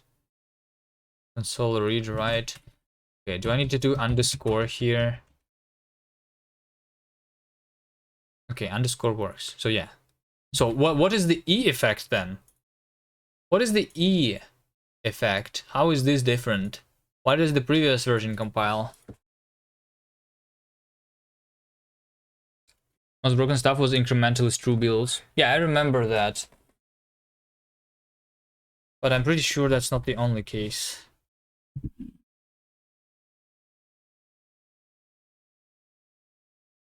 I think they went like enabling and disabling the incremental builds by default.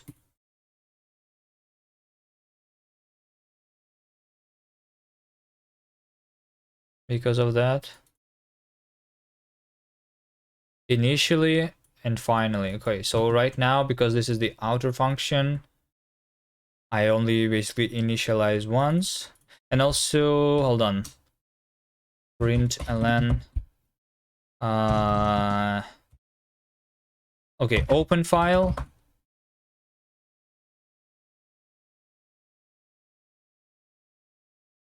So I want to open the file once here, right? And I don't want it to be opened inside the initially. I do not. Because this is being called multiple times.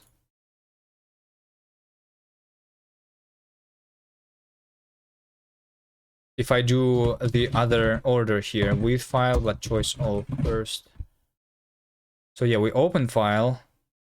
Wait, hold on. No.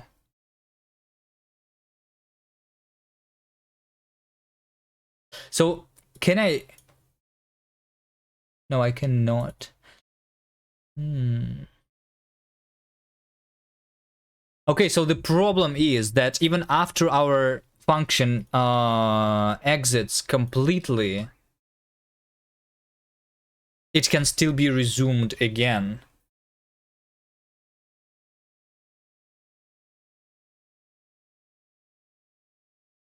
Set num in initially and open if it is 0.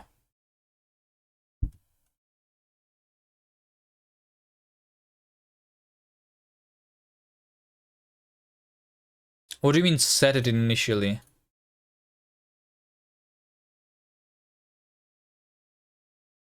Set num to E, to I, but I is 0 or 1. And open if it's 0. But I don't need the... Hold on. okay, hold on. Are you saying that, okay, we set to num to I, right? And open if it's 0. So if I is 0, then open, right? Is that what you want? And over here we decrement setting to -1, and if num is equal to 0,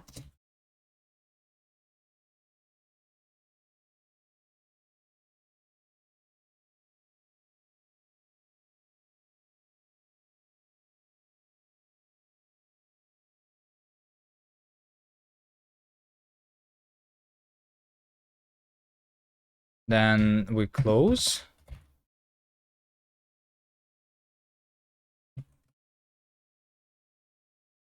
But then hold on.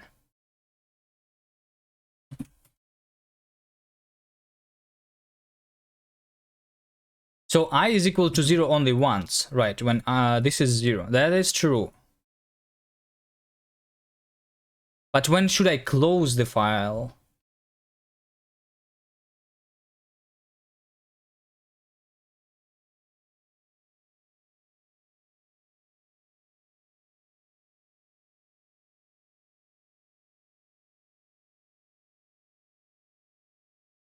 I thought that the num is the number of references that I thought we're going to have. But the problem is, as you can see, we're calling initially, and then we're calling finally.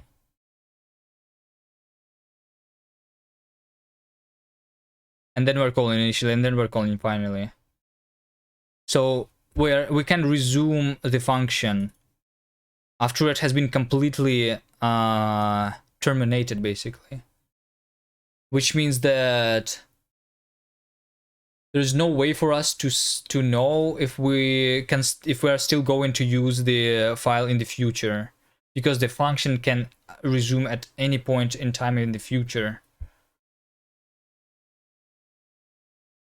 with the multiple resumptions.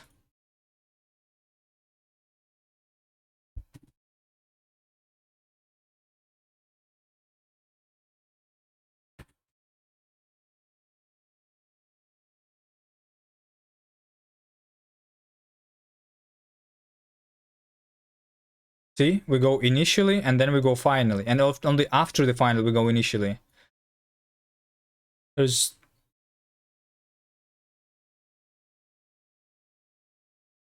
no way. There's active research is what they say.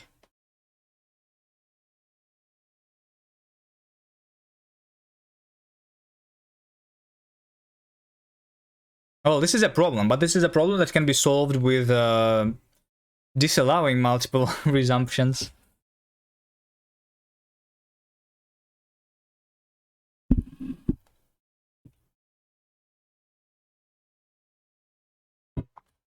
Okay, well. Alright. Fine. Let's ignore that problem for now. Use raw control for raw control operations which do not automatically finalize.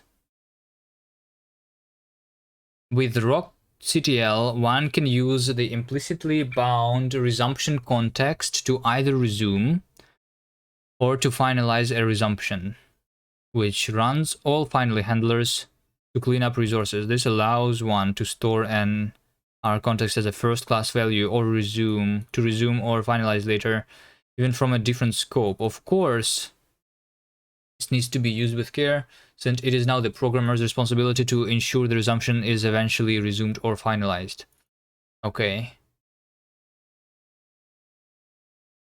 Use raw CTL, okay.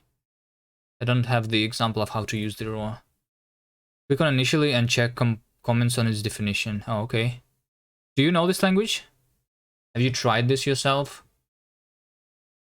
So initially, wait. There is no comments. Where do I see the comments? Like over here? In the implementation? Click on more? Where is more? Or do you mean this?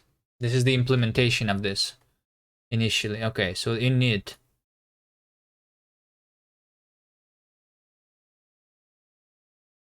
and action. So we init with 0, okay. If yielding, what is yielding?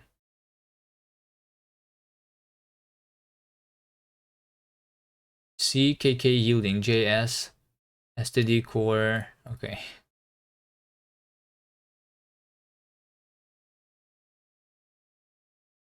If yielding, hold on, initially prompt,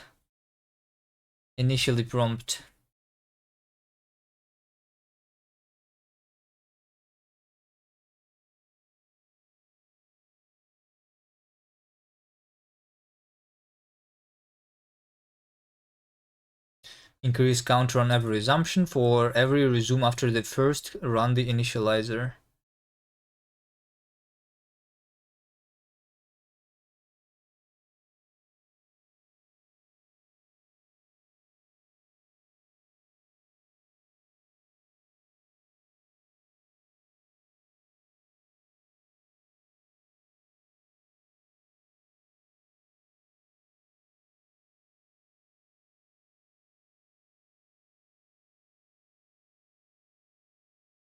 Okay, so what is this? Okay. Well, I understand how it works. The problem is that it's being resumed after it has been completely finished. So my reference counting,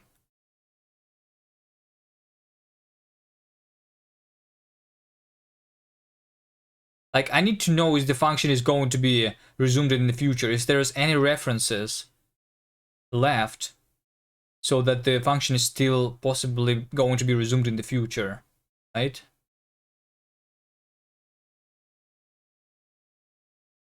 Wait, hold on.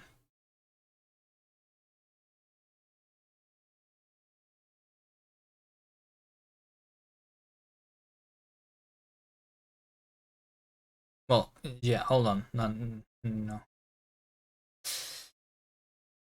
Yeah, I mean, if you know how to make the closing, the opening only once and closing only once, then let me know, because I have not figured this out yet. Alright, let's see linear effects. To do. Great documentation. Use linear effect to declare effects whose operations are always tail resumptive. And use only linear effects themselves, and thus resume exactly once. This removes monadic translation for such effects. But I think I want the effect that resumes at most once.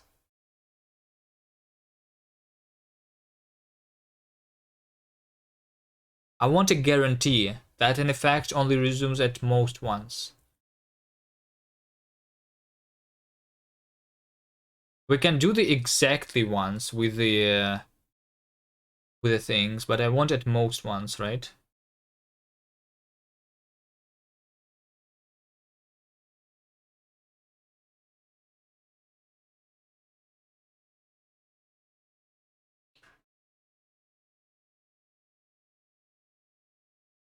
I guess I kind of can do the at most once with combining two effects. Hold on.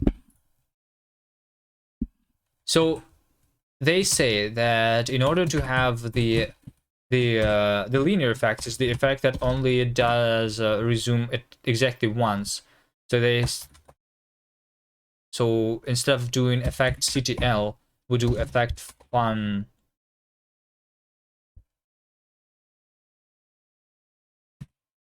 which basically is a function that is going to return something. Function foo. Okay, and this returns,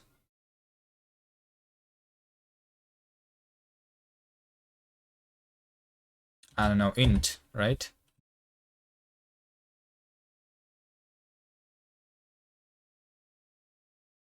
So we do with handler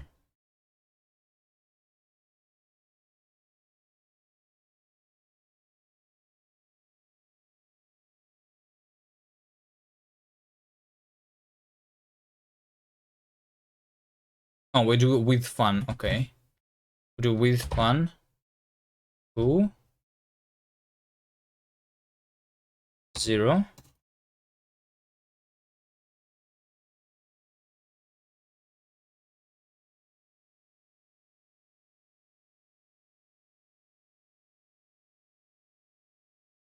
Print ln who. Okay, so over here my handler returns 0, right? So I'm printing this, but I want, so this because this is a linear effect, we cannot resume, we're guaranteed to not resume more than once in the handler, because the effect definition says that it should be a function that just returns. Okay, so I think in order to make this resume at most once, we can make I don't know, let's do don't resume. Okay, and don't resume is a different effect. Don't resume.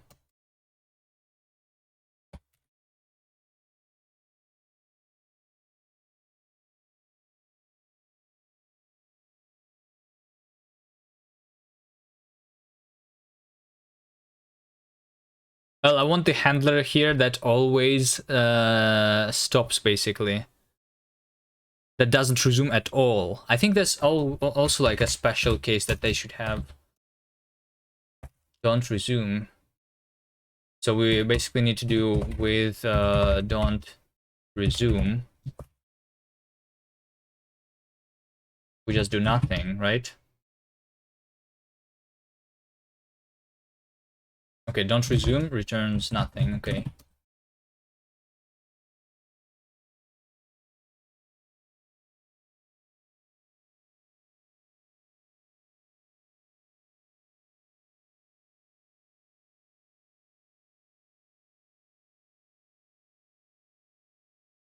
An explicit effect in the result type of an operation is not allowed yet. Oh, hold on. Can I do this? No.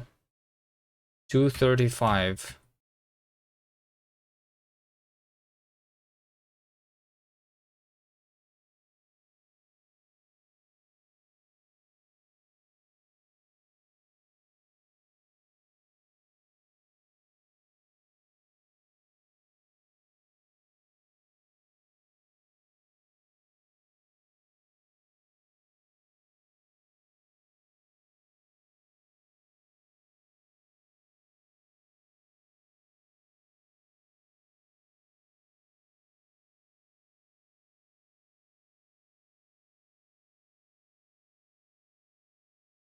Function is applied to too many arguments.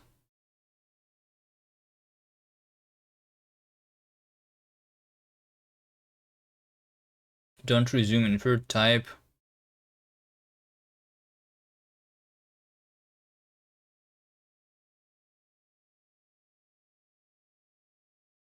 What?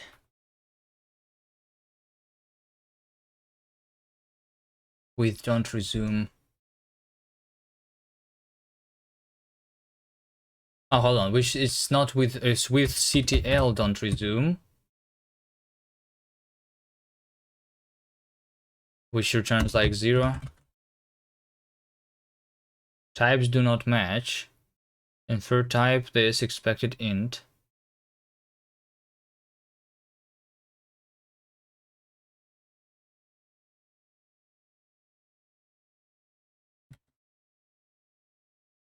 Okay, well, I mean, this one should return nothing.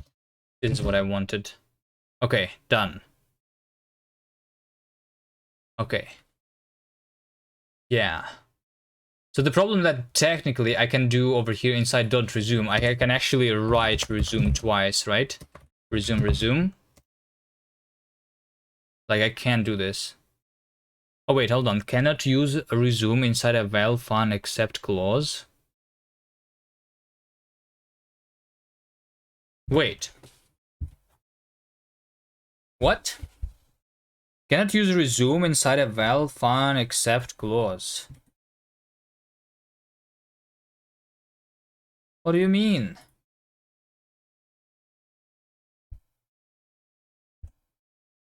Is this a valid found or accept clause? This is a regular one. Don't resume. What if I just say resume there? Effect. Resuming.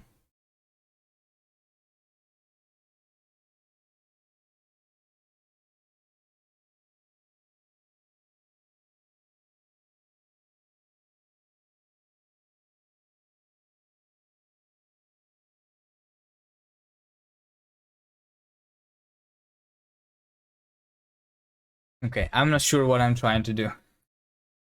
Okay.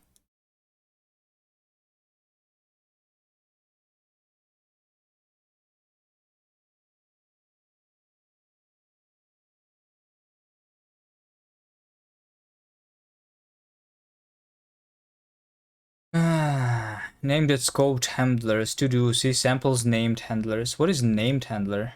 Wait, hold on. Hold on.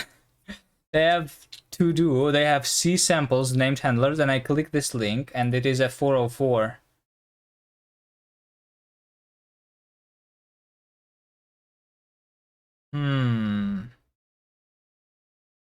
Samples.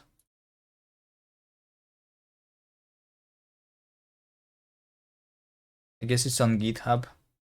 Samples. Named handlers. Okay, over here. Shows the use of named effect handlers for multiple reader effects. Module ask. Named effect reader.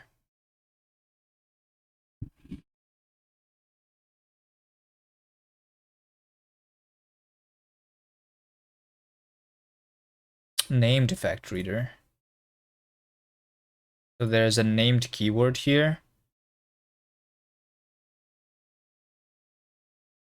with our named handler. What is R?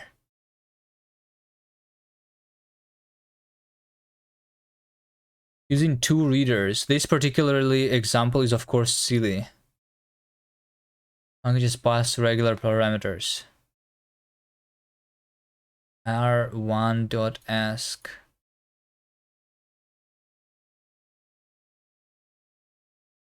Wait.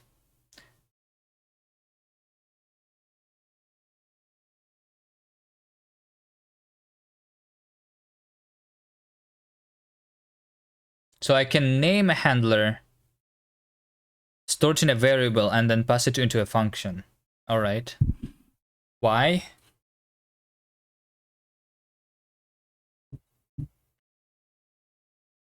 Because there was like two readers, and I want to differentiate between the two. I guess.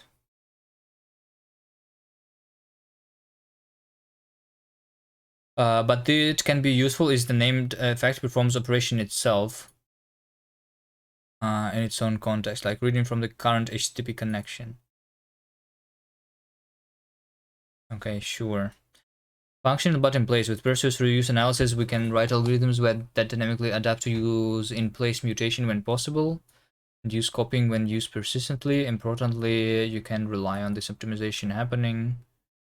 See the match patterns and pair them to same sized constructors in each branch.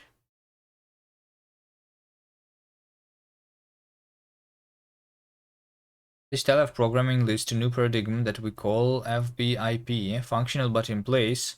Just like tail call optimization lets us describe loops in terms of regular function calls, reuse analysis lets us describe in place mutating imperative algorithms in a purely functional way. Okay, still active research. Tree robust. As an example, we consider insertion into a red-black tree. The red-black tree has invariant that okay. Sure. The code compiler will inline the balance left function. At that point, every mesh node constructor in the ins function has a corresponding node allocation. If we consider all branches, we can see that either match. Do we either match one node and allocate one, or we match 3 nodes deep and allocate 3?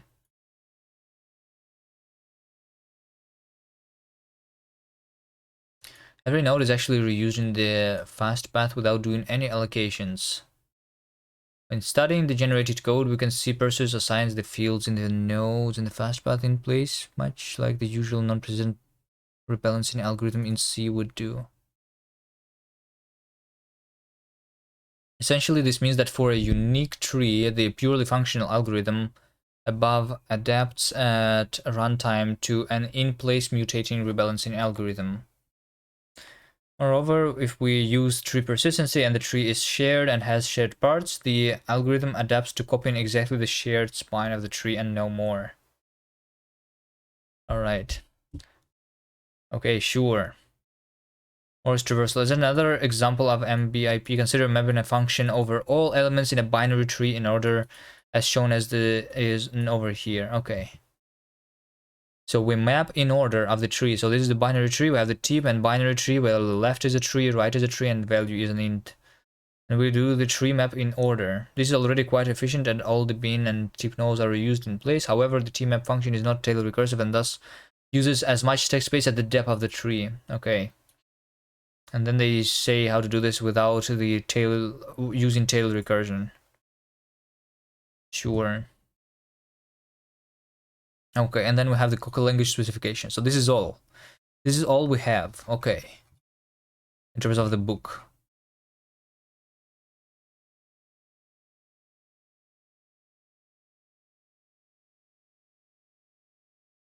Hold on, what is this pub? Can I have public things?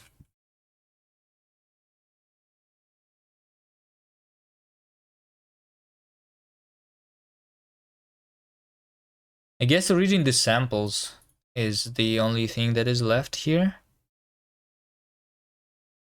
Okay, is there an example of me doing interfacing with C? Because if I cannot do that, then I cannot do anything useful.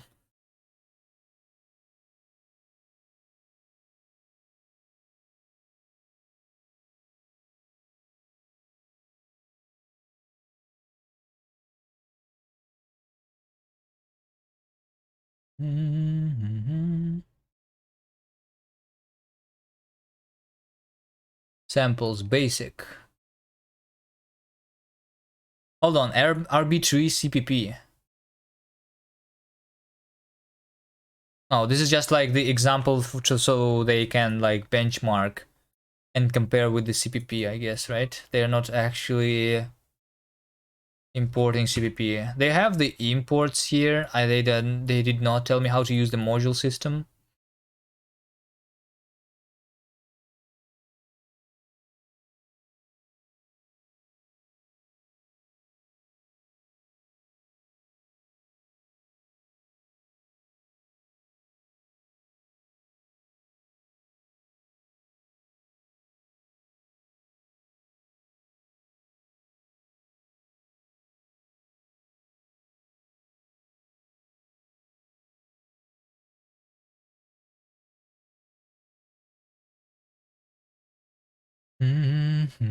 Hold on. Koka. Call C.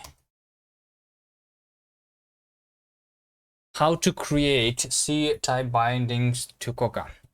I am testing this.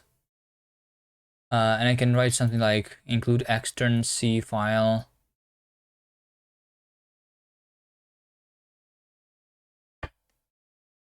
Like I must create APIs for allocation, and I begin to wonder.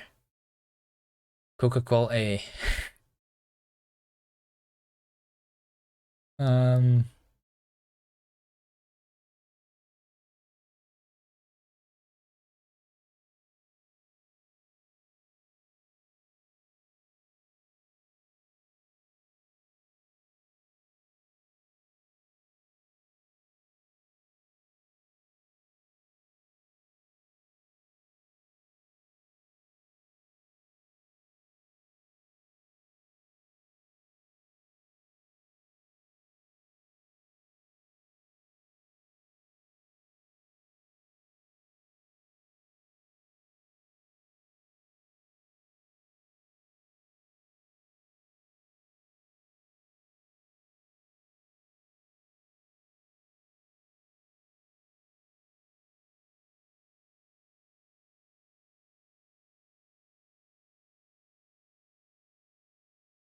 Hold on. I need to find some examples. Example, Koka.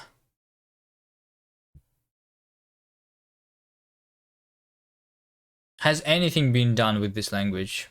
Hold on.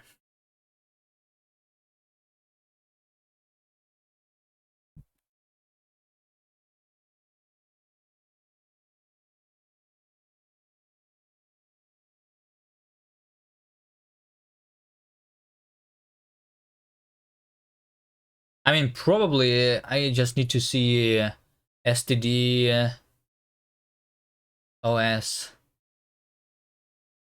I don't know. Let's see file.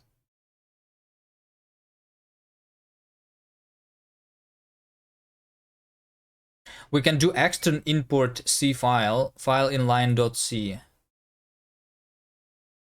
We can just include the C files. Is that right? Because this is compiling into C.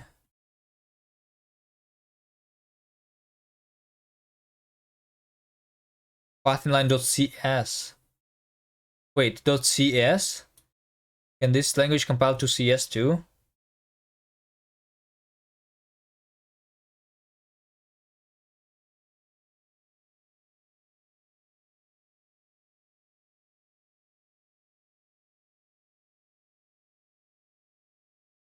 Read line error. KK context T CTX.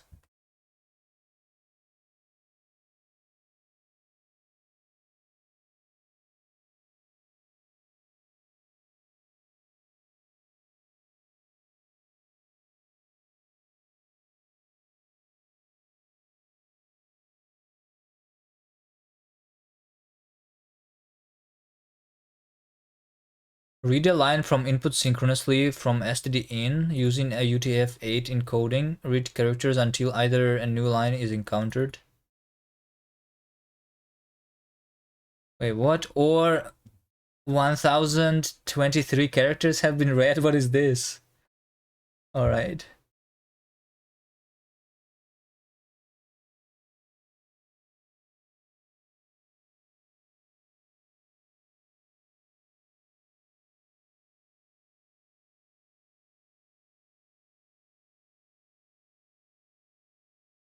Match read line error. Extern read line. Okay, we have extern import, and then we have the extern function which is implemented somewhere else. AOS read line error. The AOS read line error.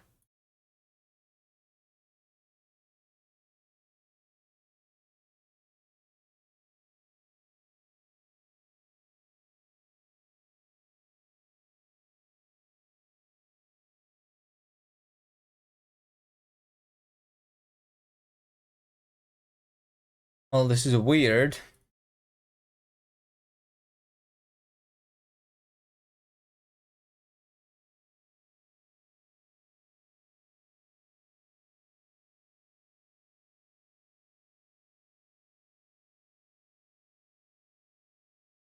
KKOS read line. Let me see. Can I do a search?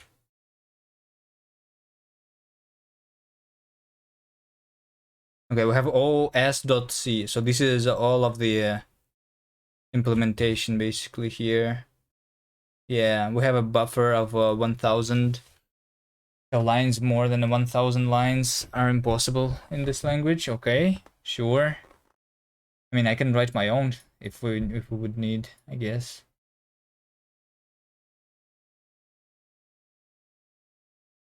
Remove possible ending new line character.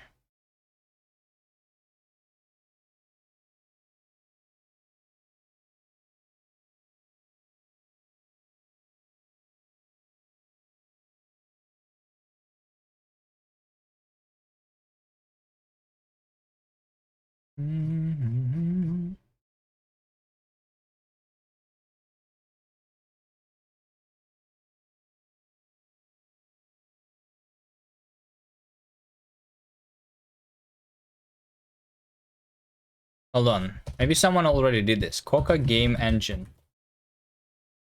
Am I going to be the creator of the first game engine in Koka? I mean, I'm not sure yet. I'm going to create anything, but hold on. Koka examples. Is there any more example than in the in this repository?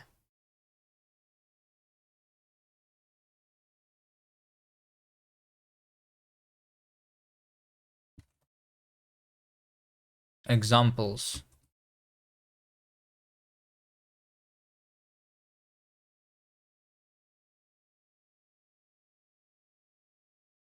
Hmm.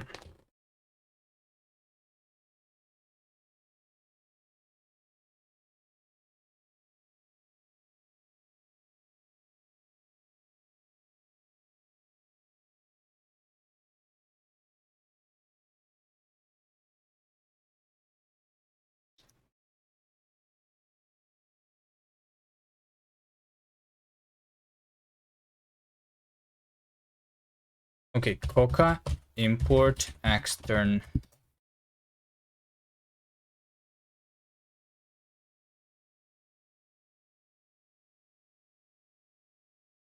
Hi, I am testing. Okay, this was the.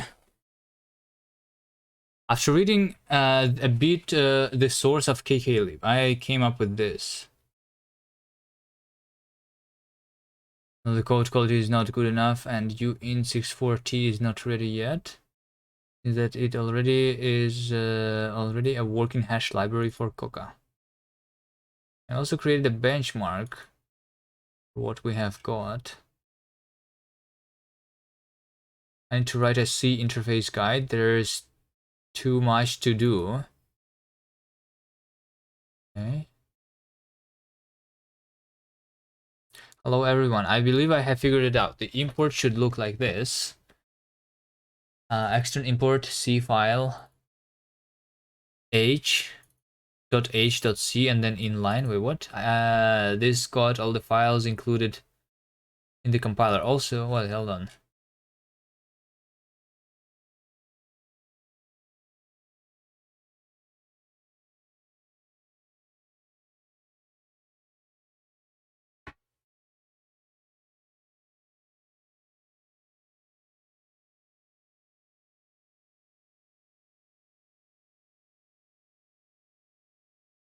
So this is the C file header. This is the C file implementation, the implementation of the library itself, right? And then the inline is probably the function where we create the bindings.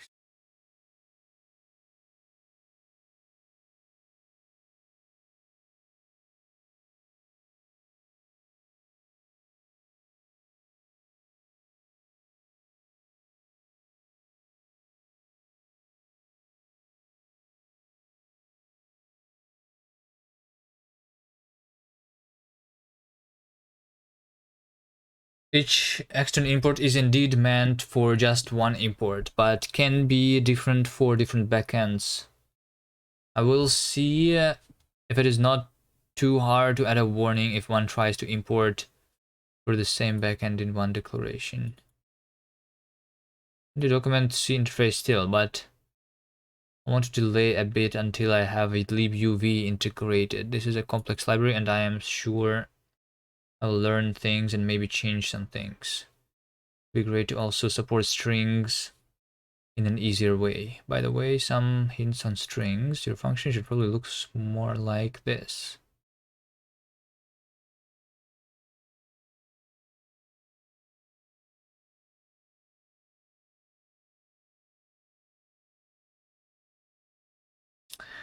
All right.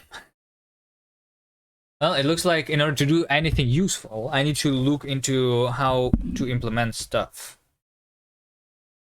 And also, how can I...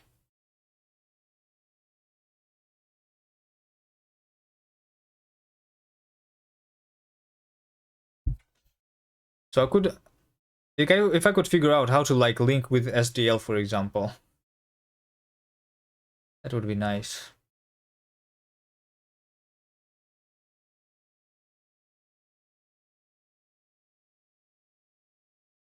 I did not do a lot of C, but I guess...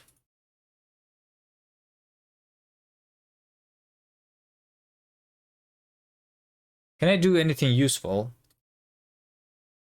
Can I play with something just to try if I don't like the language without making a game with it? And without making a game engine?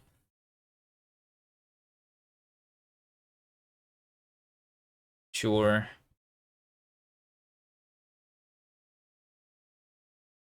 Something in the issues, maybe.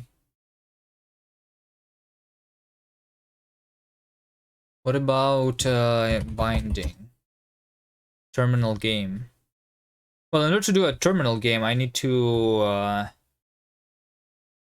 I guess just with the read lines and write lines, that's the only thing that we are going to use then, right?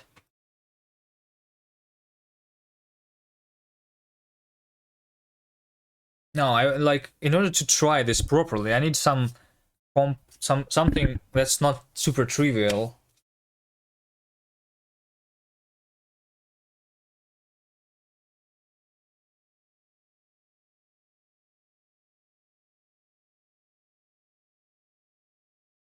OV to line. What does this mean?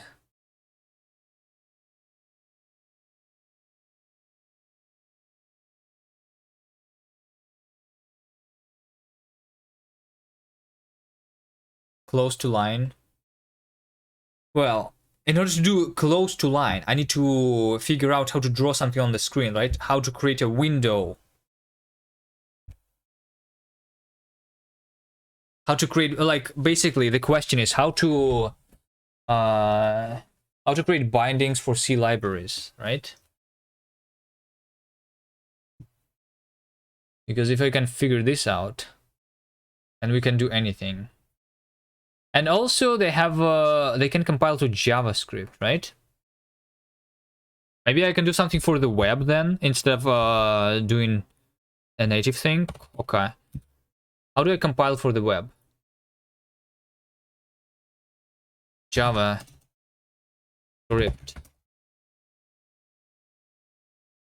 Is there a target JS?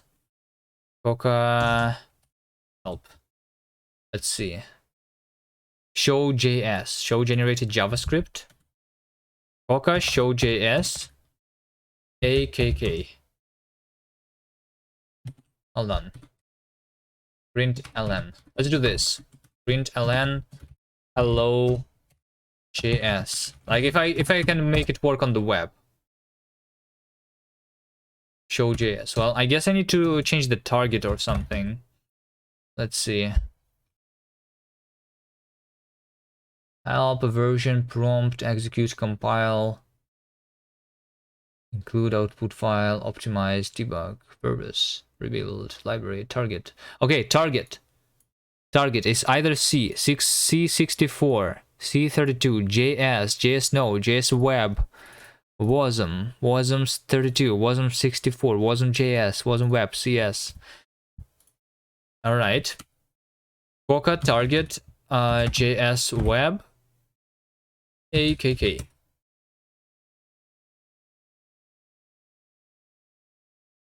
Okay, created Koka JS debug index HTML. Hold on, open this file. Hold on, we have a file. Hold on, how do I open this? Open in Firefox. Let's see. Module source file is not allowed in this document.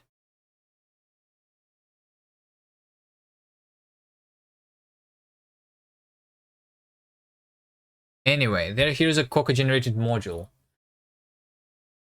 std core print ln. Okay. Print ln.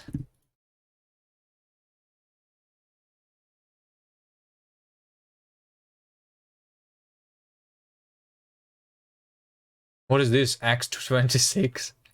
Hold on.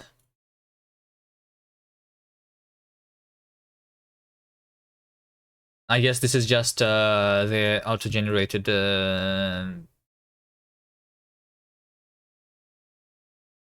stuff. Println, print, trace. Wait. Trace is a function that does nothing. Println does nothing on the web. Wait, what? Console for node. Print. Oh, they are replacing. If we are on the node, then we're replacing over here process st out. And if the host is browser, then print is get console out. What is get console out? Document get element by ID, Koka console out. Oh shit. Alright, I see. And then we have the index HTML. But we don't have the Koka console out. Oh, but if we don't have it, then we're creating the console. Okay. Append child. Alright. This is funny. Why don't they just do console.log? Sure, like because it's easier to see. Okay, what's the actual error here though? So we have the course request. Okay, I need to actually launch the server here, right? So I need to do, what is the best? Python HTTP server,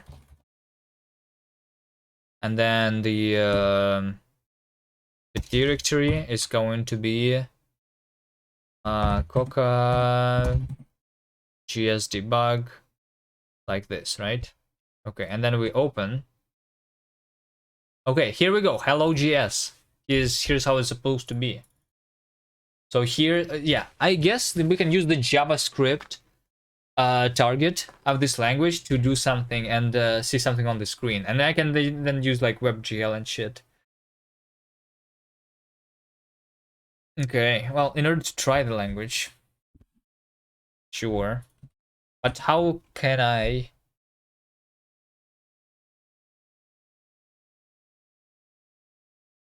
Okay, they're also generating. Okay, hold on.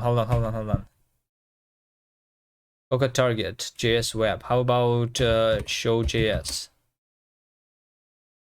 Okay, show JS. So they only tell me this thing, but they also the STD core MJS. What is MJS? What is MJS? What is the difference between JS and MJS? It indicates the ES6 module file. Oh, okay. Oh, Pigorli, you know JavaScript? Okay.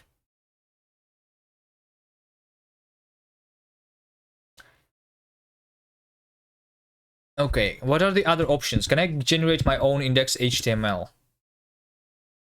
You don't feel comfortable answering that? What do you mean? What's wrong with knowing knowing JavaScript? No, Java. I mean, JavaScript is like the base. It's like C, you know. I feel like everyone should know it.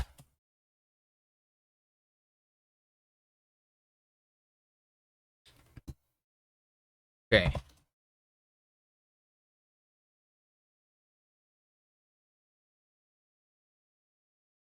Include path is this. So I also want to create a file with multiple files, right? This is also something that I need to try. Show JS, show CS, show generated C sharp, generated C. Okay. Wait, hold on. Can we construct our own target for this language and target Rust instead? Hold on. That's the move. So like creating my own language from scratch is probably like too much, but I can just modify this a little bit and just target Rust and have ownership at the same time, right? In this language.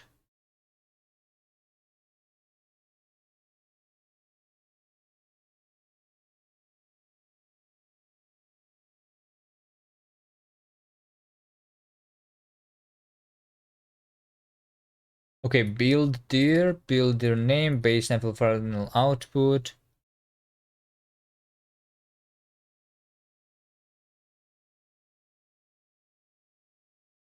HTML generate documentation.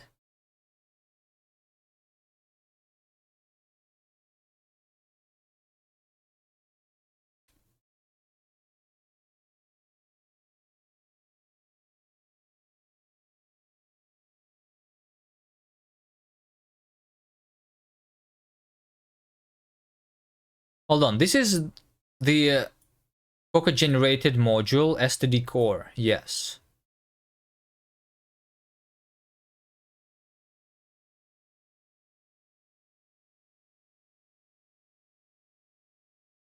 Yes.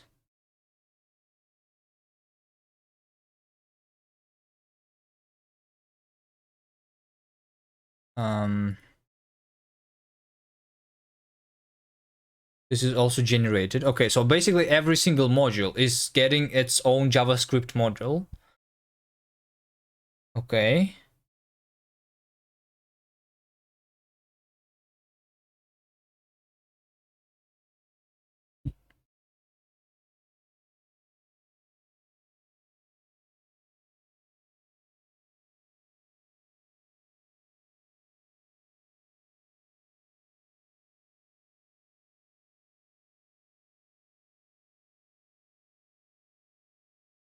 Okay.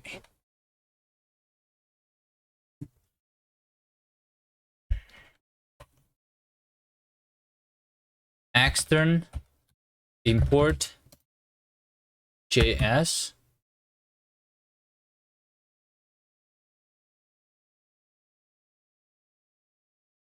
test JS. Hold on. Test JS function test console log test. Can I do this? Okay, and then we do just file where run is going to be Koka target JS web AKK, and then we do Python m HTTP server.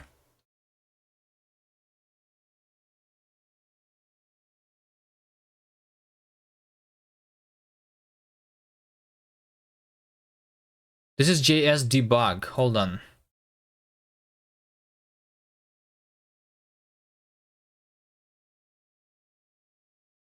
Oh, so JS is the target and debug is because we didn't do with optimizations. Is that right?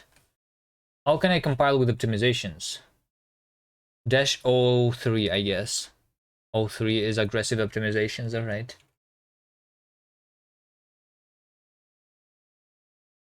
And then we can do, hold on, the build directory.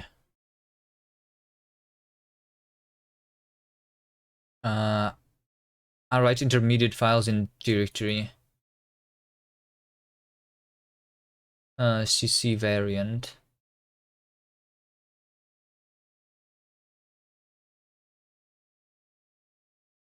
Yeah, I guess output directory is what I want.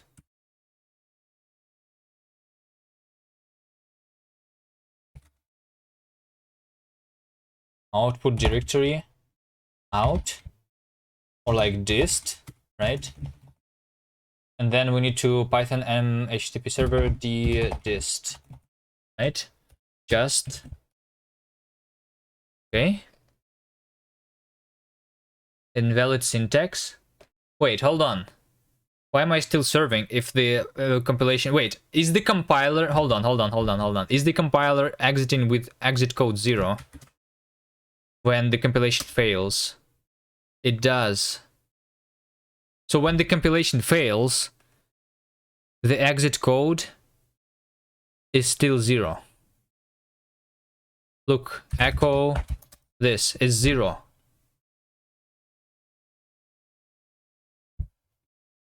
Okay. Well, I mean, I can change the source code of this. What is the license of this language anyway? Can I just... Hold on. Microsoft Research Apache 2.0. Okay. think a patch 2.0 we can. I should fix that. I can fix that. Yes.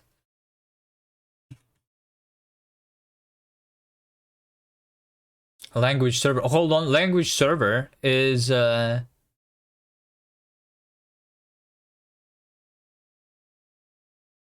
PR is updated to the latest Haskell LSP libraries and uses the LSP library virtual file system support and save changes. It has support of VS Code run configuration of Koka file. Hold on. What?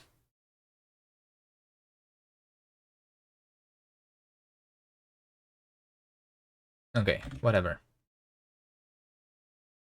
Yeah, exit code should be fixed for sure.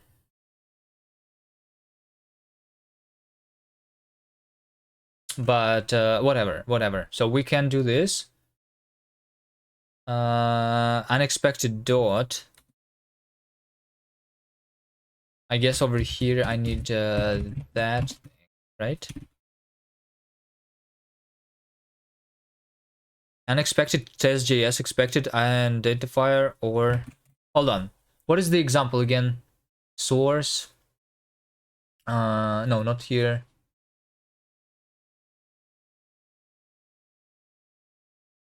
Library. No, KKlib, right? This thing. We have include source. Wait, what? This is C. Hold on. Lib. STD. Yeah, over here. OS.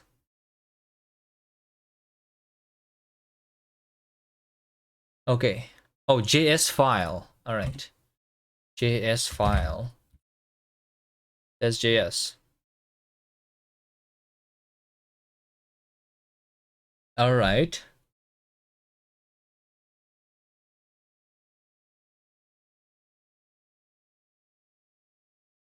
Okay, hello JS, there you go. So now I want to basically create a function inside the test.js and call this function, this test function, right? I want to do console logging here. Like if I can call the function from JavaScript here, probably also with a value, right? So value is something that I want to log here. Like if can I pull pass something into JavaScript here? All right, let's see. So I want to do extern.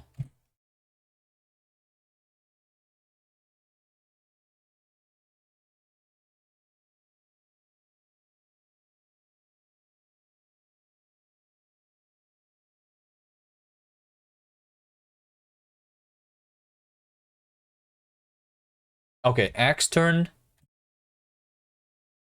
test, because this is the function that I have in over there. But I mean, I guess I can name this anything. Test from JS. So this is the function test from JS. Argument is going to be a string or whatever. Can I do an int here? I have no idea what kind of like arguments can I pass into JavaScript. From what I see here, I can pass a string there for sure. And then this is going to return a string, for example. Let's see. And then on the JavaScript backend, we're going to call test.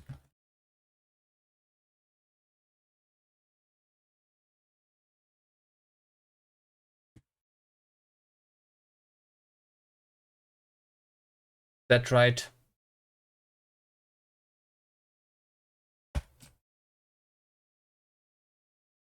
Okay, well, I'm not calling this function though, right? So I need to do now test from JS. And I'm going to... Let's also do println test from JS. And over here, this is going to return hello from JavaScript.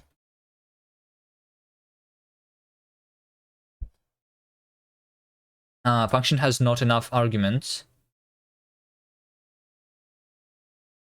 Okay, hello from JS 1, 2, 3. Okay, let's try this.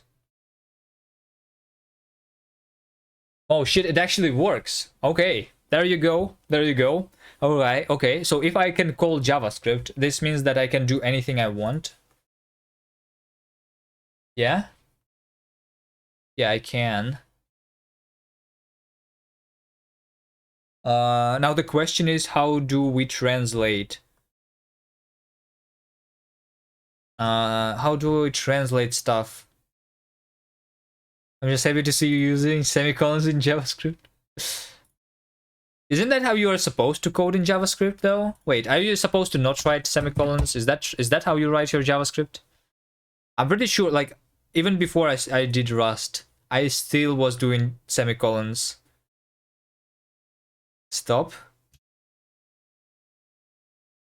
Stop what?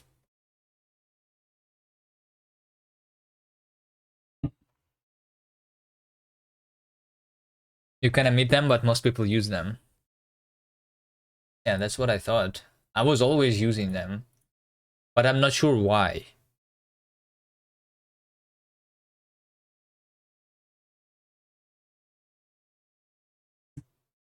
Okay, anyway, let's try doing something on the screen, right? Safer to use them? Okay. Let's do something on the screen. Okay. Let's see. I'm basically going to write JavaScript, am I? Hold on. I need to create a very simple game engine, basically. So what are we going to do? Is we're going to draw something on the screen using just squares. I mean, just like the snake game. I can rewrite my snake game into this Koka language. I can try doing this. Snake game is simple, right? I don't want to write too much though. I can rewrite my overlay in Koka. Do a jump scare? A quick jump scare? Alright. Well done. I don't really want to write too much JavaScript though. Hold on.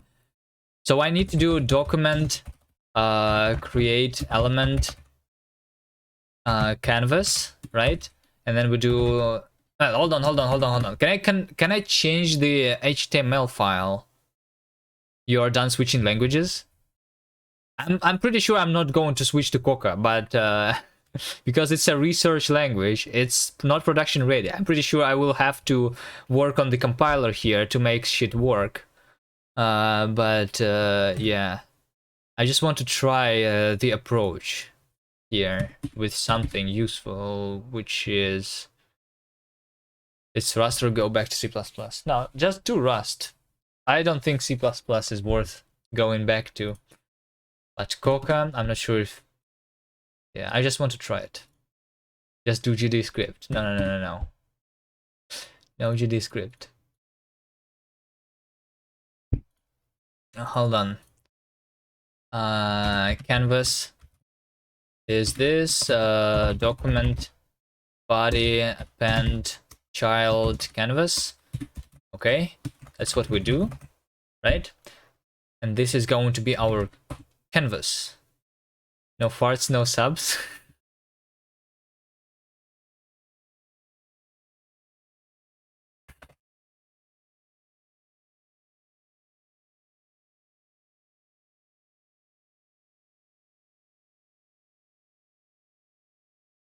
Okay.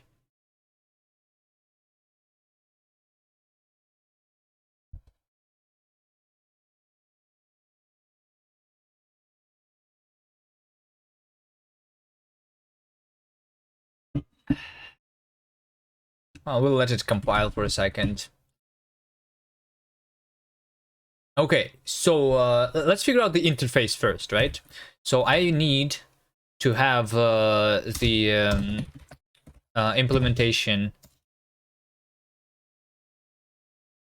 Well, I mean, technically in Rust we have the websys, which is basically like the low-level interaction with C. I mean with JavaScript, right?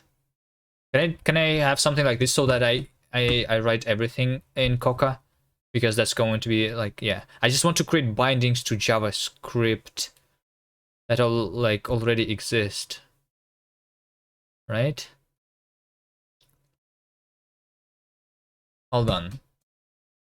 Just from JS argument int. Can I hold on?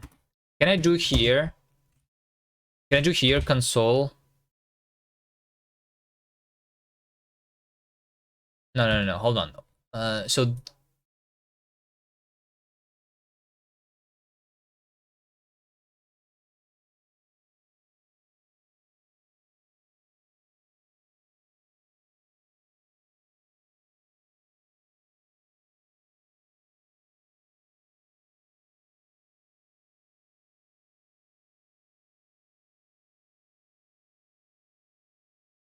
export function test from JS. Wait, hold on. Why did they also replace my underscores with two underscores? This is weird. So this is the externals. They just put the JavaScript file inside the result. Okay, sure. Test arg. All right.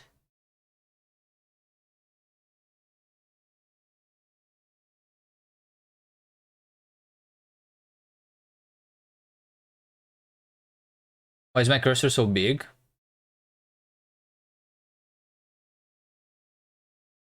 I don't know. Is it big? Oh shit, wait, what? Um, it's massive.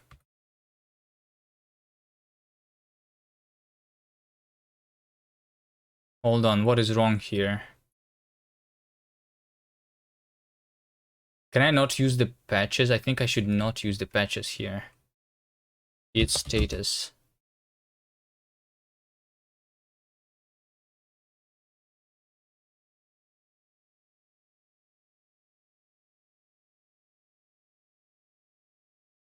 Okay, fine. Let's do the fixing really quick.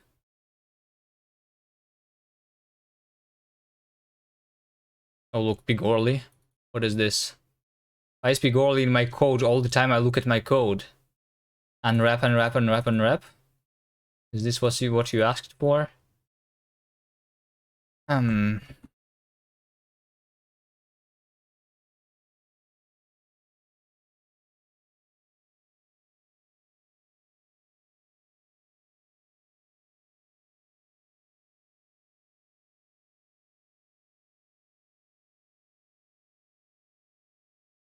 Greatest code you have ever light your eyes on. Okay. Hold on. So I have updated the engine since this code has been created, so I need to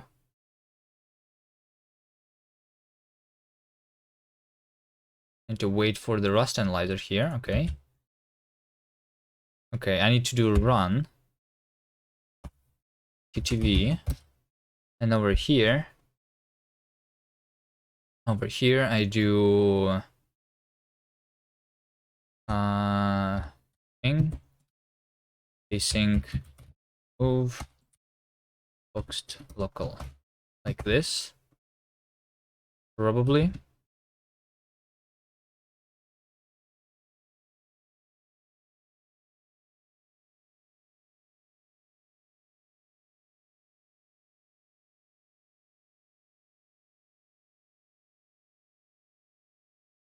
Mm-hmm.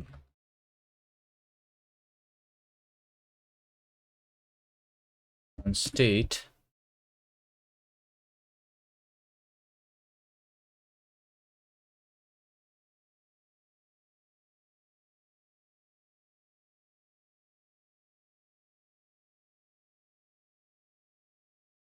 Is this it? Oh, it's not it. Hold on. Load. Okay, now we also have options here.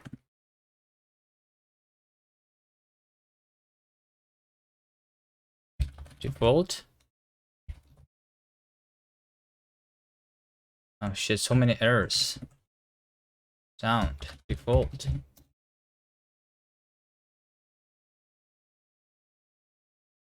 Default is not implemented. Okay, reference to default.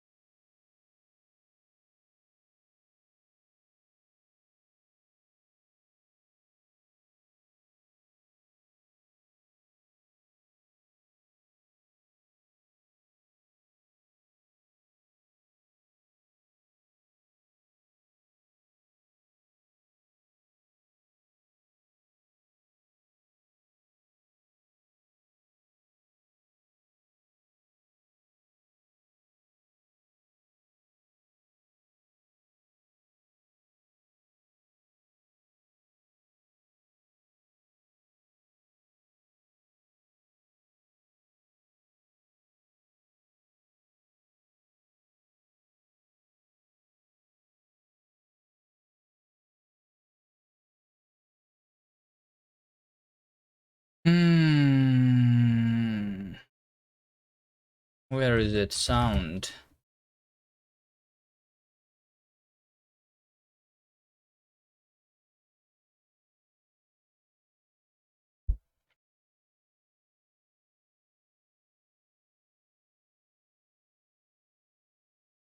Can I just make sure that I use the old? I don't want to update this. I think I'm going to rewrite my bot anyway. Why am I doing this right now?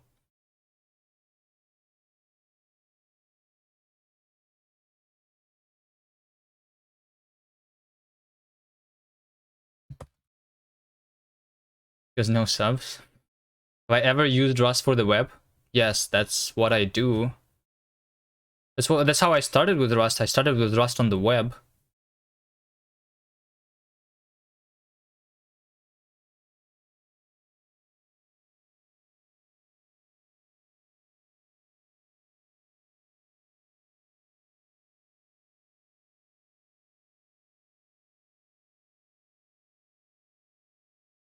Rewrite the bot in Koka. Hold on, I need to do something simple in Koka first, right?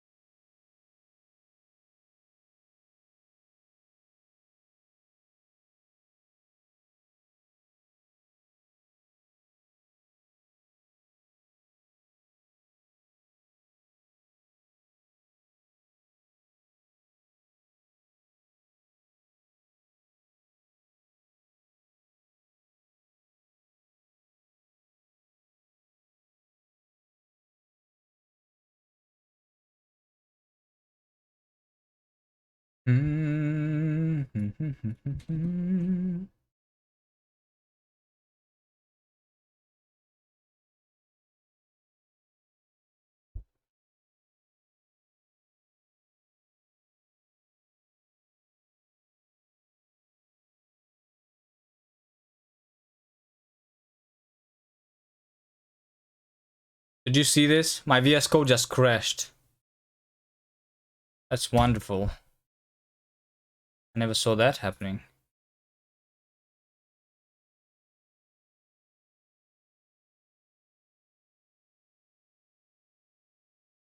VS Code bad confirmed. Yeah, pretty much.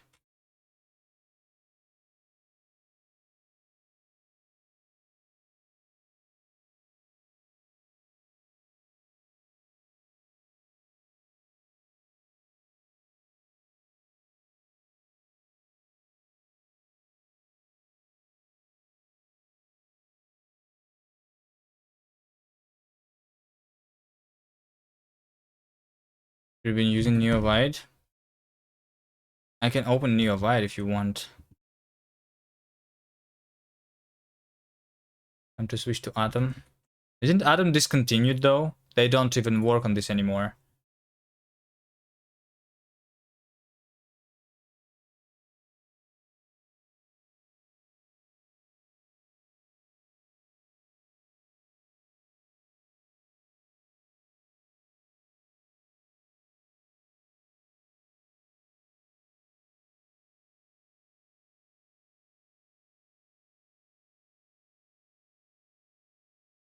I know, I guess Sublime text is still being used, right?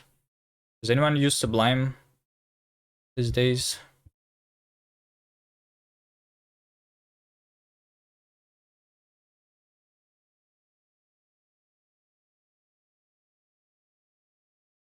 There's the new... There's always Eclipse. A Rust replacement. Something L. Wait, what?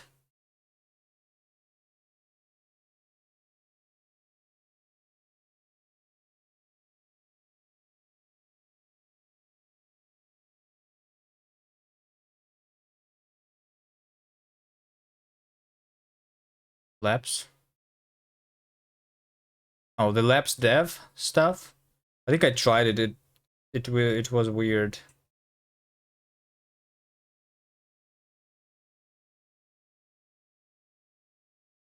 I think I installed it, I tried it for 5 seconds and then I closed it.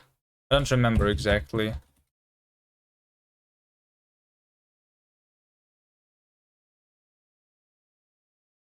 Okay, hold on. I just want my problems to be here.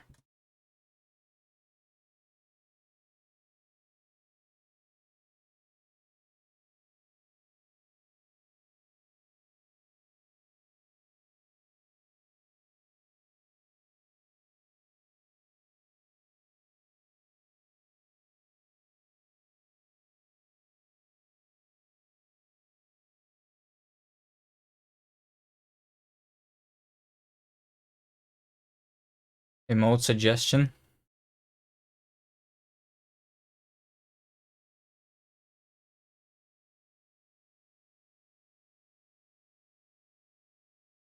All right.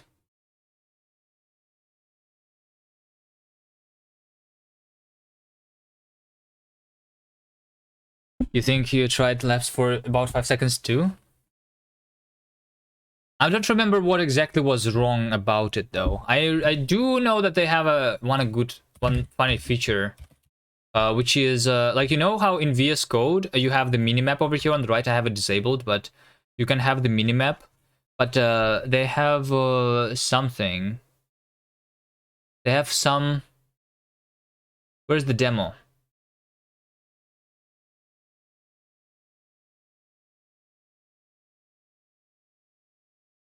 I'm not going to install it.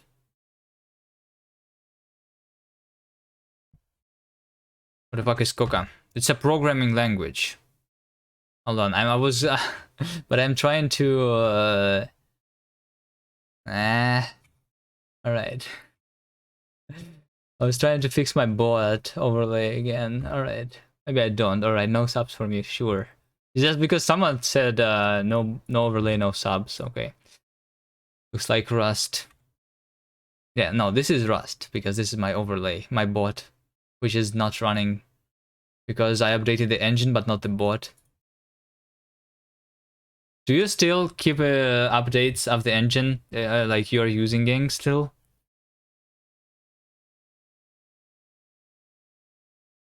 Or do you use the old version now and does just never update? To always break something. Yeah. So then I don't remember what I did. Because I didn't update this project in a while. Okay. Hold on. Deriving of the assets.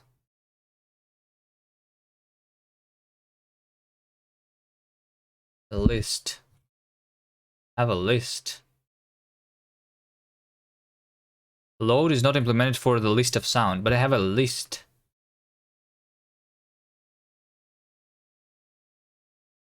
I have a range. Okay, so I have a list. And if I have a list,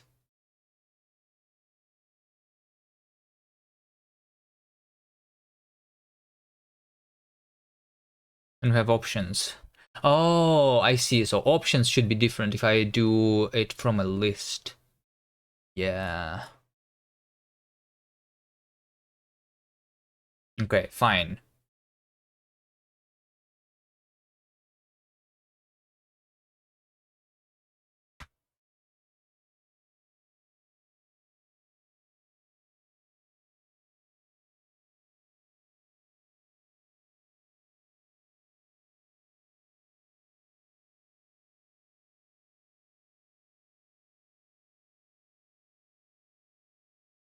Okay, do like options here and here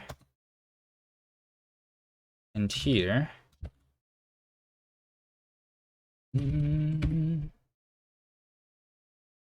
But not here. Because here instead I do options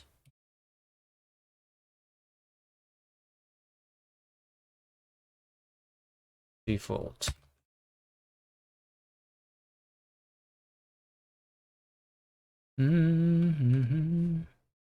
Actually, yesterday at 4 a.m. in bed, I suddenly thought that maybe you should try move to Bevy. Okay, well, you can try. I tried the engine, I didn't like it, but maybe you will. I mean, if you use your... you're using Legion. I think you can try first instead of... like you use Legion ECS right now. You can try first just moving your ECS from Legion to Bevy ECS.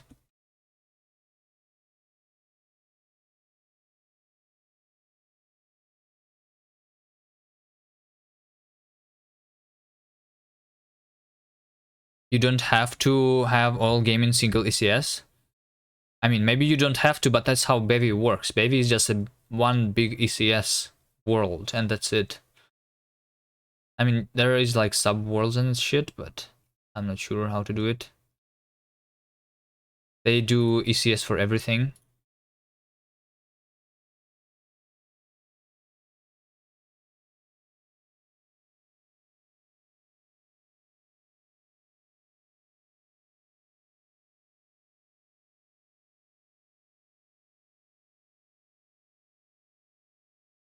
Hold on, what is wrong right now? Mismatched types.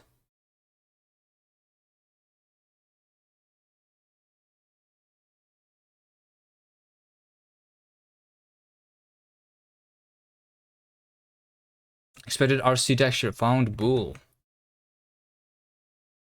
Okay, well, I'm not sure if I want to fix this code right now.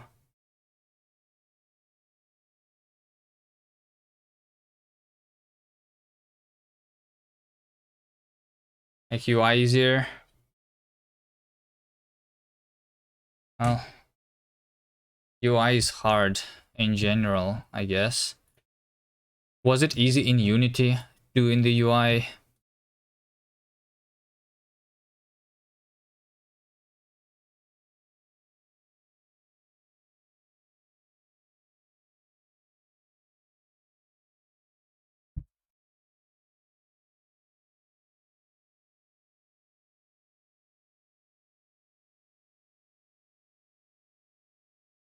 How to draw text the same size from SDF texture? Lol.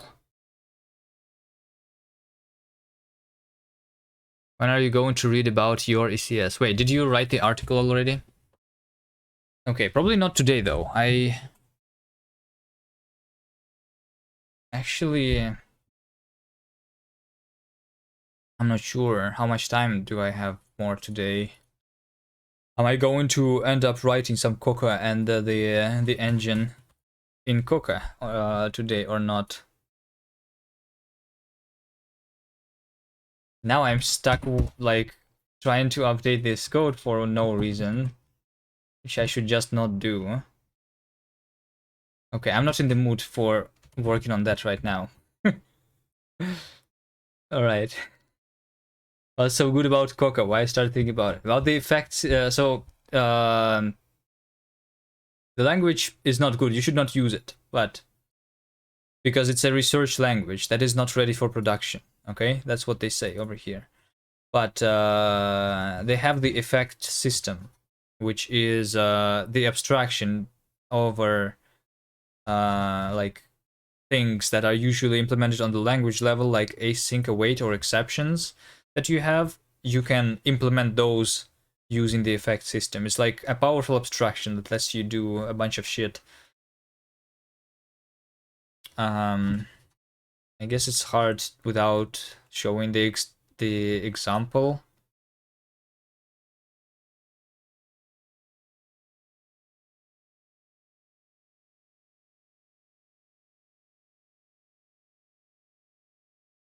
Is there a good example that we remember? Nursel, do you remember any good example? How, like, if I want to tell someone about the effect system, what should I show?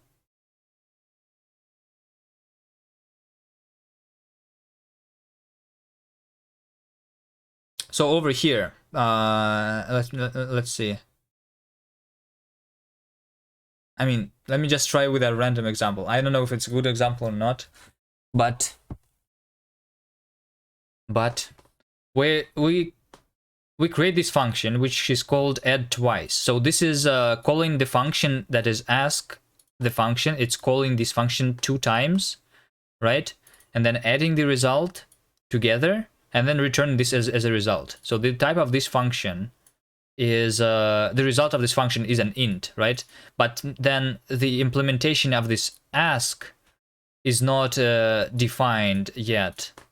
So you don't really know like what this is going to be.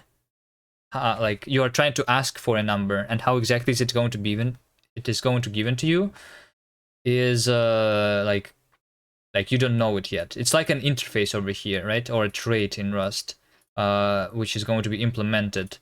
But as you can see, this like interface is not one of the arguments of the function.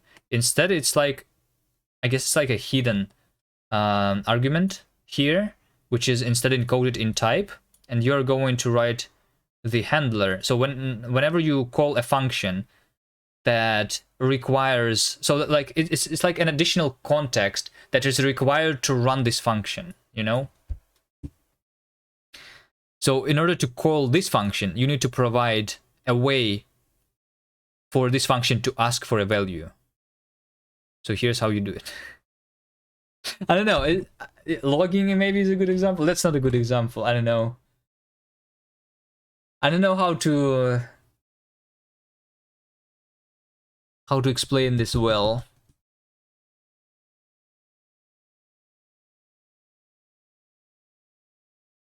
Logging. I guess logging is a good idea, right? So they were saying this emit over here, right? So this is kind of like a logging. Let's just call it Rust if it were good. Wait, you're saying that... Wait, what? What does this mean? If Rust was good, then it would be this language? Is that what you're saying? So Rust is not good enough. If Rust was better, then it would have the function systems. Yeah, I guess.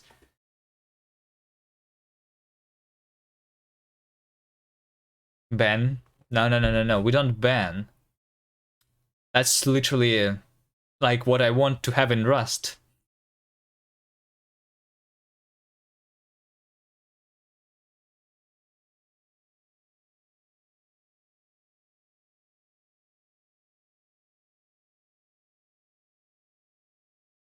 Okay, I guess there's a better...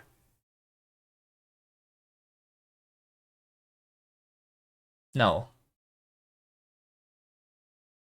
I recently used Rust async await to like model the state management in my game, and it's now in the engine too. But it is like a hack. So like, you know how in Rust your when you do async await, it basically rewrites your function into a state machine. And when you do so basically your function is going to be suspended and then resumed. Okay, so that's how I use it. I use async await to like, I'm abusing async await because we don't have generators, right? And this effect system is basically allowing me to do this control flow in a more generic way, more generic than generators and more generic than async await. Also, I'm not even sure if generators is still the thing that I want, because this is just better, right? This is more generic.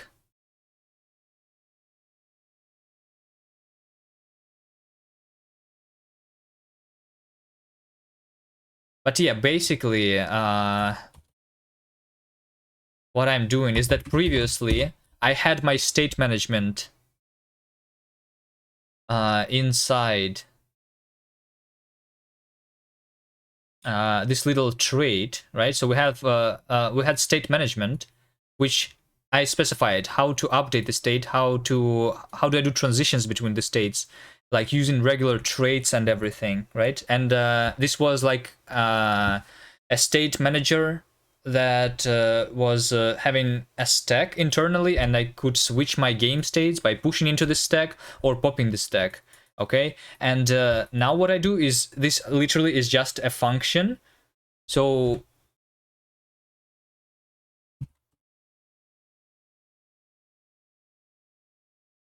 the example is when I want to do a pop-up to like a little confirmation box, for example, right? I'm just calling a function now instead of pushing into the state stack and then like going back, right? Because that's just what it should be.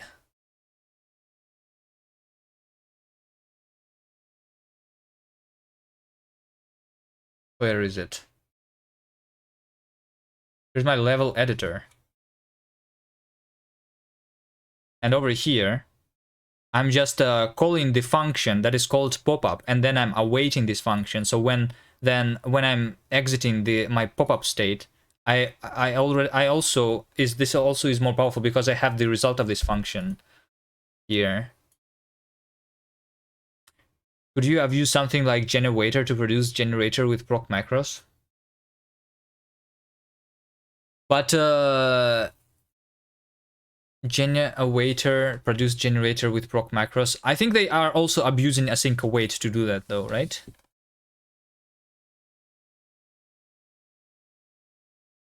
I guess a better example, Maxi, if you want to see this, there is the example in the engine itself. If I go to the window here, I have an example. Let me see. So one of the things that you can do is this, right? Like you call into a function, which is a separate state, and then when you return from it, you're basically back. Another function is you can like join futures and select futures from the regular to run stuff in like basically in parallel, right? So over here, what is happening? I'm waiting for the user to like close the window, or I am logging everything that is all my window events, or I'm doing something else, and then I'm just like doing all of them at the same time. That is also something that I guess, I don't know.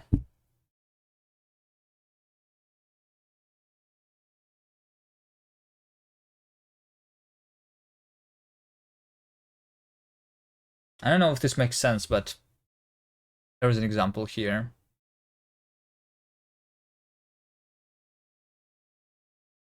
You know what? For cross, remove the nightly flag from generators. And we're good.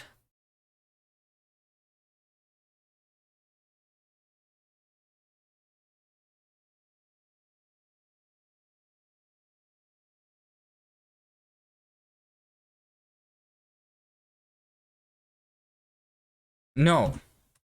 No, I think Rust should have the effect system. That's what we should do.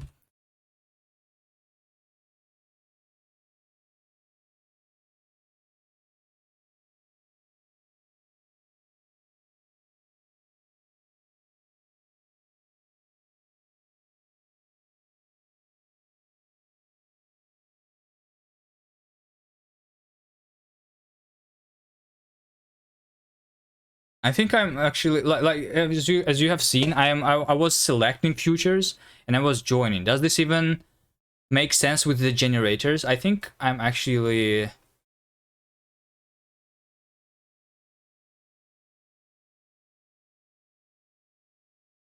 kind of async, right? Into what does the effect system of Koka even compile? It doesn't allocate, right? And doesn't use channels, I'm assuming. The effect system is just unwinding and then resuming, possibly. So what this means is that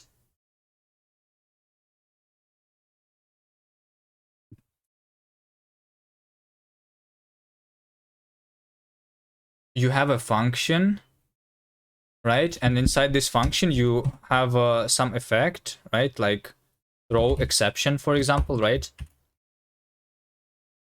So when you do this, you go up the stack and you select the closest handler of this effect, and then this handler can either like do nothing and basically you just unwind, right? Stack of unwinding is isn't it like an exception? Yes. So like it is just like an exception but it is better than just an exception because you can also resume it. So so effect so if you do the exceptions, right, you just raise exceptions and then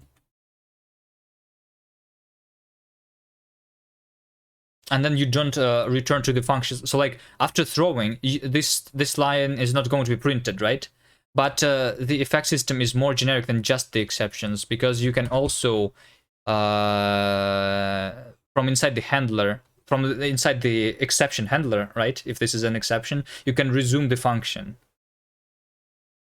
Does that make sense? So it's like a resumable exception system where you can continue after raising an exception. So this like throwing of the exception is going to be handled by the handler, and this is going to return some value, right? Like an int. And then you do over here with handler of the so when you are raising an exception, I'm just going to return like 100, right? So then I'm going to print line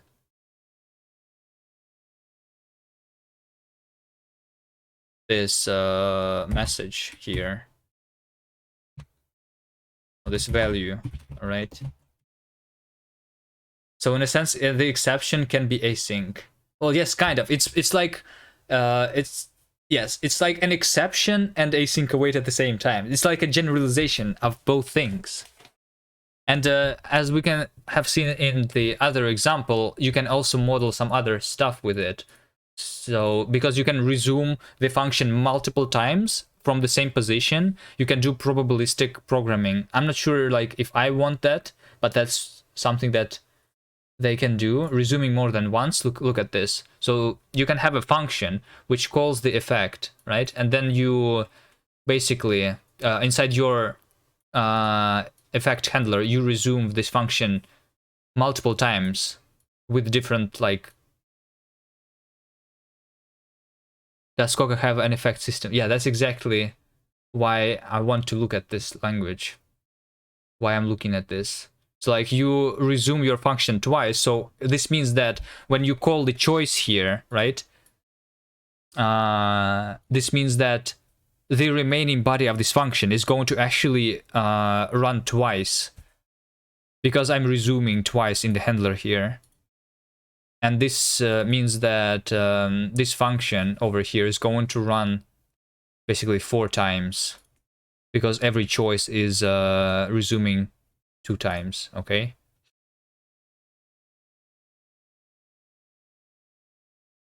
Does this make sense? I think like it kind of makes sense here. Not sure if it makes sense immediately when you just look at this, but yeah. So over here, we are basically saying that this is the XOR function, right? So we choose something, we choose a value, which is either a true or false, right? We choose another value, and when we return the XOR of these values. And by in our handler resuming like twice with both false and true, we get basically the list of all the XOR results of all the pairs of false and trues. This is all the code you need for this.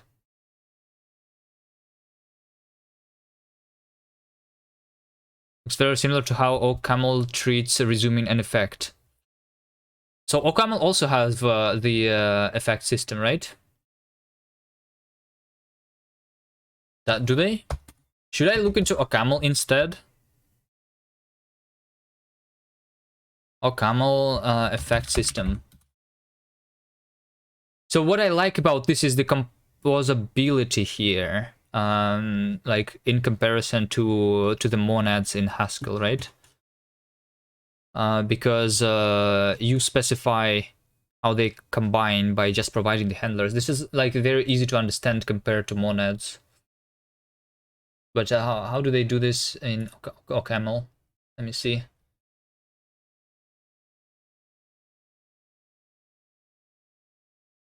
Because I heard OCaml also is going to have the borrow checker. Is that right? Is OCaml then the language that we should use? It's basically the better Rust then. Language extensions, effect handlers.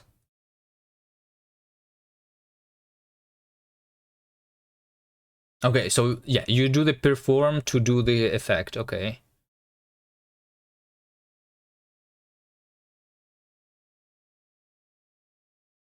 In a camel 5, they do it by making a copy of the stack and then swapping that stack back in when resuming an effect. Yeah, okay. I mean, yeah, it makes sense. That's what it should be, right? A resumption, or they call it continuation here, I guess.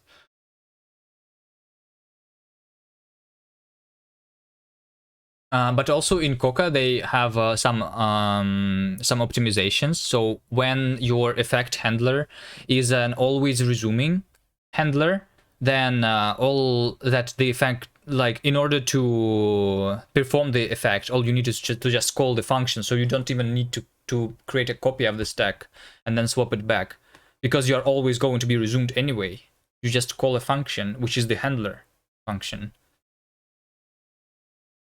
But that's just a special case of an effect that's always resuming. I think they call it linear effects, right? I mean, they say to do here, but I think that's what they call linear effects.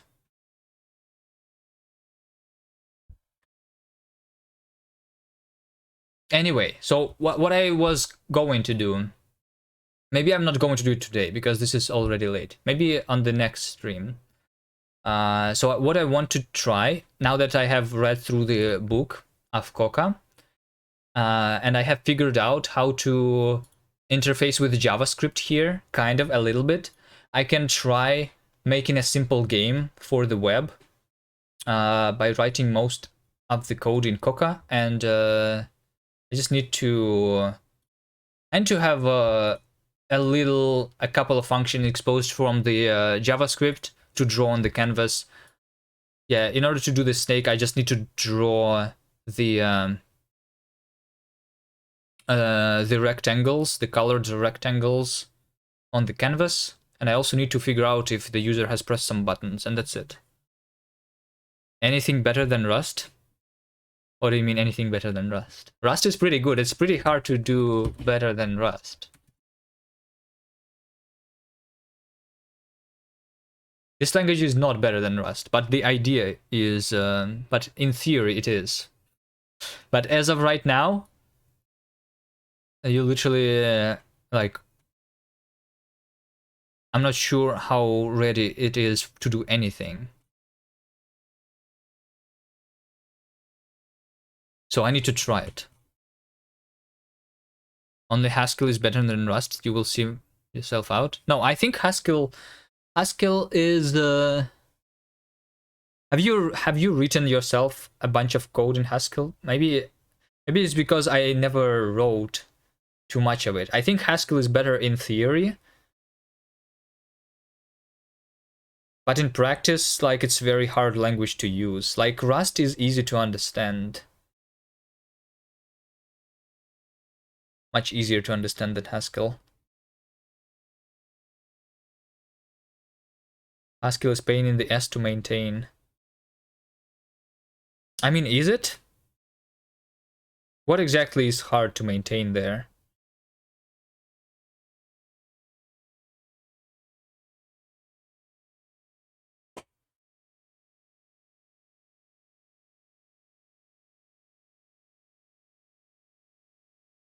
So before moving into Rust, I was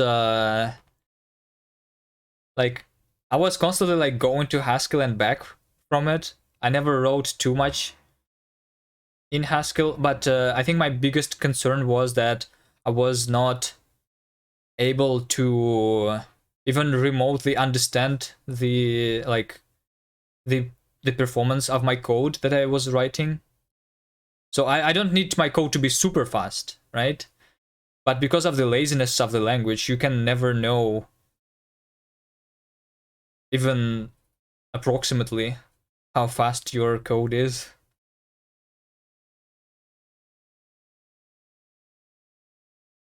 Some code back then I learned it by writing cha-cha impl. Wrote some accidental infinite loops.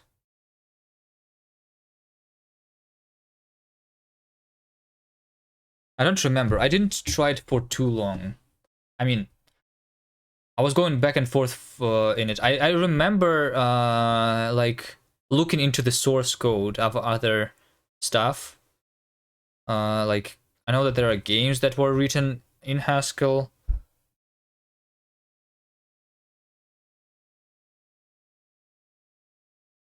I don't know. It's just hard to read and hard to write.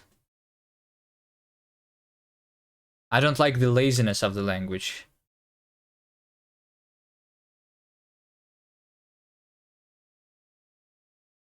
I was thinking very much with Rust and tried to shadow variables, so ended up with unbounded recursion.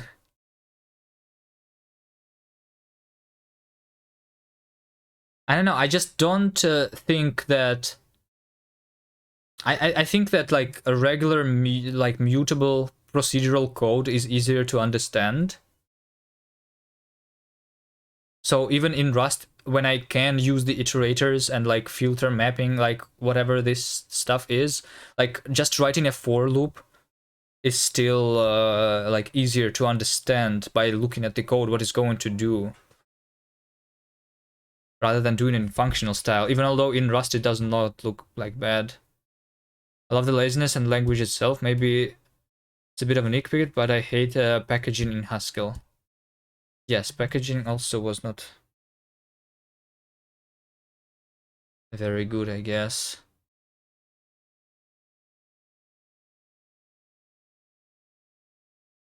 I don't remember.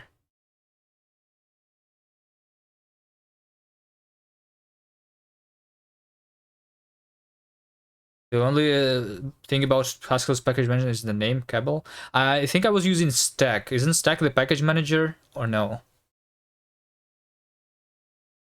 I think Cabal is the old one, and then Stack is the like the better, better one.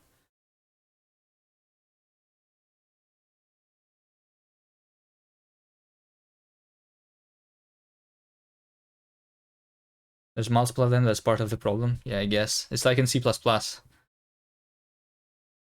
Everyone uses their own thing. Yes, but new Cabal is the new one. Oh wait, are you still writing some Haskell, Nerzel?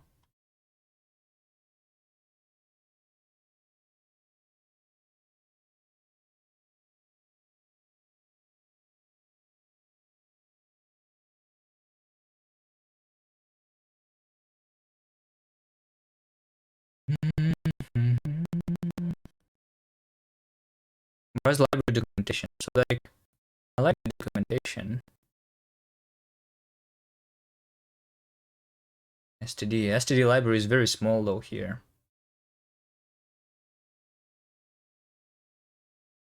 Experimental parallel tasks. Note, very experimental may not work as intended. Promise. A promise can be awaited for a result. Yeah, so look, like the async await is done as a library here, right?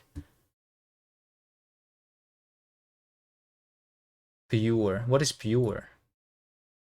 Oh, pure is a pure computation. Okay.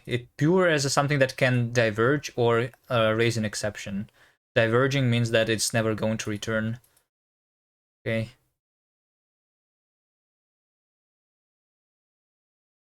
When you don't implement package manager early enough, you will end up with ugly git submodules hack or 100 package managers.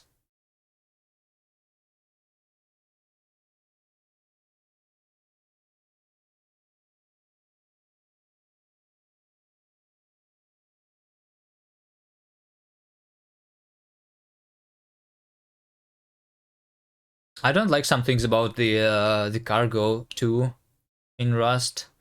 Specifically when you work with Git repositories. Like if you work with just crates.io, it's all fine. But if you want to not like if you work with private code, for example, you need to either set up your own private registry, but setting up the private registry is very hard, I think. And working with Git repositories and Git dependencies is also not cool. Will you comment on whether it's easier to think about iterating over or mapping over something, I would suggest that it's just a matter of what you're used to. Well, I don't know.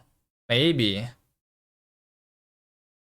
I think that writing code in the iterating, like using the iterator API and like mapping stuff, writing code this way is easier. But when reading, I still prefer the loops. There's at least shipyard, makes the registry stuff a little bit easier.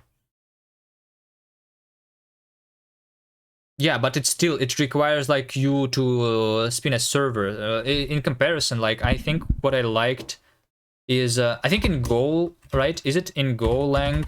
You can just import the repository and that's it. I mean in D language. Hold on. I mean you can import a dependency from a Git repository in Rust already, but you cannot do this and have semantic versioning at the same time because you're always going to use a specific commit basically from Git. But in D language they have basically they use the tags as their like versioning of the dependencies, if I remember correctly. So if I had that in Rust, it would be nice.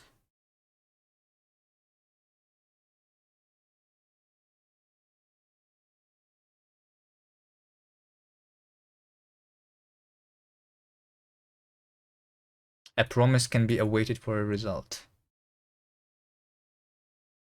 Await.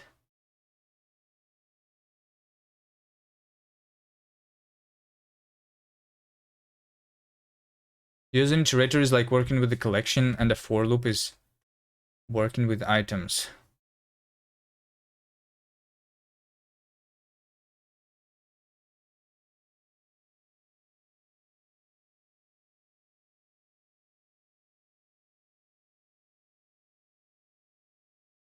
Maybe, I don't know.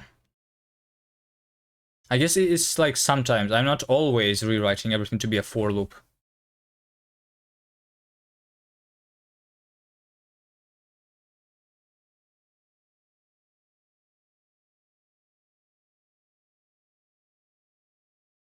Which cargo had a similar system. I don't want to publish my ugly hack to diesel async migrations, and I want to update each comment manually across a bunch of different projects. Yeah, so like one of the things that happened like really recently, right?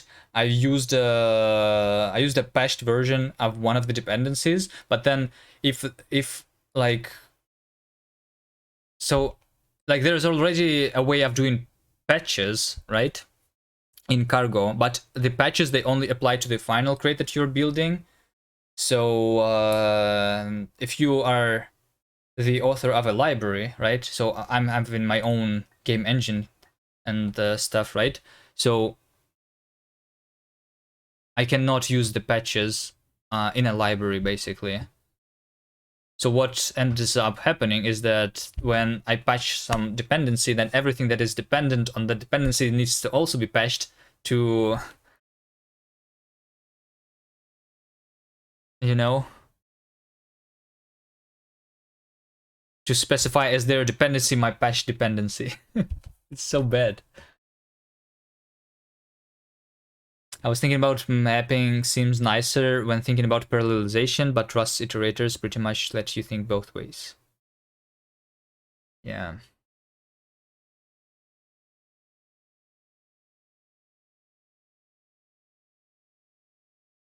Okay, anyway, I guess I'm not doing any code today, but like I was saying, what we're going to do at some point, probably on the next stream, is that I'm going to try and do a little game using Koka and interfacing with JavaScript, because that's something that I have figured out.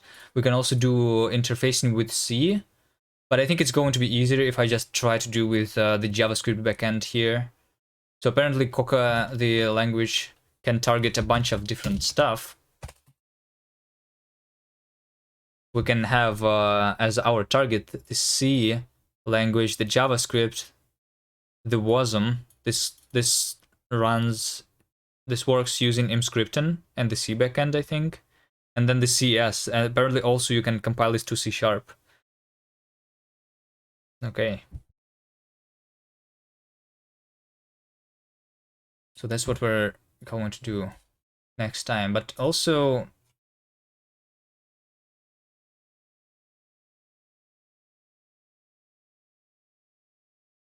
Wait, fibers? Is this OCaml? I guess I'll take a quick look at OCaml. Maybe I want to look at that too, since they added the effect system. OCaml borrow checker. Is borrow checker already there, or is it still like in the works? Because I heard about this.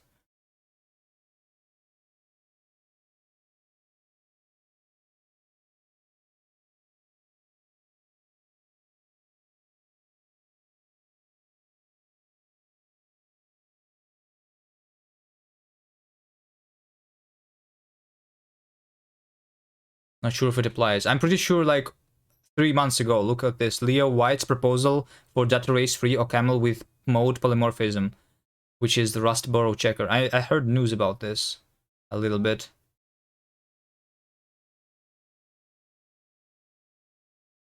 Have you seen this proposal? We would like to provide a programming model for shared memory parallelism in OCaml that is less terrifying than the free-for-all you get in languages like Java.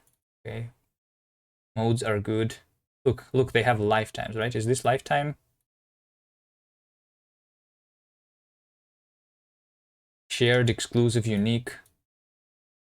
Linearity, once, separate, many.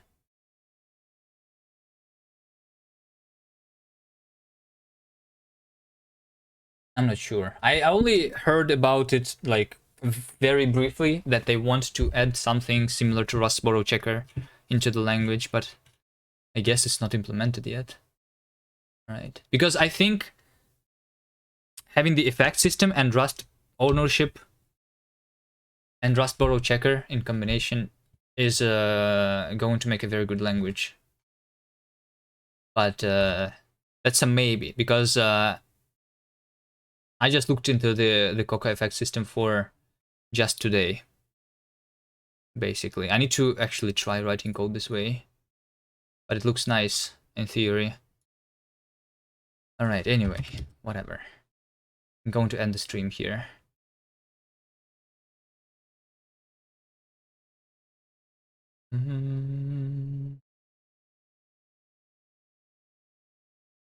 Literally have the date format in the name.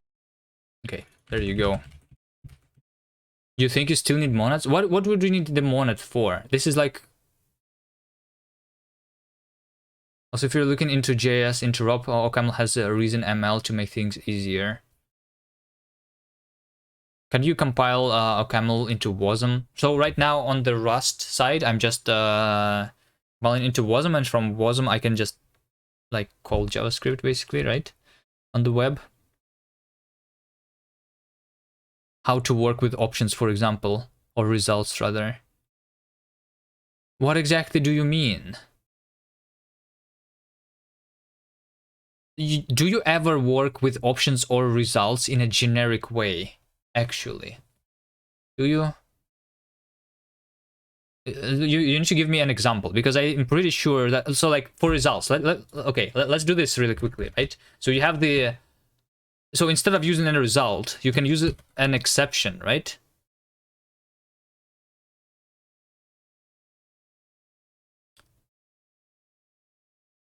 Even if I don't want, do I use instead of question mark?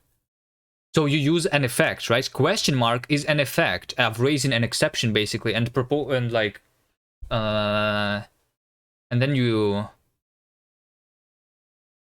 so I guess you can have a result TE, right?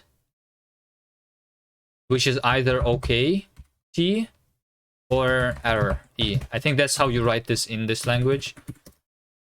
And then you also have the exception effect where you raise an exception. Or I guess, hold on. If we just do it like in Rust, can we just have the effect, the try effect? Is it the try effect where we do, so like the question mark? I'm not sure if I can use the question mark, but can I do something like, I guess it still is going to be throw. So the try of and the error and the type that you're going to throw is like the E, right? So you're throwing this value.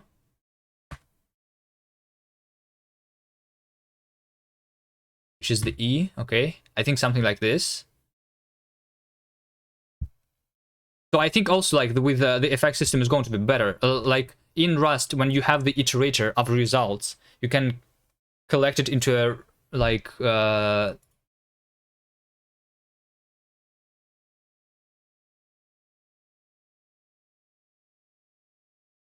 result of Vex, for example, right? But I think you just throw and you catch on the outside. No?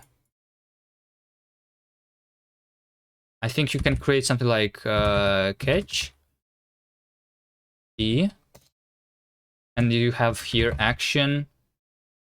This action is going to be something that returns try E like something, and then this returns a result of this something or error, right? So we're going to over here inside handler with handler. No, this is CTL. So like you can go back and forth between the result type and then the exceptions like this way, I think, right? So with handler, when you are doing the throwing, well, is the error, right? So this is the error. So when you are throwing the error, the result of the catch function is going to be this. And otherwise, you just return okay with action, right?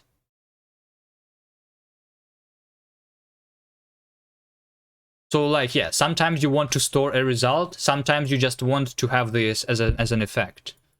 And then when you have the something like an iterator, right?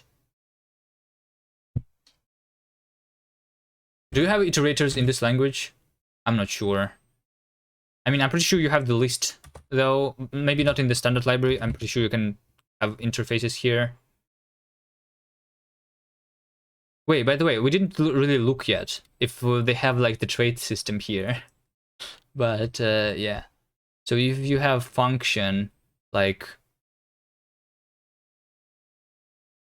Ooh, all right. Let's see. We have the iterator, which is... okay, not the iterator, like list, which is a list of something, right?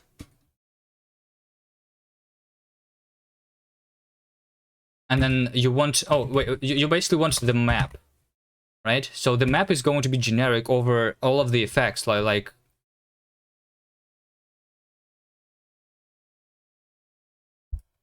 I mean, it's already there, right? Koka map. No? Hold on.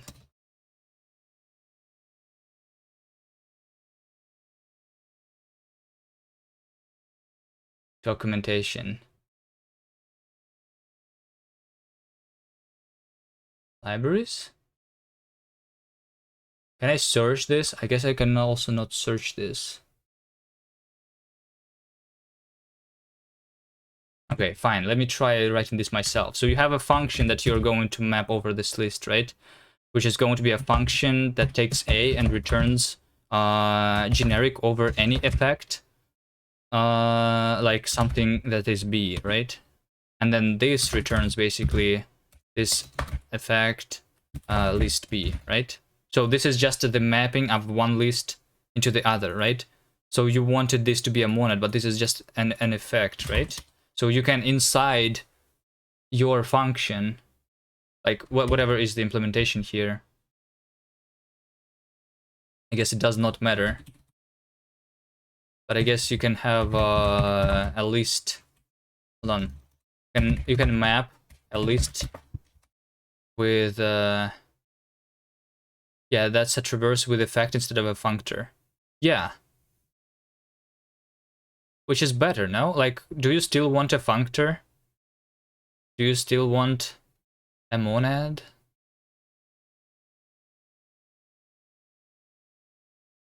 No. What are the other examples?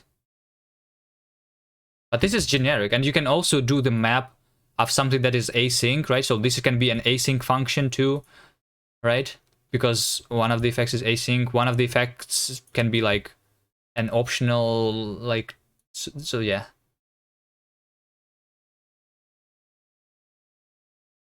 Not for algorithms, but maybe for data.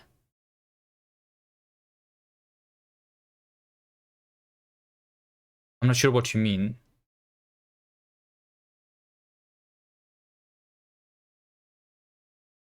What do you mean monad for data? When you just specify your data types, there is like the monad only makes sense when you provide the implementation of the what it does, right? So it's not just the data anymore. No? Because it's a type class?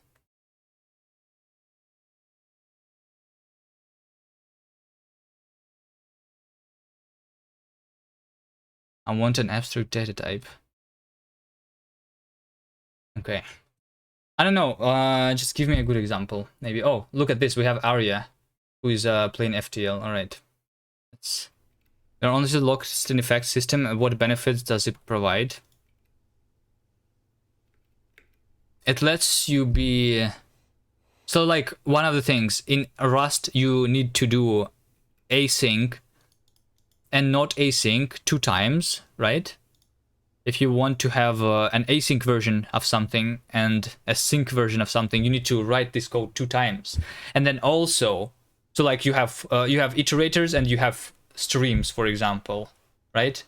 You have futures, you have regular functions. Also, you have these like, so we get async, try, and monads all in once. Yeah. Also, one of the things that you have in Rust is like the question mark operator, right? That's also something that can be used on top of the effect system. So the exception system, async await, probabilistic programming that we have seen in one of the other examples is also it. I don't know. I need to like think about how to best what is like the best example to give of why I want it.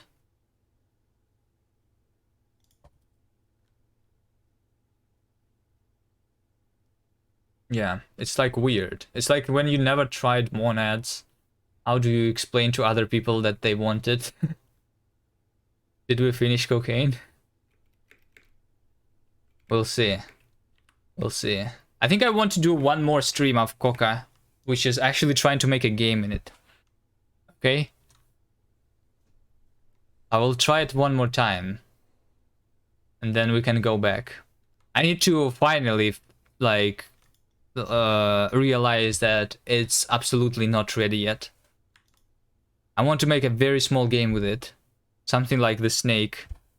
Wait, maybe there's a like a running